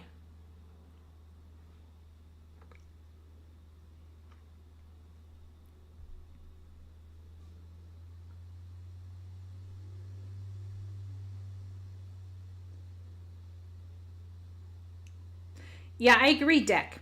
I agree, Sim. If customers had more accurate feedback systems, they wouldn't need to artificially boost it. I agree. But apparently, Sim, they had a question.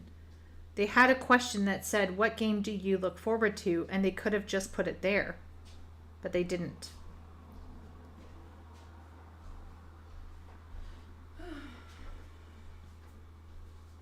And do they have the link to this? This makes me want to open it up myself. Google Capcom Games Super Election. Okay. Party is now here. It's Capcom. What's Capcom? Don't. Okay. What do you think about this male-female ratio? What is it voting for? Who's playing Capcom? So Capcom is a game. A gaming company, a publishing company. Okay, and so they're seeing who plays their games? Mm-hmm. What's... She's laughing at other.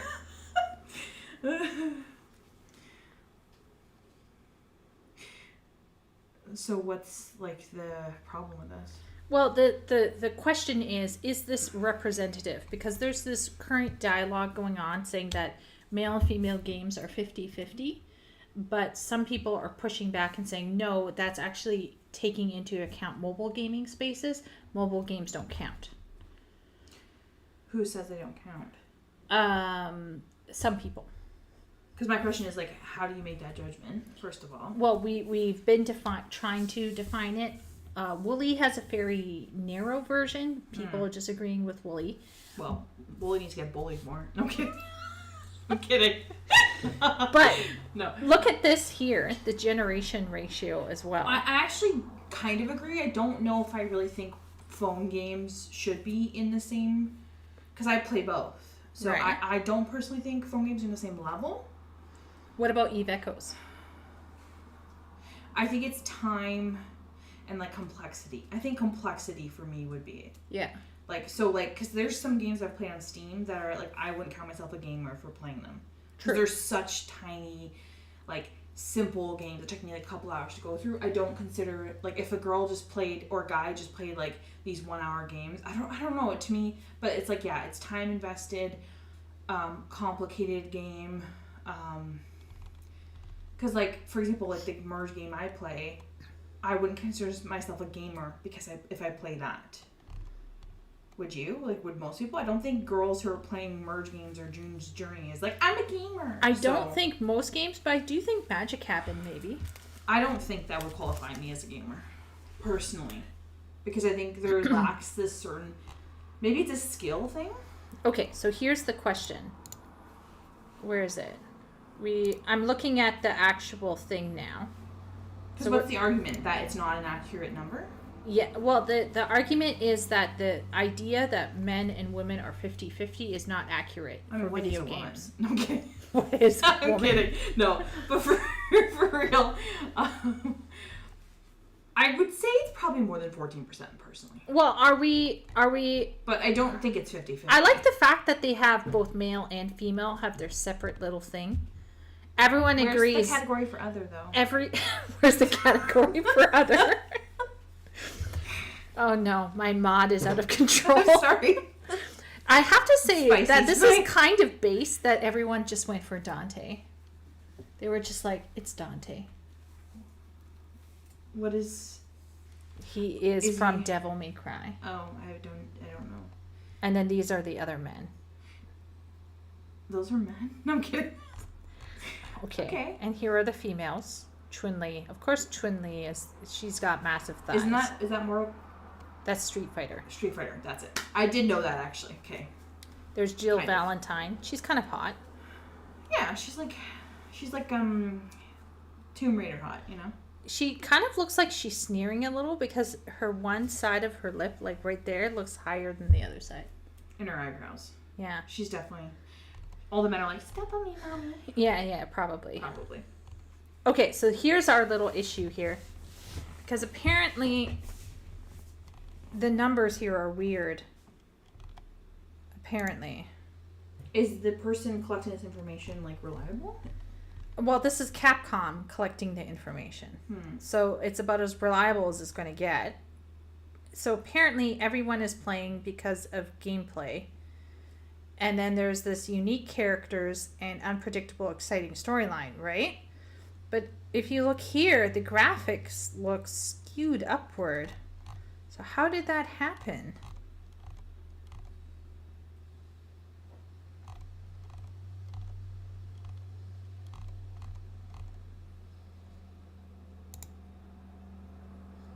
I don't know.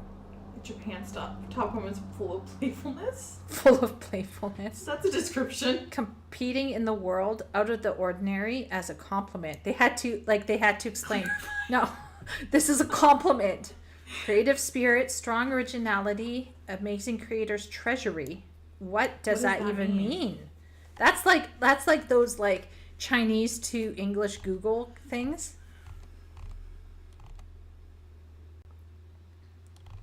Ruji just said I'm not a real gamer. You know, suck it. I hesitate to call myself a gamer to people because it feels pretentious. You know what I mean?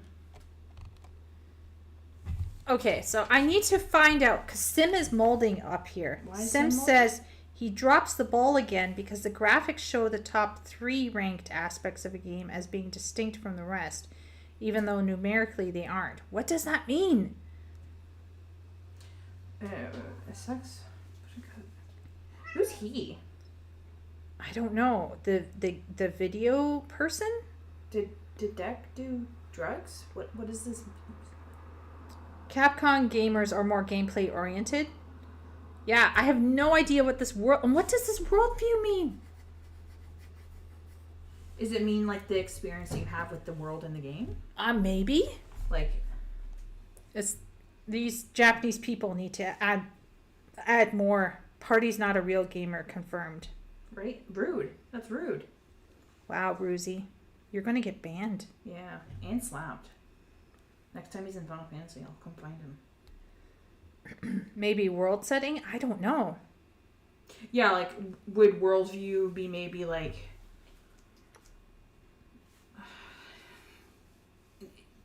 Like, yeah, experience with like the outside world? Worldview might just mean how pretty the world is. I think party was close. I think it must relate to this. Unique and attractive characters and unpredictable and exciting storyline. But don't you think it's really interesting that the 3 major things that they include here are probably what I would consider to be the nuts and bolts of a super important... Are they a Japanese studio? Yes. Okay. I was like, who did their English translations needs to be fired. But then I was like, wait, maybe they're just... No, this is a Japanese studio. And they Okay, probably allowed. have translators, but here's my thing. Is like, these are, to me, what I consider to be the cornerstone of a game that is elevated beyond a video game. Am I elitist? Say it again. Am I out snobbing Wooly? You think that if a game has these 3 things, then it is almost instantly elevated above other video games. Is that a crazy statement? Why is that a crazy statement? Because it's a bit snobby and elitist, don't you think? No. Because you have like an image in your head of what a really good game is. Let's say you're like, ooh, Final Fantasy is so good. Right. Final Fantasy, in your opinion, exemplifies those, right? It maybe, but the people would say the exhilarating gameplay isn't there. Well, people can suck it. They're stupid and gay. Okay. No, I'm kidding. Well, I guess it's not as exhilarating. But like Elden Ring, for example? I could say if you had 2 out of 3 of those, you're doing well. Okay. And then if you hit all 3, yeah, okay, maybe you're like, ding, ding, ding, winner, Ganyo. Right. Yeah. But like, I don't know, like... Superb graphics. Not many people want to play with players worldwide. Not many people want to play Maybe with there other is more people. men playing, because that sounds like a man thing to say. Is that sexist? Details. So in Japan, they actually want more unique and attractive characters. Wait, is what they want? Yeah. Or what they were looking for. So the world is... Desires for Capcom games. People just want to have good gameplay. Japan's like... by exhilarating, do they mean harder, right? This is to clarify. Like probably challenging gameplay. But then they exciting when it exciting, is challenging. feeling exciting. So this is why I'm like sus, because it's like, do you actually want these things? Well, maybe the word exhilarating here just means exciting. Okay. Not exactly challenging. But what makes it exhilarating? Oh, here. High difficulty levels to feel accomplished and superior. Okay. So they just want an exciting gameplay, like a fun? Yeah. Okay, that's fair. But there's like 64,000 people who want to feel superior because they overcame difficulty. I want to feel superior, but that's just an ego thing. So yeah. Also, you felt good when you did that stab. Ruzi says to come and slap me. No. I don't want to do it now. Now that he said I should do it. I bet the poll was brigaded by Sweet Baby Inc. and DEI haters. It's possible. What's Sweet Baby Inc.? I feel like I know nothing. Sweet Baby Inc. are the people who are responsible for, like, coming in and giving companies advice on how to write their characters. Now, in some cases, I'm sure some of the people at Sweet Baby Inc. are actually doing good writing work. Maybe. Are you giving them the benefit of the doubt? I'm giving them the benefit of the doubt. But okay. There is some suggestions that sometimes people from Sweet Baby Inc. have come out and said certain political things, which leads people to believe that they're actually basically there to ensure that the company follows diversity, inclusivity, DEI stuff. So, like, if you're concerned, does my game have enough inclusion in it, you might want to reach out to somebody like Sweet Baby Inc. to help you, so then potentially you can have good DEI, so then potentially the ESG will give you whatever. Like there's a whole thing. So are they where, saying that they're focused on that? Is that what they're saying? yes, only because some of the people who are working at Sweet Baby Inc. came out and said shit online, on Twitter specifically, or like X or whatever they call it. So there's a lot of people who are now sussy about Sweet Baby Inc. Yeah. Because that's my question is like, not to be conspiracyist, but like they're doing their own poll. I don't know. It's like I take everything with a grain of salt, basically. Well, no, Capcom is doing what it does, which is polling its player base to see what's what. The problem is like some people are coming in and saying, "Oh, look, this proves that men are like playing video games more than women," and so are people mad because of that number, and they're saying it's not real? Some people are mad because they're saying this number is not comprehensive of the full situation, and then there are people who are mad because those people are saying women and men are more 50-50 if you put mobile gaming into it. So it's like both sides are angry at each other. And then what does it matter? Why does it matter? So the concern, I think, is the legitimate concern would be that, let's say there's a male space that is 82% male, 14% female. Let's just say, right? Let's say that space actually exists in the PC, Xbox world. Let's say that space exists, and you have some other people saying, no, actually it's 50-50.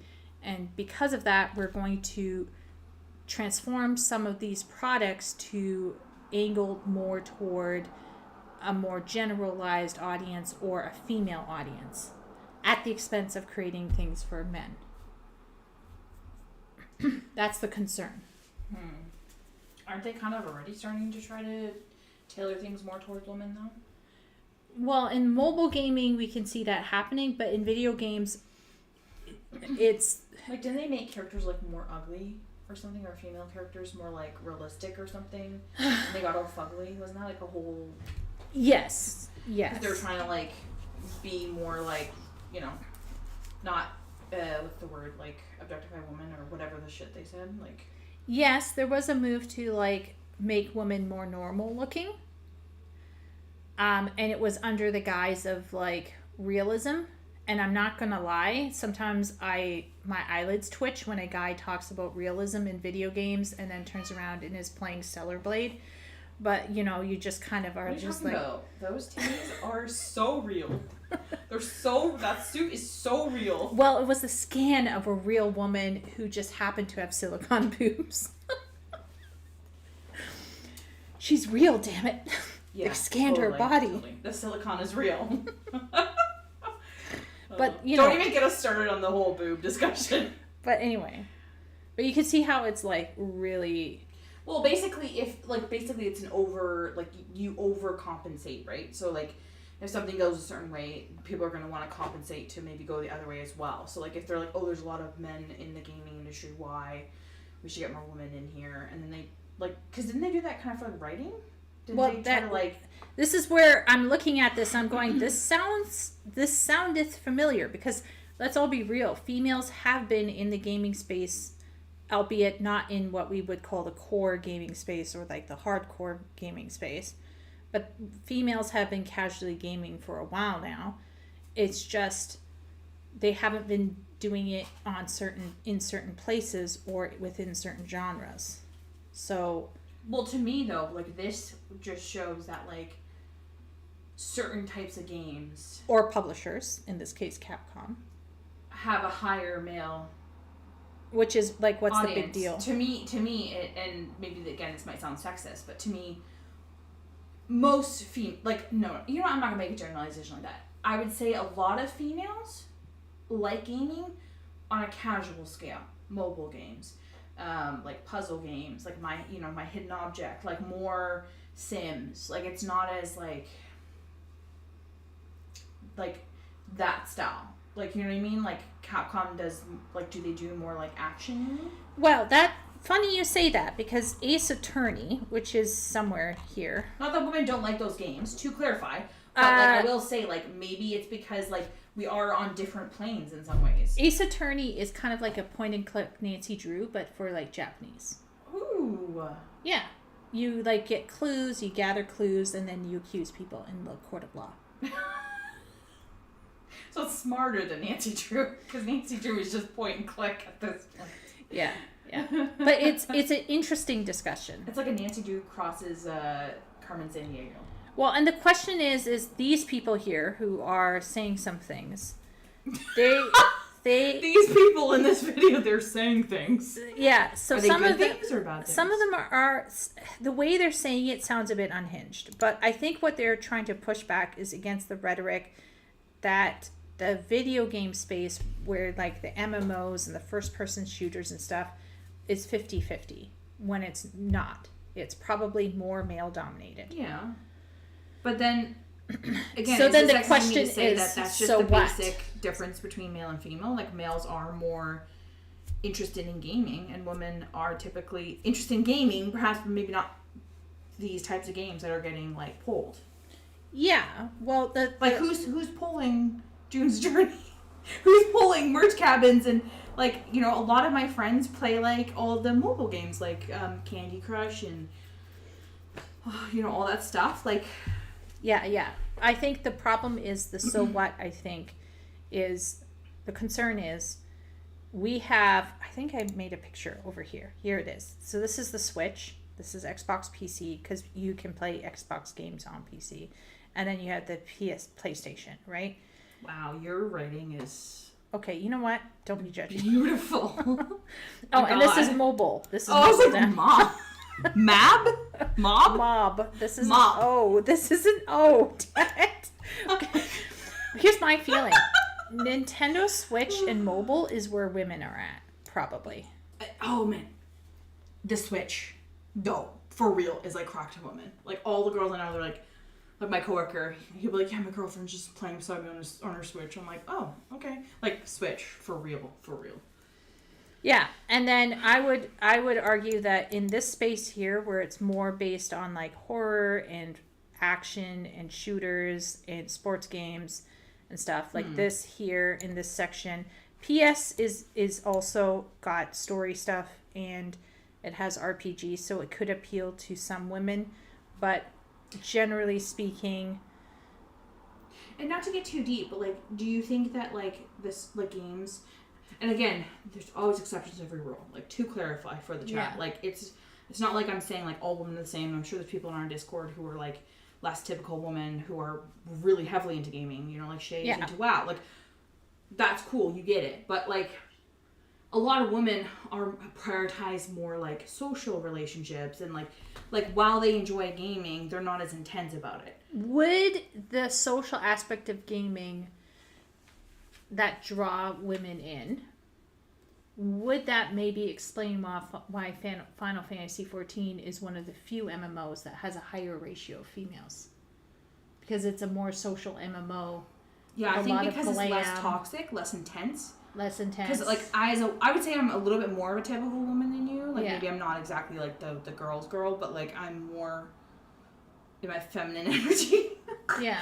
And for me, yeah, like I don't think I would do well in WoW, because I would just be really overwhelmed and like nervous about fucking up, because I don't want to like, you know, get penalized, and like people are just really intense and stuff. And like in Final Fantasy, I just feel like everyone is so chill. Or the gameplay is more accessible for you. It's more accessible, yeah, I feel like. But then again, I can't, it's hard for me to be like, oh, this, because I've only played one MMO. So, like, I don't obviously know all the MMOs, but I think, yeah, like, there being a social aspect and, like, it's a really helpful thing, for sure. Let's see what chat's thinking.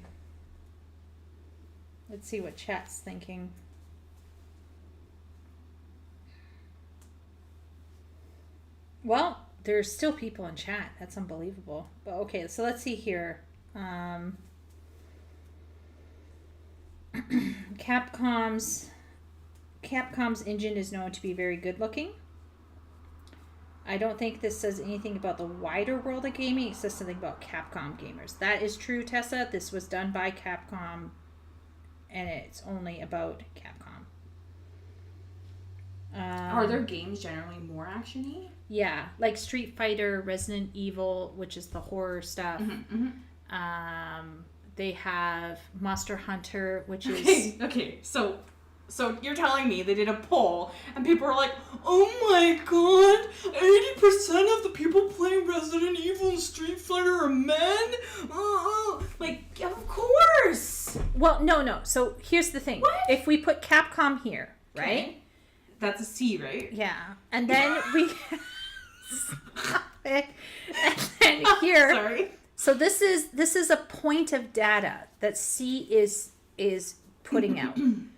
What this group of people on YouTube that I'm watching are extrapolating out from C is that this is the true state of video gaming.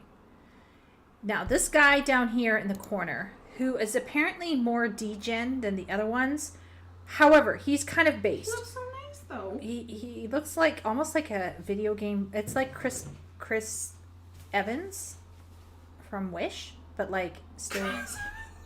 But anyway, so this guy here, Alex, he stated, first off, he came in, he was like, well, this is Capcom's poll, and it's obviously going to be heavily weighted to men because it's Capcom. Okay. Then he also said, however, if we include mobile gaming and tablet gaming into the gaming world, which, by the way, I ran a poll on my YouTube video, and 60% of the people... That would be 12 out of 18 people at the time who were watching. Okay. They said, no, mobile games are not part of video games. Bigots. Then, because of that, but what he said is if we did include it in, then yes, it would be more 50-50. And then he said as well, on top of that right now there is a discussion that's maybe trying to potentially shift the interests of the gaming world into one direction by saying things are 50-50 in a certain space, which is the video game console, like the PC hardcore console gaming space, when in fact it's not 50-50 in that space. Okay, I have a question, actually. Yeah. Might be dumb. From the beginning, right, were video games made simply just for men? I don't think so, because wasn't like... Was the hamburger drop down Atari thing just for bros? Like Chip's Challenge? Yeah. Because what I'm trying to get at is, why are we having to make games specifically for men? And like specifically for women? Like why are... and again, maybe that's a dumb question because it's like maybe it sells, but like to me it's like, why don't you have a game where you can have a little bit of titty and we can all be like, dang, nice titties. But you also have like social, like, you know what I mean? Like, why couldn't it just be a game? Why does it have to be like this calculation about who it's going to appeal to more? Well, if I extrapolate from my ghostwriting, when we start sitting down and we start doing an outline for a book, we always start out with a target audience, because if you sell to no one, you will sell to no one, literally. So you usually do start out with a singular vision and a singular target. And if other people from the outside happen to come in, that's fine. Okay. However, MMOs are different. In my opinion, MMOs are attempting to target larger audiences of people, so they're going to attempt bigger things. Because, like, for example, who did Fortnite try to go for? Like, younger? Yeah. Okay. That's more of an age demographic, not a gender one. Because, like, our siblings play it. Yeah. And they love it. Yeah. And a bunch of adults play it and love it. Would the Fortnite be players? To me, Fortnite's a general game. It's not of male or female. But that's more of an age demographic game, right? So, or it was originally intended. Well, because it's the same with Minecraft. Minecraft was not like, I don't know who the hell it was for. Kids maybe, but like, you know, again, our siblings play it, adults play it. Like, it's, to me, I guess what I'm trying to say is, yeah, like, there's the games I've seen do really well and like just be enjoyed for seasons, like long time, are more general. Like, And of course, there are people who love games that are more male centric. But I'm just obviously it would be like books. If a book is more general focused and done well, then more people are going to enjoy it, both male and female, like Game of Thrones, for example. But if it's too narrow for whatever reason, ideological, gender, or age, or sex, or politics, or what have you, if that is going to be your target, then yes, you're going to naturally, potentially limit yourself. But I think a lot of corporations do that as a way to focus their vision and their scope. And maybe that's what's damaging it, is the process of ideation that's damaging how games are being made and then sold. So that could be a problem in the ideation process. I don't know. I just see a lot of divide, that's all. Like in the world of like male versus female. It's like, why can't we just have a game? Like, why can't we be friends? I love diversity in my games. Zoella said the same. Yeah, but you don't want forced diversity. I think that's the problem. Forced diversity is cringe, yes. Yeah, like, diversity is great. Ruzi said that real men love Ace Attorney.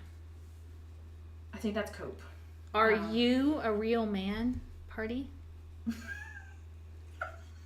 I am indeed. There also may be a polling issue. I'm part of the other.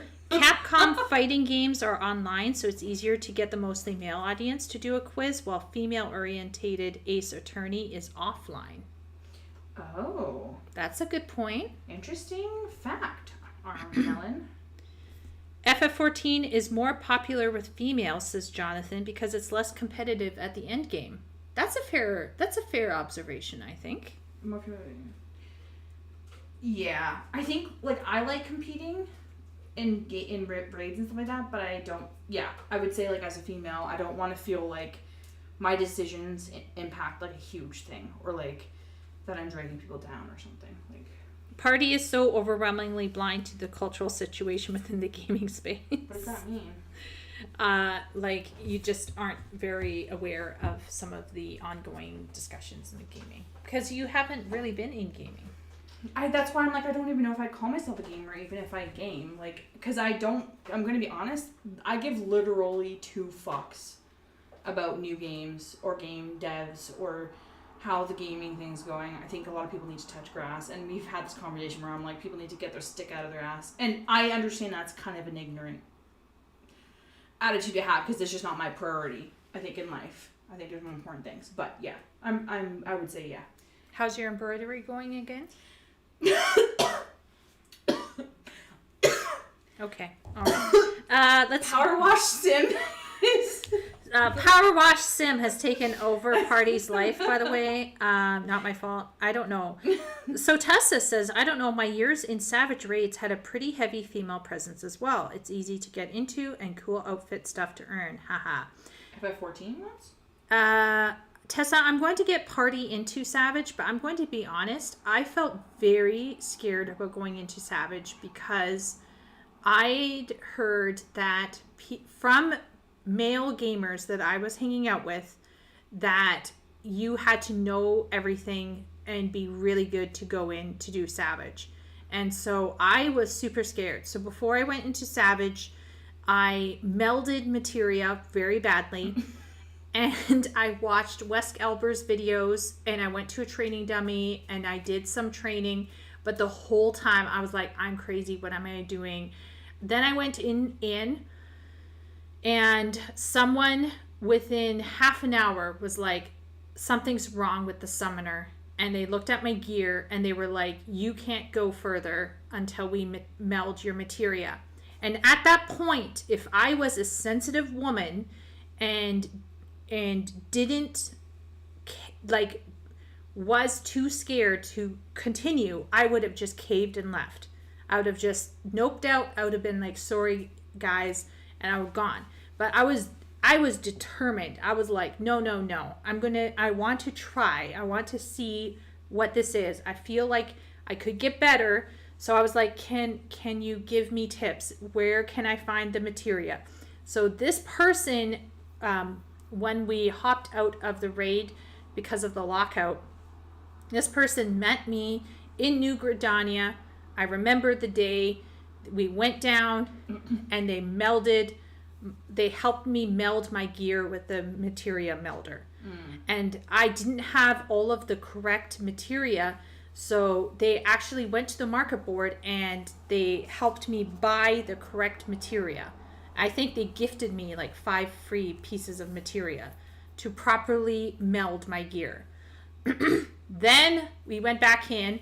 Oh, and before I was allowed to go back in with the group, I had to also buy special food to put on. Like, you have to refresh your food as well. And so between that and the materia, and I think my gear was good, but it was just the materia situation was out of control. If at any point in time I was overly sensitive or unconfident, I would have given up. But in that case, it wasn't a skill issue. So, like, why would you get upset if you weren't technically, like, fighting wrong? You just weren't well prepared. Well, that we're not getting into, like I said, my rotation. Like, you're underconfident, actually, is what you are. I'm calling you right on the stream. You're like, I don't know if I'm like my rotation was still shitty. Like, I've since then learned a proper opening rotation for Summoner, and I realized that my rotation back then was still shitty, but we were still able to get through it. And I was playing the easiest brain dead class you could play, and I still wasn't parsing like very well. But I was doing well. I was doing okay. But what I wasn't holding anyone back terribly. What I'm saying is, if I lacked any shred of confidence, which I did, obviously I do. But what I mean to say is, like, if I wasn't more stubborn and really trying, there it is, then I would have given up. And I understand why people would give up, because there were a couple people who weren't even in Savage rating who would say things to me, you know. You're talking about, like, in the dungeons we've gone through where people were like, shit healing. Well, there's that too. Blacklist, bitch! Okay, we're not talking about the time I was blacklisted. Oh, what are we talking about then? We're talking about, like, people in Discords telling us about how bad players can be and stuff. And it makes me think to myself, oh, am I that terrible of a player? Oh my gosh, I can't do it. Right? Like, if you let it sit with you too much. That's a very female thing to say. Exactly. Chico. Yeah. I have my moments. Female. It's almost like So am I more male then? Because I'm like, fuck these bitches. I'm gonna go in raw. Well, once again, I don't know if it's a male-female thing. I'm totally kidding. But what I am suggesting, though, is, like, I understand why any man or woman, it doesn't matter, why any gamer would be very cautious about going into high-end rating. To be honest, yes, you should prepare. 100%. Watch those videos. Like, if we're going to do for Delubrium, we got to, like, watch the videos, get the, essences and, like, you know, all that stuff. Like, we gotta prepare, watch the vid.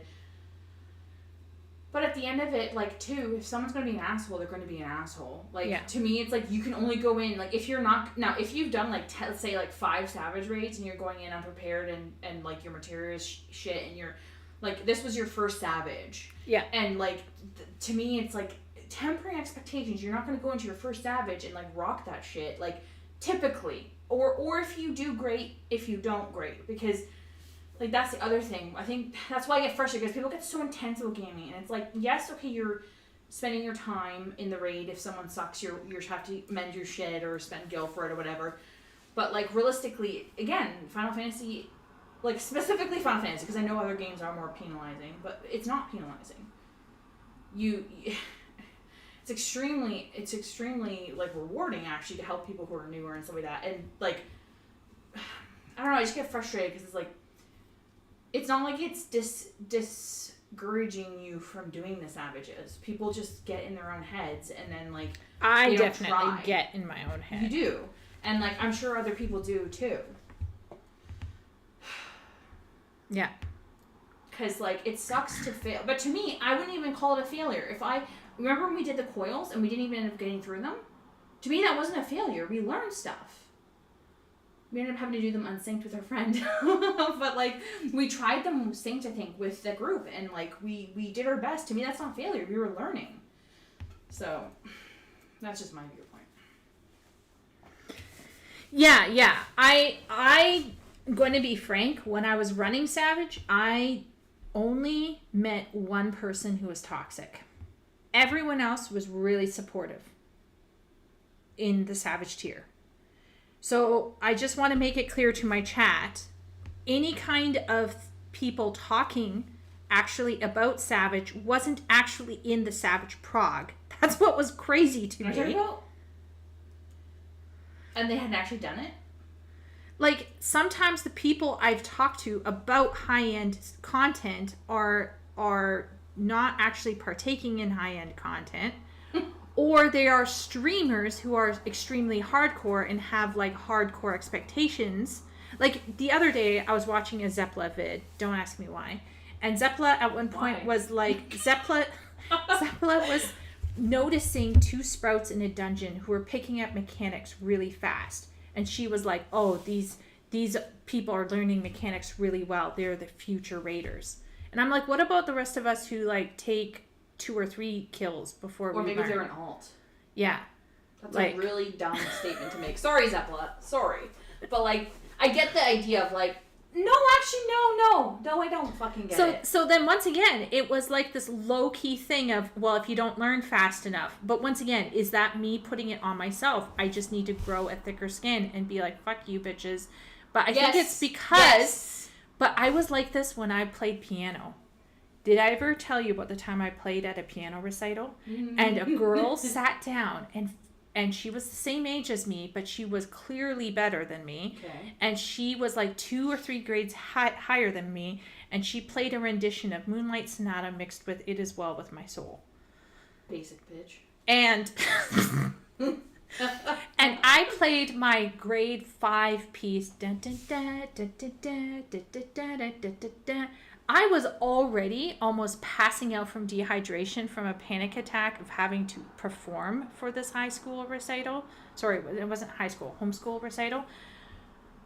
When she went before me and did infinitely better, I was shot to pieces. I somehow got up there and played, but when I came off, I was literally shaking, and it had nothing whatsoever to do with that girl. That girl said nothing. That girl did nothing wrong. She was just clearly superior. She's existing, and you're like, oh god, I should die. Like, I have severe performance and perfectionist anxiety. You compare yourself actually a lot. Yeah, which is crazy to me because you're so talented and like basically good at everything. Let's be real, but like you impair yourself a lot because you compare yourself. It's self-sabotage. Sim and You do. Sim and I are little chair buddies. To me, I'm more like in the middle. Like, I can be kind of a dick and be like, well, fuck you too, bitch. But I also understand, like, I could be better. Yeah, so you could have completely nice people in Savage Prog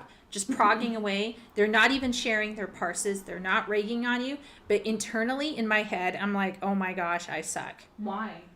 I think I just have like an inner OCD thing that I have to overcome. And by pushing myself to do Savage, I did help overcome that part of me to a certain degree.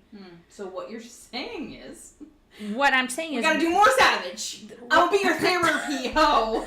Yeah, no, but that's what I'm saying is like sometimes pushing myself to feel uncomfortable is the answer. I would say that's actually a lot of times the answer. That's a lot of times the answer. To grow, you have to be outside your comfort zone. Your comfort zone happens to be... Did you hear that, Sim? Okay, let's see what chat's saying. Ruzy's calling somebody a coward. I think it might be you. Oh, probably. That's okay. Takes one to know one. Let's see. Tessa reminding us that Savage is a great place to go. Don't worry, Tessa. We are going to go do it. Yeah. Party and I are going to do it. I want it. Why can't things be for a niche? Ruzy, things can be for niches, but if you want to make lots of money, it's not a good way to go. What do you think indie... Lots of games are gender neutral, just some tight niches are gender dominated. That could be true. Really? What would you say I would don't be think gacha games are... What would be some. He's saying some. What would be a typical power fantasy for females in a gameplay first game? What? Would females only want gameplay first, though? What was the question? What would you say would be the typical power fantasy for females in a gameplay first game? Like what we would want the most? Power fantasy. Jonathan, can you clarify your question? Again, I'm sorry, I'm a bit ignorant of like the terms of gaming. Duck is trying to support me and say that I'm fine as long as I know the basics of my class. That's very kind. That's very kind, Duck. Savage is very intimidating, but people are supportive. Yes. They will be blunt when you're making a mistake. Yeah. But if you improve and work, people are pretty nice. Mm-hmm. Generally speaking, yes. Yeah.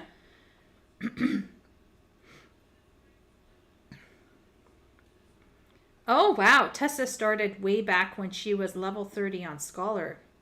Maybe she did like UCOB, like Coils of Bahamut.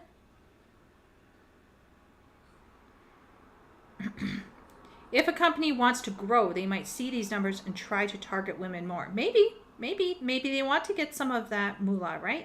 I'm not sure. Would it be good to diversify so much, though? I don't know. I have a hard time with that because it's like I know that gaming people have to make money, obviously, to continue developing games. But my annoyance is when like they start to make games just to get money. Like to me, game development, and maybe this is not a popular like I think game development is kind of an art because it's just like you're creating something artistically, creatively. Like to me, it's like it's an amazing thing personally. And so like when it's like to me like making music, and music's obviously part of it, but like I don't know, I just struggle with that. It's like if you want more money, you should target these people. It's like, but shouldn't you be making a game to like enjoy? Like, are you supposed to enjoy the game? Aren't you supposed to be proud of your work? Not do it for. It's like if I was an artist painting and depends. It depends. Well, this is where I don't know, because as a ghostwriter, I can set aside some of my personal interests and passions and just be extremely professional and get on with it. So, but what I'm trying to say is, I agree you can do it, but should we be doing it? I don't think money should be the be all and end all. Of course not. But realistically speaking, we live in a world where we sometimes have to think about money to a certain degree. No, and I agree. I'm not saying that these people should make games that are like shitty because they want to, but what I'm saying is like I do hear some things about like certain like gaming or writing, like movies, show, like, and people are like, oh, you should have done it this way, you should have done it this way, and it's like, well, what do the creators want to see? And obviously we are seeing that a little bit with the current trends in movies and shows, but well, and indie development but is they're huge also for that. Like if you think about the shows, you know, let's take the Schmackalite, like it's for money. Like they clearly think they're getting a group of people that will agree with them, and like to me it's just money. So that's what annoys me, because it's like, you don't see like the love in games anymore, and the care, and like you're creating something because you're like you can in like, the indie space, but it's I'm sure it's hard for them though. Yeah. Going into Savage unprepared is being an arsehole, says Wooly. You're presuming on other people's time and effort, and it's exactly that kind of sentiment that can provide a barrier, maybe a necessary barrier, but can provide a barrier for casual gamers. But what's prepared? Because there's to me in the middle of like, watch the videos, prepare your materia, like know what you need to do going to the fight, ask people maybe in the community if you need to like know what you got to do. But if you haven't done the fight before, you're still gonna suck, in my opinion. To a certain point. Yeah. I think he's talking about the things that I failed to do. Like materia and food. But I did actually get the correct gear. Okay, so but you're like wondering. Materia. But again, it's a learning experience. Like you would never have known that. Yeah. And I actually hadn't, because it was like the first week, there weren't a lot of videos out about the Savage tier. So then I had to ask them in the group, like, what video would you want me to watch? So there were some times where I was on the fly as well. Oh no, Sim has been kicked again. He is now YouTube. Oh my lord, Susan. Sniping Sim yet again. This is just normal though. Yeah, Sim is. It's almost like they have him on a little list, and they're like, "Oh, here he comes. Here comes the Sim. Hello, Sim. You're banned. Get out of here. Here comes the deck of cardboard. You're banned. Get out of here." Animal Crossing or Sims for power fantasy female-orientated game. Roller coaster simulator for the men. Power wash simulator for the women. I was like, fuck Sims. Actually, no, I do like Sims. It's fun. I haven't played it in a while, but... ARM, YouTube chat sucks, is actually Sim. Yeah. Well, like a power fantasy for males is hit a big monster with a big weapon and see big damage. So I think for some girls, I think it's the same thing, right? Like there are some women out there who like seeing big damage. Like Party loves hitting monsters and seeing big damage. I do too. But there's a complexity. I think girls like to also socialize and explore personal fantasies about how they look and build worlds or simulate beauty or home decoration. But I also know a lot of men, particularly bizarrely enough, Final Fantasy XIV players who, for some reason, Final Fantasy XIV attracts a whole bunch of men who are closet fashionistas and will stand around for hours on end. Crazy. Glambos.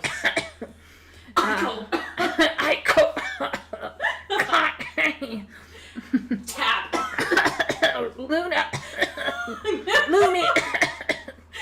There's just going so down many... the list of my Discord messages. Like, there are so many guys in Final Fantasy XIV who are so into fashion as an end game. It's charming. I look up on it. You know what it tells me though? What? That we're so fucking quick to put men and women in boxes. Yeah. Of like, well, women typically like, decorating glams. Bitch, the women I see in the game do their glams. They get their shit there. The men are the one molding over their pictomancer glams. Okay, like, so it just annoys me because it's like it's the same with like the guys actually that Sim and Shay care about their glams in WoW as well. I feel like at a certain level, like once you start to get into your character, you start to enjoy. Maybe it's the MMO, or maybe it's not even about men and women. That's what I'm saying. I'm like, there's certain things. I'm like for example, if you're like. I'm sorry. I think most women would like hitting monsters with weapons. Maybe we don't thirst for it constantly, but like I do rate. I do know some girly girls. Like, would Marta do it? Because I know Michelle wouldn't. Oh, killing things? Because like Michelle wouldn't. Like my friend Mi Chan wouldn't. Emmy would. Her sister would.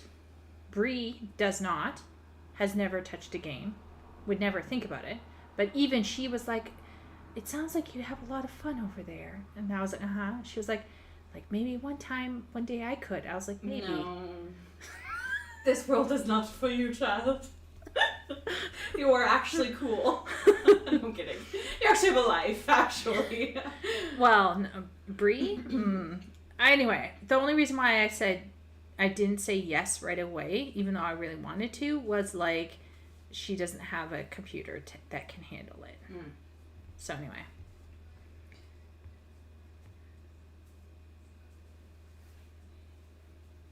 Sim said, "Oh no, we're both in the same insecurity boat. I should have been more supportive of you completing that ghost writing." Yes, Sim. Yes, you should have. Oh no, I was level 70 scholar because of summon. But I had only done the level 30. Oh, wow. Okay. So then, Tessa, you were going in like really raw because you didn't really play scholar a lot. This girl is raw. Tessa must be actually really fantastic at raiding. Balls. Yeah. Giant balls. Chad Tessa. You need to take some energy from Tessa, What? Comfort zone? No, I didn't hear anything at all. La la la la la. Sim is on a roll today. It's the bots. This feels automatic, like my account is flagged, regardless of whether initially manually or by bot. I just eventually get shadow banned after 2 hours per account. I'm on my last ult. Sim is like one of those Sim people doesn't know that I'm the one hanging. reporting him every time. Sim is hanging off of a cliff somewhere. I don't know who this woman is, but she's based. People do indeed get in their own heads. Oh, Zoella really likes you. Oh! Party is my sister. Thanks, Zoella? Say Z. Thanks, Z. What power fantasy do women thirst for? Being a queen bee? Maybe. Yes. Yeah. Bro. Hang in there, kitty poster meme. You know what gives me the most joy is like meeting people in Final Fantasy and just chatting with them. Yeah. Like, it is crack to me. Meeting people. And having attention. You also like killing things so much. Holy shit. If I can, like, when I met those the brothers in the dungeon and we were chatting, that was like the like, what is it? Like peak happy moment for party. Like, I was like, I'm chatting, I'm joking around, I'm laughing, I'm being a moron, I'm healing, and I'm killing. And it's great. So, yeah. But I'm going to just out party here as being a Wondrous Tales, like, hardcore Wondrous Tales grinder. Whereas I'm like, I'm going to unsync all of these extremes and get them over and done with. Party is like, I'm going to run. Hey, I unsynced like 2 extremes. Only 2 out of the 9. I'm like, can I unsync 7? I like people. I like to feel important. Okay, like I like going in a sage and just healing the fuck out of everyone. So that like. Oh, really? Do sages heal? I don't know. Do astrologians heal? I don't know because especially in Stone Vigil. Oh my lord! No, I don't think they do. Oh my gosh, I am so attacked right now. I'm like triggered. Okay, all jokes aside, I can see where these people are coming from a place of concern, right? Because there is a concern. Our guy's space is being transformed unduly. But going to Capcom and extrapolating from Capcom might be a little bit dangerous. Is that what they would do? Would they like That's what they are trying to do. They're trying to say Capcom, the reality that we see in Capcom, which is high male, can be extended to PC and Xbox and PS4 gamers. Console gamers in general. Whereas I think Nintendo Switch particularly, although Tessa was arguing PS, the PlayStation, I think that it depends on the consoles. I think the other question is like, are male and female players unhappy? Like, if there is an 82% versus 14% Capcom, fine, but is that bad? Are we unhappy about this? We are not unhappy, but I think certain media outlets would want us to believe certain things in order to push certain things, but I don't know. JM is my brother. GM. What do you think about this? Okay.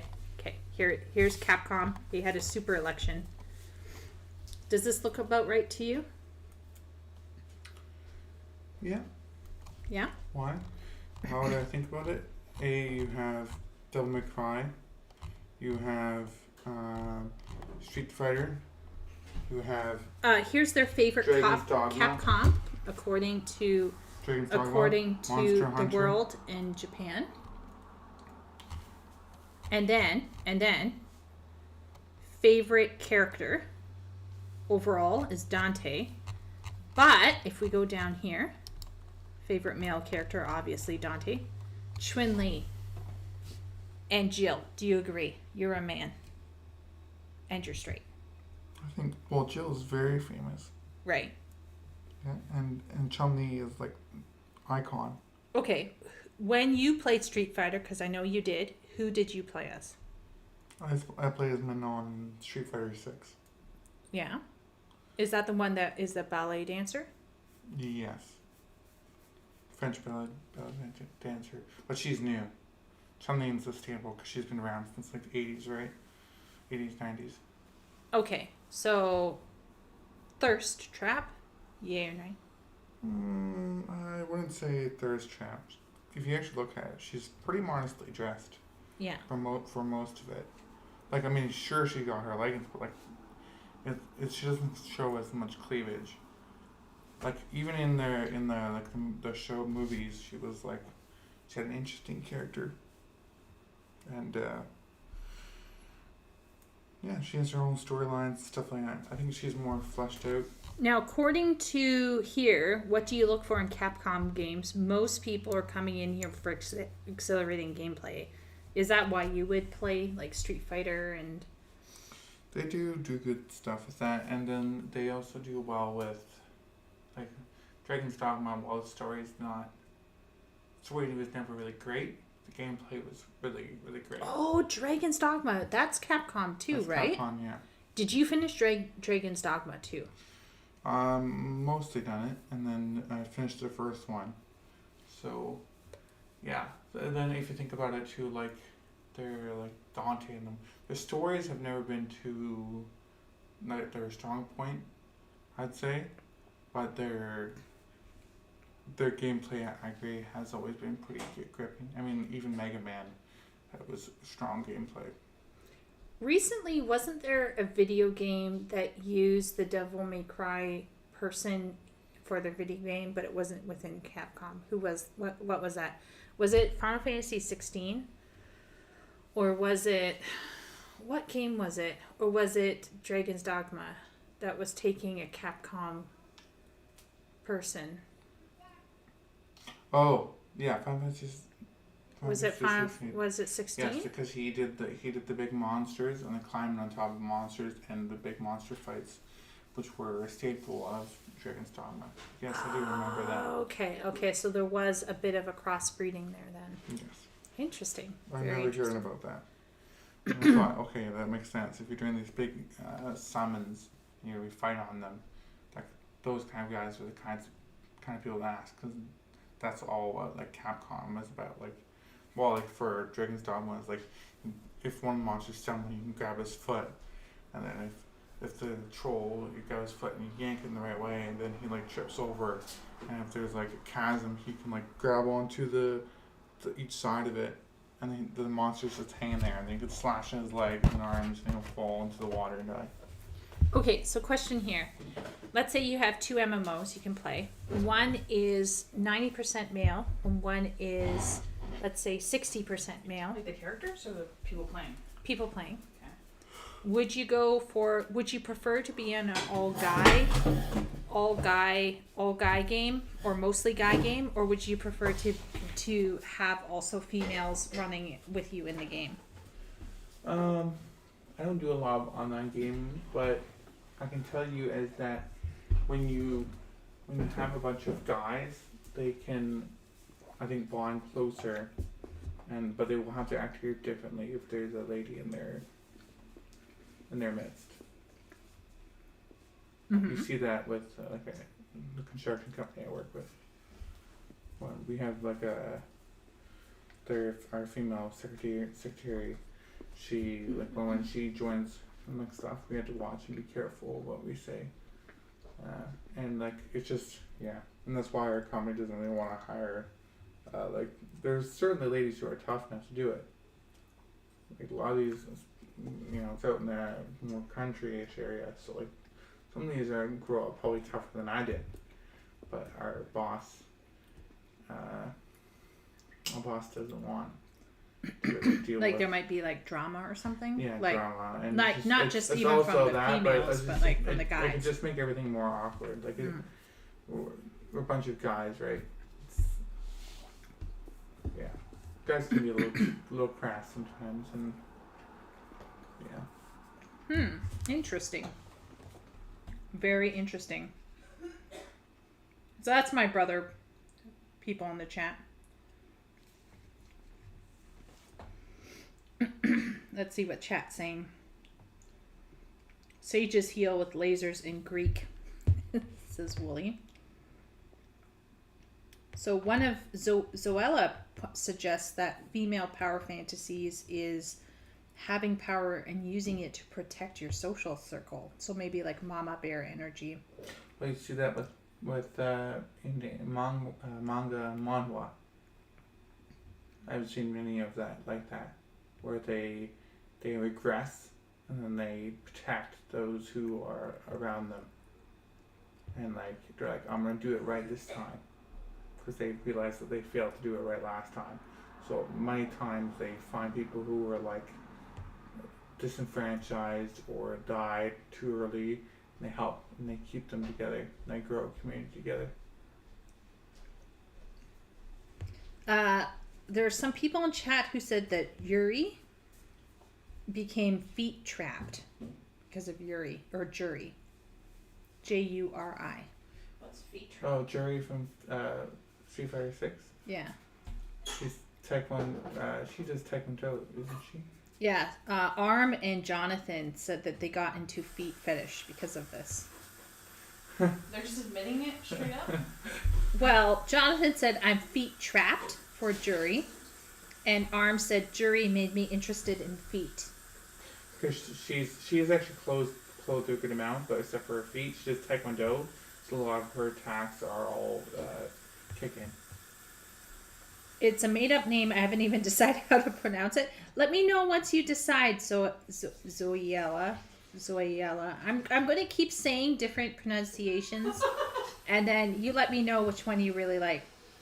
FF16 had the DMC combat director, Dude's a Gamer. I remember that clip that Asmongold reacted to, where he was like parrying every single parry. I'm talking about the one where he melts like the hard mode boss. Yeah. And he's just like casually doing it while talking. Yeah, and he's also like, not to be mean here, but he's also a very slight man. Like he had his legs crossed and his hands. He's just like, but like he knew what he was doing. It's like Sakurai when he casually pull out his second controller and fight against himself on while demonstrating like different moves and techs for his characters that he had. Yeah. And you're like, but he's doing it. He's playing with one in each hand. Like. Yeah, I just think like pro gamers like that are they don't have to like over. They don't care, like they are super chill because they are so competent. Whereas like clearly when you know you aren't competent, you can get very defensive or like very Or think you're not competent? or sure, okay. And then you can get too defensive and like it's the quiet confidence that shows more. Yeah. So you need to get back into Final Fantasy 14. You need to level your bun girl to 100. I don't know. And then you need to do Savage tier rating. I don't know. That's not what I'm interested in now. I'm a little more interested in Yu-Gi-Oh right now. Oh my lord. You're still in that Yu-Gi-Oh game? It's not a real game. There's no fail state. I don't know. I'm just sort of getting there. I probably won't dive too deep into it. But Do you think you're going to lose all of your money and you're going to tell no. our delightful bro-in-law? It's just I got a little interested in it, and like I thought you were molding earlier this afternoon because someone was like fooling around or screwing around with you. No, that was just, it wasn't even that they were screwing around. It's just that, and it's something I've learned is that Yu-Gi-Oh as a format has sort of, like Yu-Gi-Oh used to be a lot simpler. Like you put a monster and the guy was like, I put this card down, negate. Meanwhile, there's like nowadays it's like, I put a monster, and he's like, no, but I negate your monster, and you're like, no, I negate that negate, and then he's like, no, I negate that negate, and you're like, well, I have this other card in my hand that I negate that negate. You have like 5 what they call chains of effects that just link onto each other. Isn't that kind of though what you're kind of into as a D&Der though? Sort of, yeah. But the problem is, it's like these people will do like, they'll spend like 5-10 minutes just moving their cards like through their hands and putting them into the graveyard, picking them out of the graveyard. Chat, you got to save my brother from getting sucked into Yu-Gi-Oh. But the problem is that like, I don't know. We all make mistakes. Yeah, but that might just be a Master Duel problem, which is the app I'm playing on. Oh. there's different ones that are called speed, which is essentially rush, and they have closer time, and you have lesser amount of cards, which I think is a good way to do it. Because these people just keep on like shuffling. Like Chat, save my brother. Say something. Oh.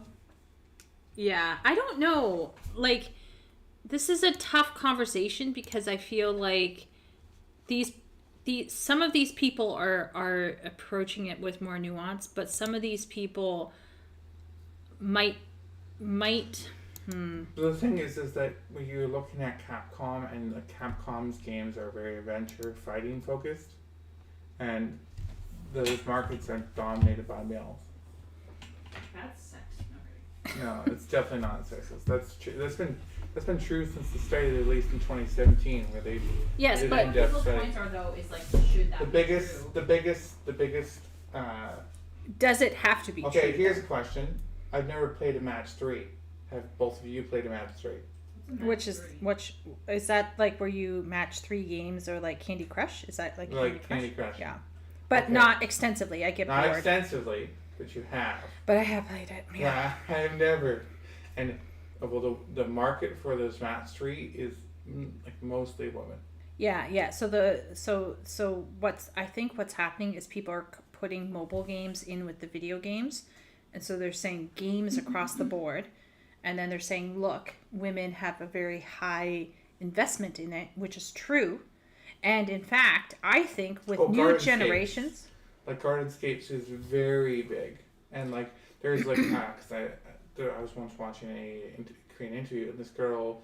This idol, she had time. She went to like level 9,800 in Gardenscapes. I was like, which is like it's quite a few levels and time to put into it. But it like one is that like those kind of games definitely can suck you in. But it's funny that people like laugh at that, but then they spend hundreds and hundreds and sometimes thousands of hours on like WoW and shit. Oh yeah, for that.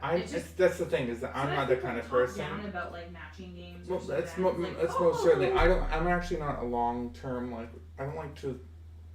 That's why I'm not into like MMOs because I don't like that long term investment. You're not into commitment.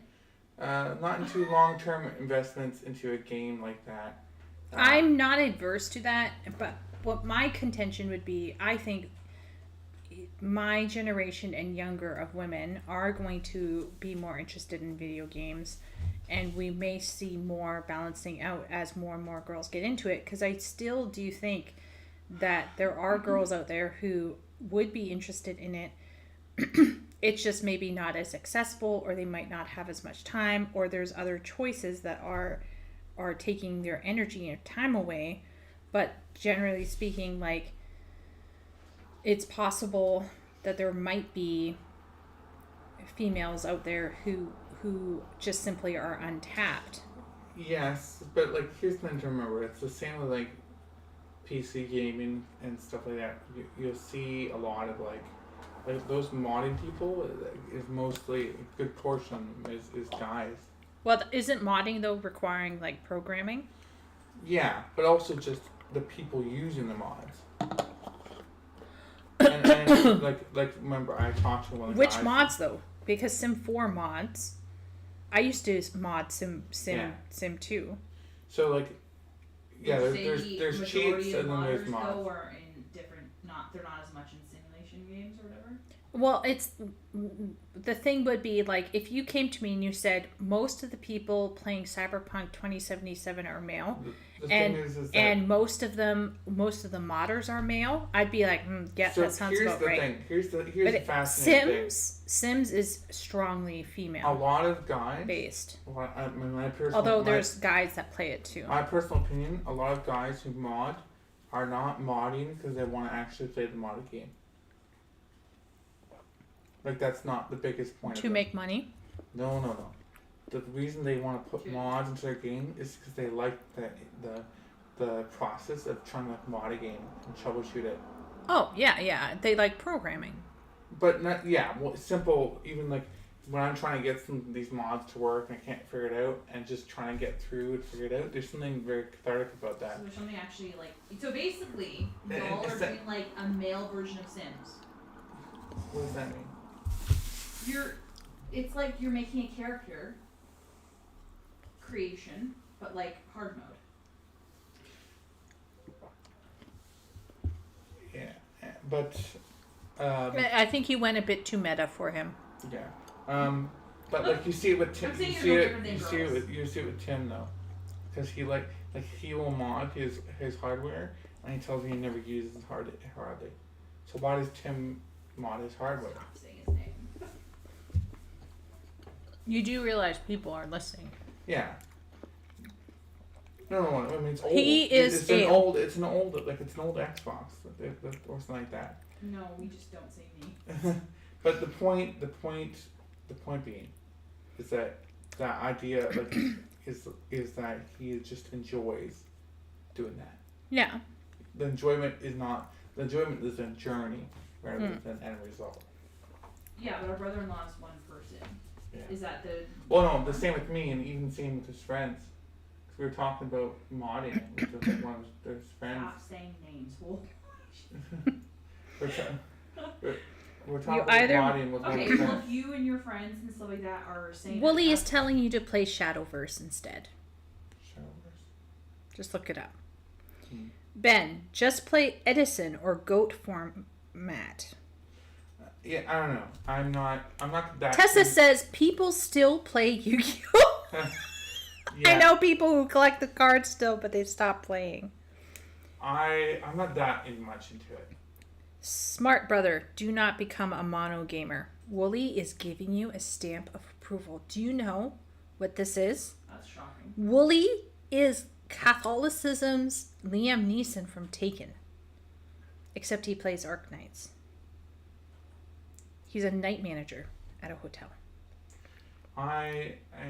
In Israel. I think I have a pretty I played Stellar Blade, and then I played like Dragon Style. Well, those are action. Before that, I played Unicorn Overlord, which is strategy, and then I played like a turn-based RPG, which was. By the way, Wooly is playing Shin Megumi Tensei Vengeance right now. Are you gonna do the Pooh Bear meme, a man of culture? So I just want to clarify, Wooly, JM, my brother, plays Octopath Traveler and Unicorn Overlord, Dragon's Dogma 2, FFT, Final Fantasy Tactics, Stellar Blade. What else? Oh, Yakuza! You're playing the Yakuza? Yeah. What else? You also played Shin Megumi Tensei. I've been playing some Yu-Gi-Oh on my phone. Yes, I know. I played. Oh, Wooly says male Sims already exists. It's called Crusader Kings 2. Turn your family tree. Is it? Turn your family tree into a family circle. Wooly, have you watched Seth Zentek?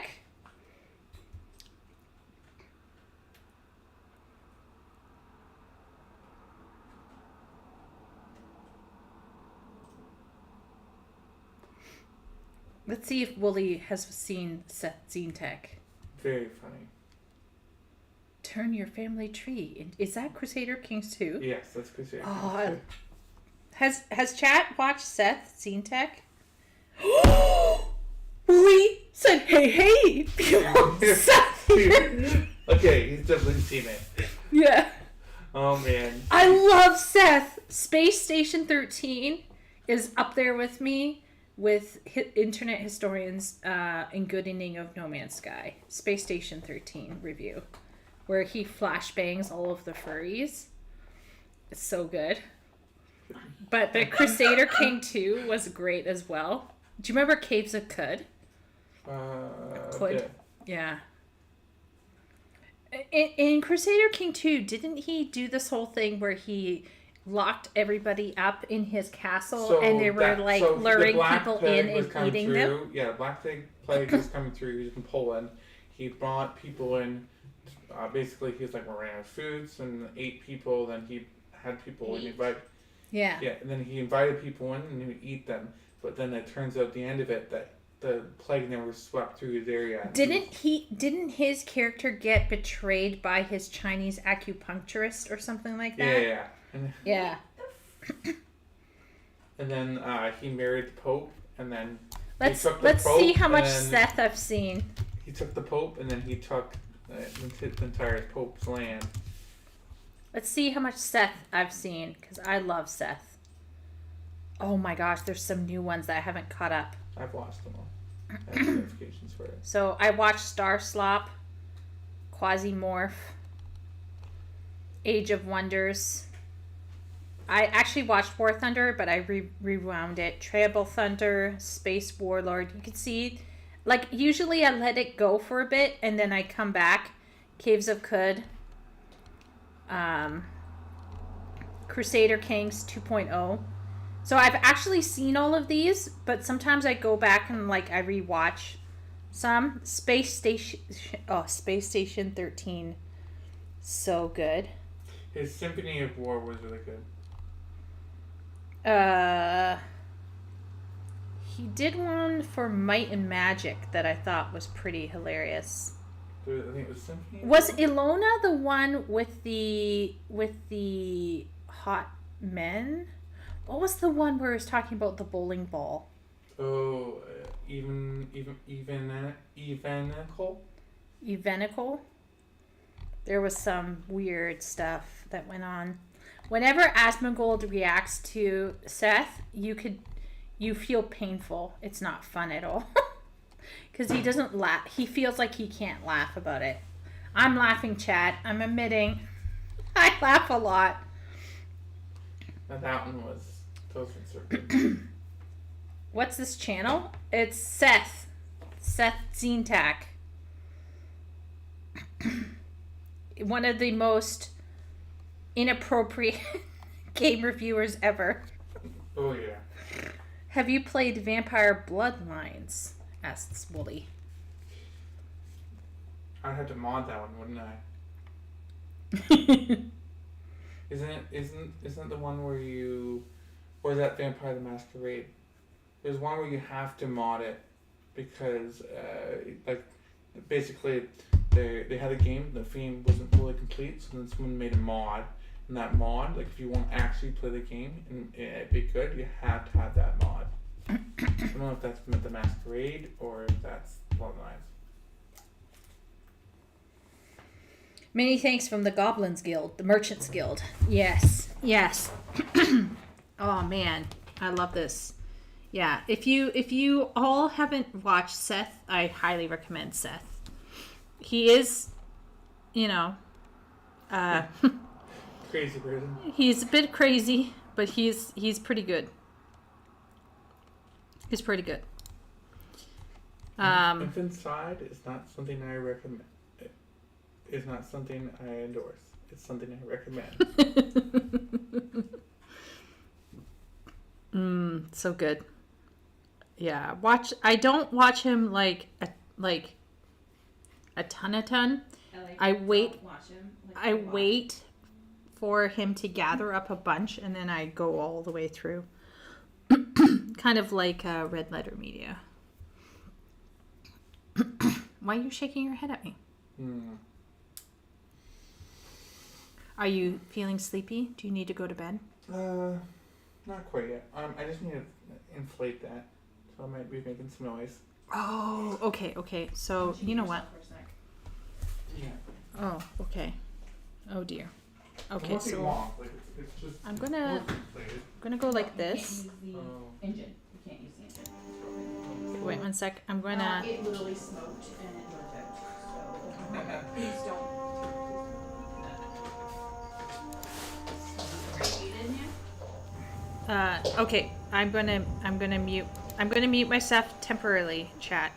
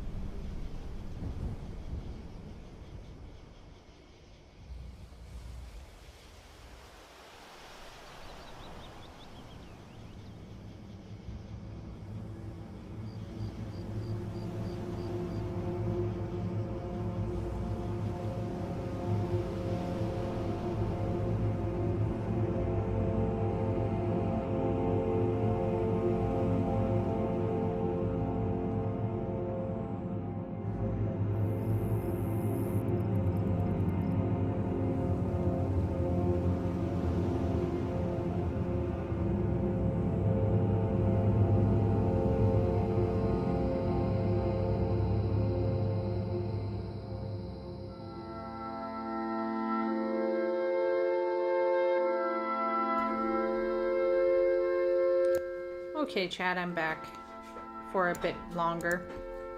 Gonna just chill and hang and chat. I wanna hear from chat what everyone's.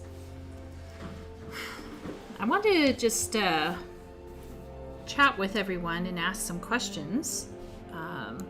Wind down for the evening before we end. Talk about what's coming up. How was your weekend? What did everyone get up to? I know some people in chat were probably playing Dawn Trail. Some people were probably playing Elden Ring, the new DLC. Wooly, were you still playing Shin Megumi Tensei, or were you doing something else? Yes, Dear X, I'm still alive. Thanks for hanging in there. Yeah, Anxious, we're back. We're back. Wish my siblings were as interesting as yours. My siblings are crazy. Who said that? Someone called Arm Melon said that. Oh, they're delusional.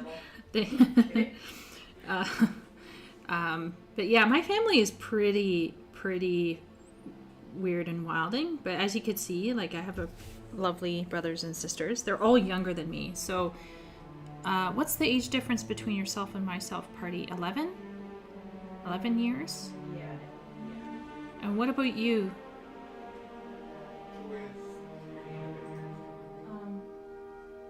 Not real names. Sorry. For God's sake, woman. Okay. 94? Party. Ugly Call me person. Party. Ugly person number 2. Ugly person number 4, actually. No kidding. Like... no, between you and Checo is how many years? You're 3, so it'll be like 14 years. 14? George. 14, yeah. So the guy that you were hearing talk, mumble rapping earlier was my little brother. He's my second youngest sibling, and he is 14 years younger than I am. So he's a very young man. But not young anymore, really. Not really. You're like, what, 28 now? Close, yeah. Okay. Wow, look at that. I did a lot of essays last minute, and I want to play Elden Ring DLC so badly. Oh my lord, Anxious. How many do you have? I thought uni was over. Are you in a different kind of school system? Prison. I'm kidding. Prison? Wow, Anxious. Sorry. Oh, he said yes. I knew it. I think he was saying yes to me, not to you. Tessa looks surprised, happy, saying wow. I just reached the end of the mid-game. It's farm and podcast time. So he's in the mid-game for SMTV Jam. Yeah, Shin Megumi Tensei Vengeance.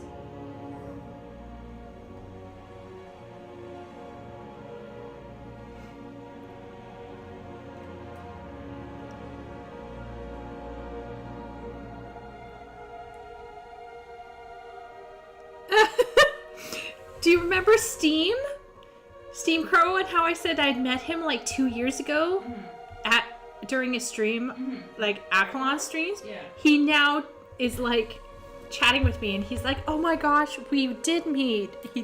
At first he probably thought I was crazy when I was like, we have met.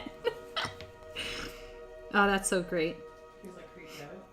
Do your siblings write stuff too? Yes, Anxious. So, I'm sibling number 1. So sibling number 2 is into,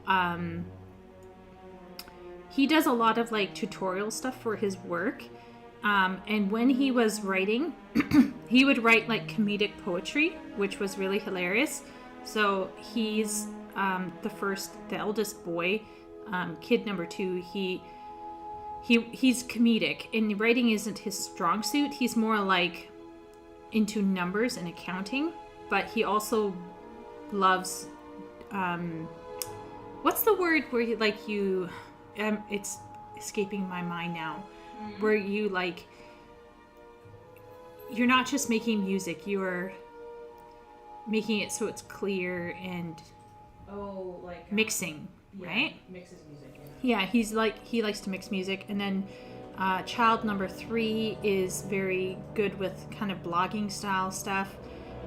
She does marketing very well for her family-owned business, and she has a great eye for photography. Kid number 4 is a kind of like an indie filmmaker. He makes nature and music video films.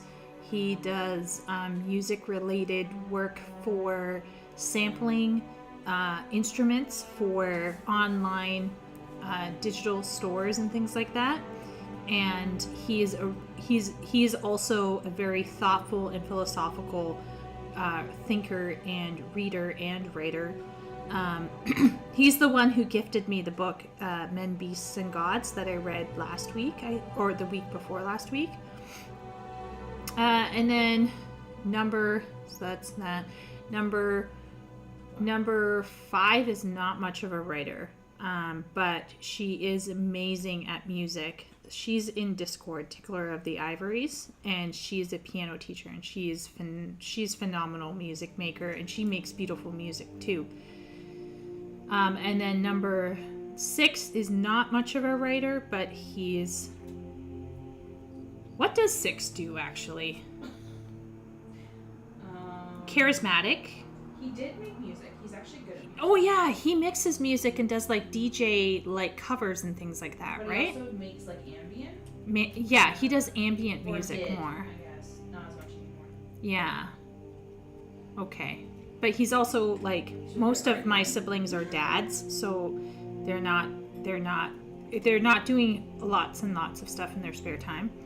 And then after that is Party. Party is a blogger. She's very good at blogging. She has a very personal style. If you reach out to Party on Discord, she might even... No. She says no, but we can always bully Party into sharing her blog. Well, it's in my bio, but... It's in her Discord bio.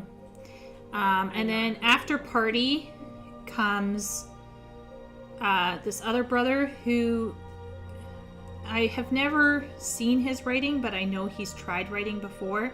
But recently he's gotten into music. So he is making his own music as well online. And then there's JM. JM does nothing. And then there's... It's true! JM is into D&D. Shit. He's into D&D. JM is going to one day be a great DM. Right, JM? Slightly into D&D. What do you mean slightly into D&D, you parser? I have a lot of interests. I go into a certain level, but compared to many other people... Oh my lord, compared to other people, oh my lord. JM is one of those people who's like, okay, I'm facing this monster, but because I'm a bard, I have cast this and that, and I have these 6 things on me, but I have this subclass that is this and that, and then I have these daggers that are going to do this and that, so then this and that, plus this and that, and then he'll add it all up, and then he'll be like, BAM! I roll this, and I have a, 16, so blah blah, and then I hit for a total of 80. And then he just one-shots everything, I'm sure. But basically, yeah, utmost ease and precision. We're working on JM to get a hobby, but he does do D&D, and I'm sure if he wanted to, he'd be fantastic at running something maybe one day. And then our youngest sibling, what does he do? I know he kind of does like early filmography because he did his own like video films for school. He's only like 18, so it's okay if he's kind of like a bit of a... He's still figuring himself out. Yeah. He did make me some music for my video game. So most people in our family are actually musically gifted. And then some of us, like Party and myself, have more focused on our writing. Well, I'd say one thing I am is I'm a bit of an audiophile. Oh yeah, you're an audiophile. You and your little flax on your phone, right? Also, JM is very good at technology. I like that you refer to your siblings by numbers. I have to, Anxious, because some of them are not ready to be doxxed. Tessa, we're getting the family lore reveal. Yeah. Oh, Wooly is walking home. Be safe, Wooly. What am I saying? Don't hit anyone. Don't hit anyone. Tell him to teach me how to DM, because I want to do it too. Oh, Jam, did I tell you that we have a whole bunch of D&Der people in our Discord? Really? Yeah. And there's Anxious. Anxious keeps telling me that he wants me to DM a game. What do you think? Do you think I would DM a game really well? That'd be interesting. Would you play the game with me? Yeah, I would join you. Maybe I should run a D&D game. Yeah, We will have Anxious there. Because I think Anxious would love to. I think Anxious would really like to try playing a game. But yeah, Anxious really likes it. Maybe what we'll do is we'll set you up with a pseudonym. Well, you already have one, Min-Maxer. And then you could come and join our Discord. I could make a special channel so you could put all your D&D memes in there. I And think it would be pretty cool to be part of a game. You can play a support character. as a DM, you could go nuts, and I will just make the bosses so difficult that they will gut your heart out, and you'll have to have a backup character just in case. Gracious. I'll play a Twilight cleric. I could just play a Twilight cleric. Sorry, what did you say, Party? What did you say over there? Nothing. I said I support you. It sounded like you said okay. All right. Y'all have fun with that. Chat came here for deep conversation, but I'm sorry, chat. I'm a little bit giddy because of, celebrating. My brain has departed to my client. I gave my client my brain, and as you can see, I don't have any hot takes tonight because I'm just so chill.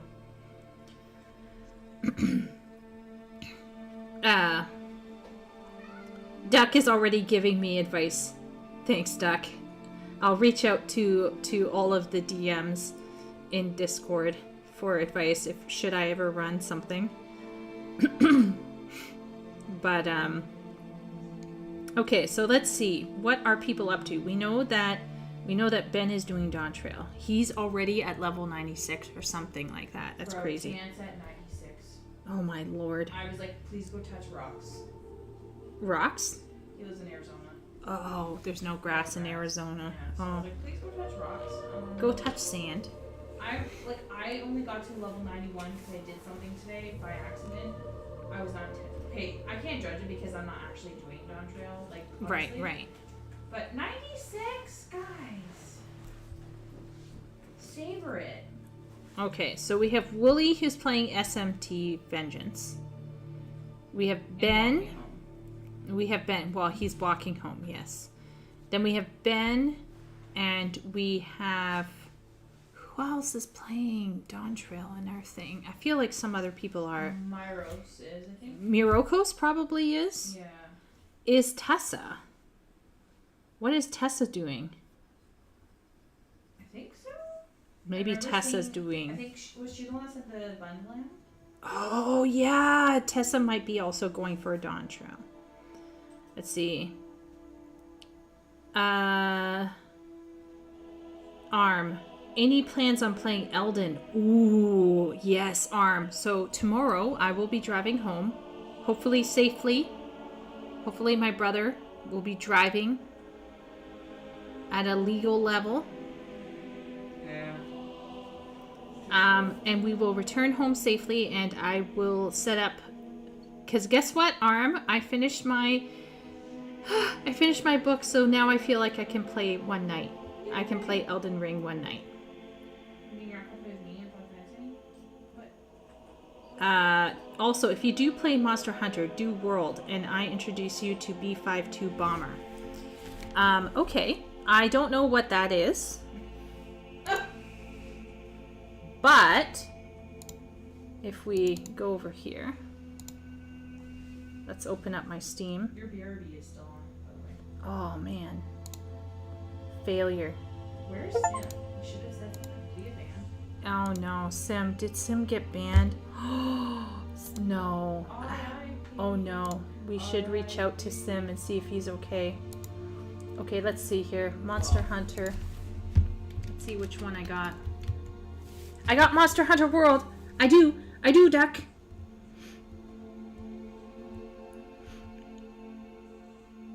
Lots of Dawn Trail most of the day. I just didn't have stream video showing. Sim was doing something else. I think he's trying to extract himself from WoW. It's been taking all of his energies. Did he do his grinding?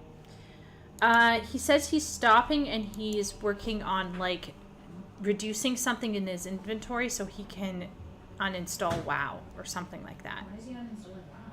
He has come to the light between Ruzy and Shay and Wooly. He has been guided away. Yeah. And guess what? Mass Effect was on sale, so I bought it. There's a good summer sale on BT Dubs.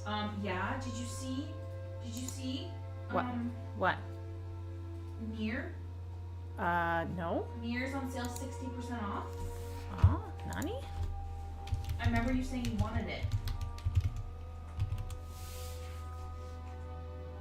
Oh my lord, it's $21. Yeah, I know. So I'm gonna actually buy it. Because like I'm not gonna play it yet, but still, it's really cheap. Yeah. And the DLC is only $5. Chat.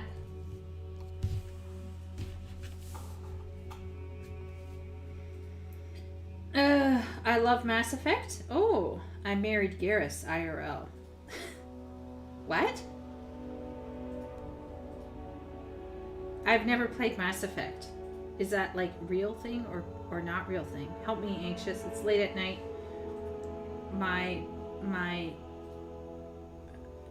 He's a Mass Effect character. Okay. I know what I have to do, but I don't know if I have the strength to do it. Sim, in quotes, Kylo Ren, but it could totally be Sim. $19 million is held in unplayable Steam games. That's why I only buy physical. Ooh, ARM, next level.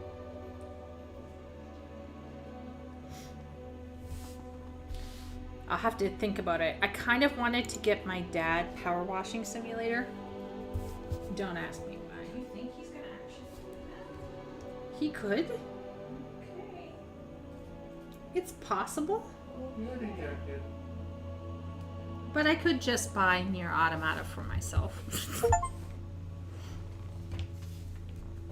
Wait a minute. What is that? What is that? What happened? There's a weird sound. Did anyone hear that weird sound?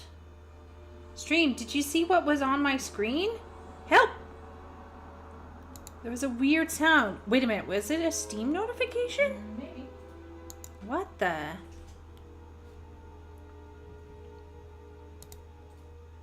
Did something happen? No, there's no downloads. Oh, what the?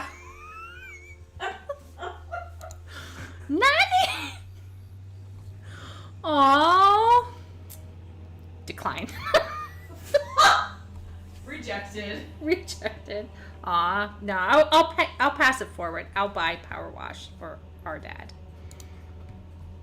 Can you imagine playing with Dad? He'll take forever. Yeah, he really would. But Martin said he would help me. Oops. Dogstar brother. Oops. Wow, you were the worst. You're gonna have to take down this whole stream. Oh man, I'm gonna have to go through it and like have just to, like, bleep bleep. everything. We're like, blink. Oh my gosh. Okay, yeah. And this brother, bleep. Party got me near Automata, chat. Now I'm gonna have to stream it. Oh. Yeah, you do. Oh, now I gotta do it. Now I gotta do it. But you have to. You should buy the DLC at least then. Oh yeah, good point. Good point. I'll do that. I have best little sister ever, right? Right, chat? Oh, do you like it too? I heard that the story is mind-blowing. Like, you have to play it a ton of times to get the full thing. I find that so fascinating.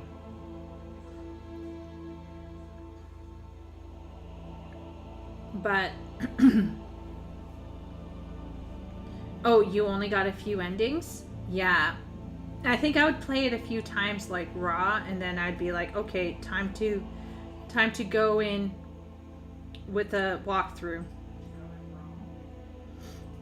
I'm small brain, so I didn't get what was going on. You know, Anxious, sometimes things click with us and sometimes it doesn't. You know what I mean? So I wouldn't beat yourself up too much about it.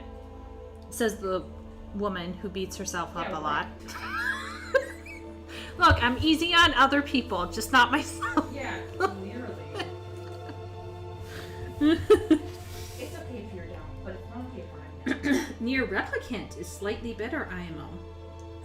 Is that also on Steam Arm? I guess I could just look myself. I mean, her name is Marmel, and that should be totally fun, but... Okay. Okay. Why is it broken? It's like I accepted a gift. That's not that. I accepted a gift and then my thing was broken. But it's... Oh.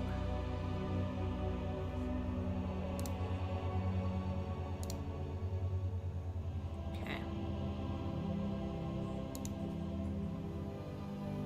Alright, I figured it out. Near Replicant Yorha. Or Near Replicant. This one here?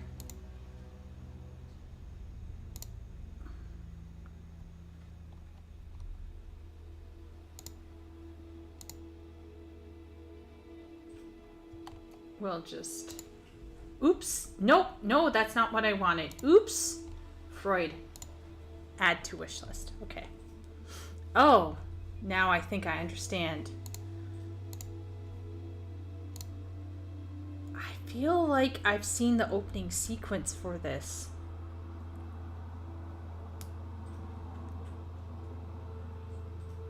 Yeah, I feel like I've seen the thing for this.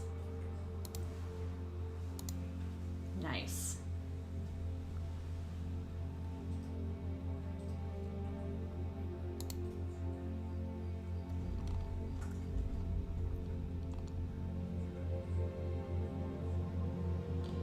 Anyway. Alright. Let's just delete that. And then exit that.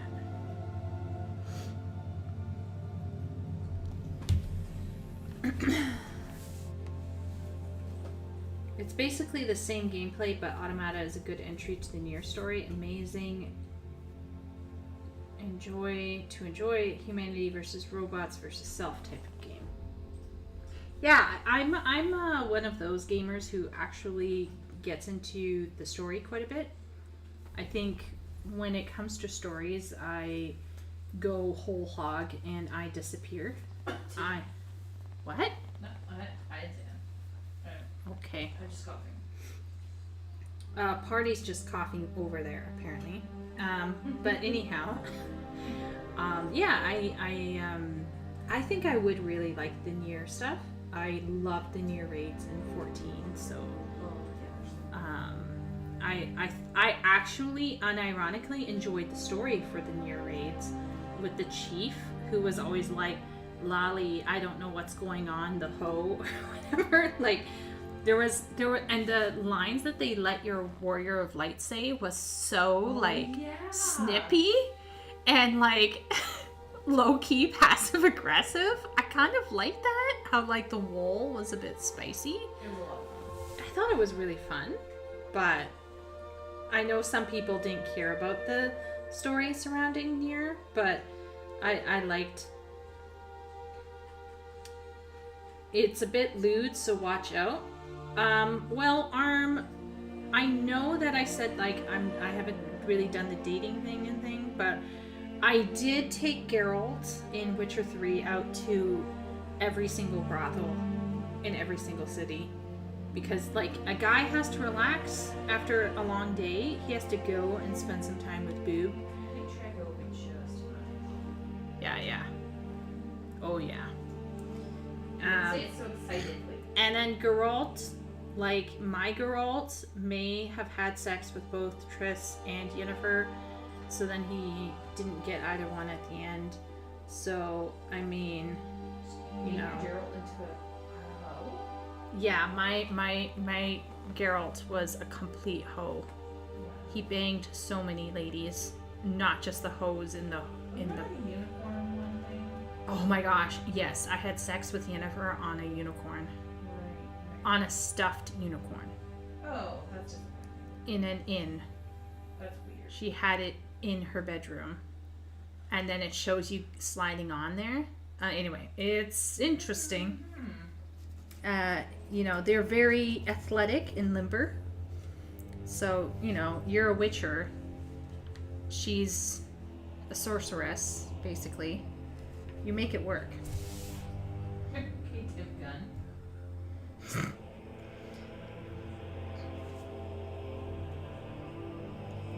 Sim hated the dwarves from the Nier raid. I don't know. Oh my gosh, Wooly arrived home. Yay! Achievement, Steam achievement. But Wooly has arrived home. He was not taken. How's it going, Wooly? We're talking about Nier. Party just got me Nier Automata because she's so bomb.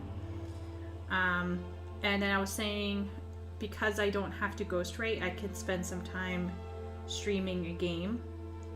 Maybe Elden Ring.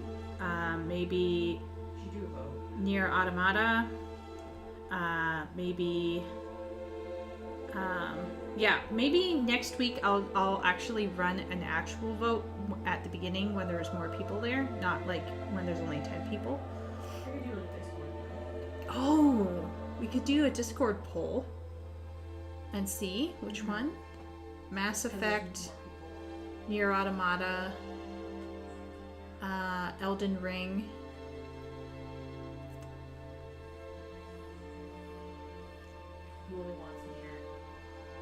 Is that a no to Nier or yes to Nier? That's true. It could be a kill me. Yeah, it could be like a kill me. Ugh, Nier. Or it could be like, oh, Nier.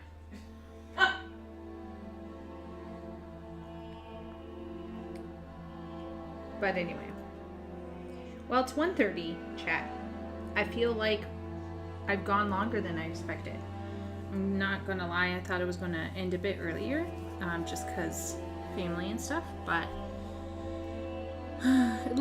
turns out that family came in today and had some interesting thoughts, and yeah, I really enjoyed it. It was very interesting to kind of unpack some of these things, particularly the question about surrounding the roles that men and women play in entertainment, whether it's books or videos, and how many people feel caught up one way or another, and how many people are starting to feel unheard, or many people are starting to get worried about trends. And I think it's really important to research and know your history, and like that one guy said, like, know your statistics. And one thing is very clear is a lot of people are sensing something is going on, but they don't know what it is. Same thing with me, right? I'm sensing that there's a trend with something, and my gut instincts might not be focused in the right area, and this is where we got to be very careful, because sometimes when we're talking about our ideas or our guesses, it can come off as if this is a fact or this is true when it's not. And the reality is that, for example, in the case of Alina, it might be more than just what she's saying. There might be other things that she's not wanting to talk about. I don't know. And so, yeah, it was really interesting to chat tonight and hear from everyone. Next week, I will be home, and I'm going to go through our Discord, and we might be actually watching a bit more WoW. We might be doing some other things. And next week I'll have something properly planned out, and yeah, I'll even have 3 monitors. I'll be able to see chat more easily and things like that. So yeah. Let's see. Its gameplay fell flat for me. It's like the gaming equivalent of a movie your cinephile friend won't stop yapping about.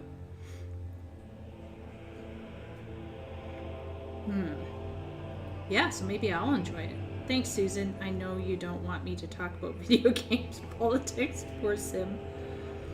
What? I'm not shadowbanned? Only my last comment was redacted? Poor Sim. It's like Susan's playing mind games with Sim. She's like, I'll let Sim say something this time. Joking, not. Oh, poor Johnny. Johnny, sorry. We're actually ending. But good morning. Maybe another time I can stay a bit later. It's almost 1:30, and we kind of want to travel within a reasonable time tomorrow.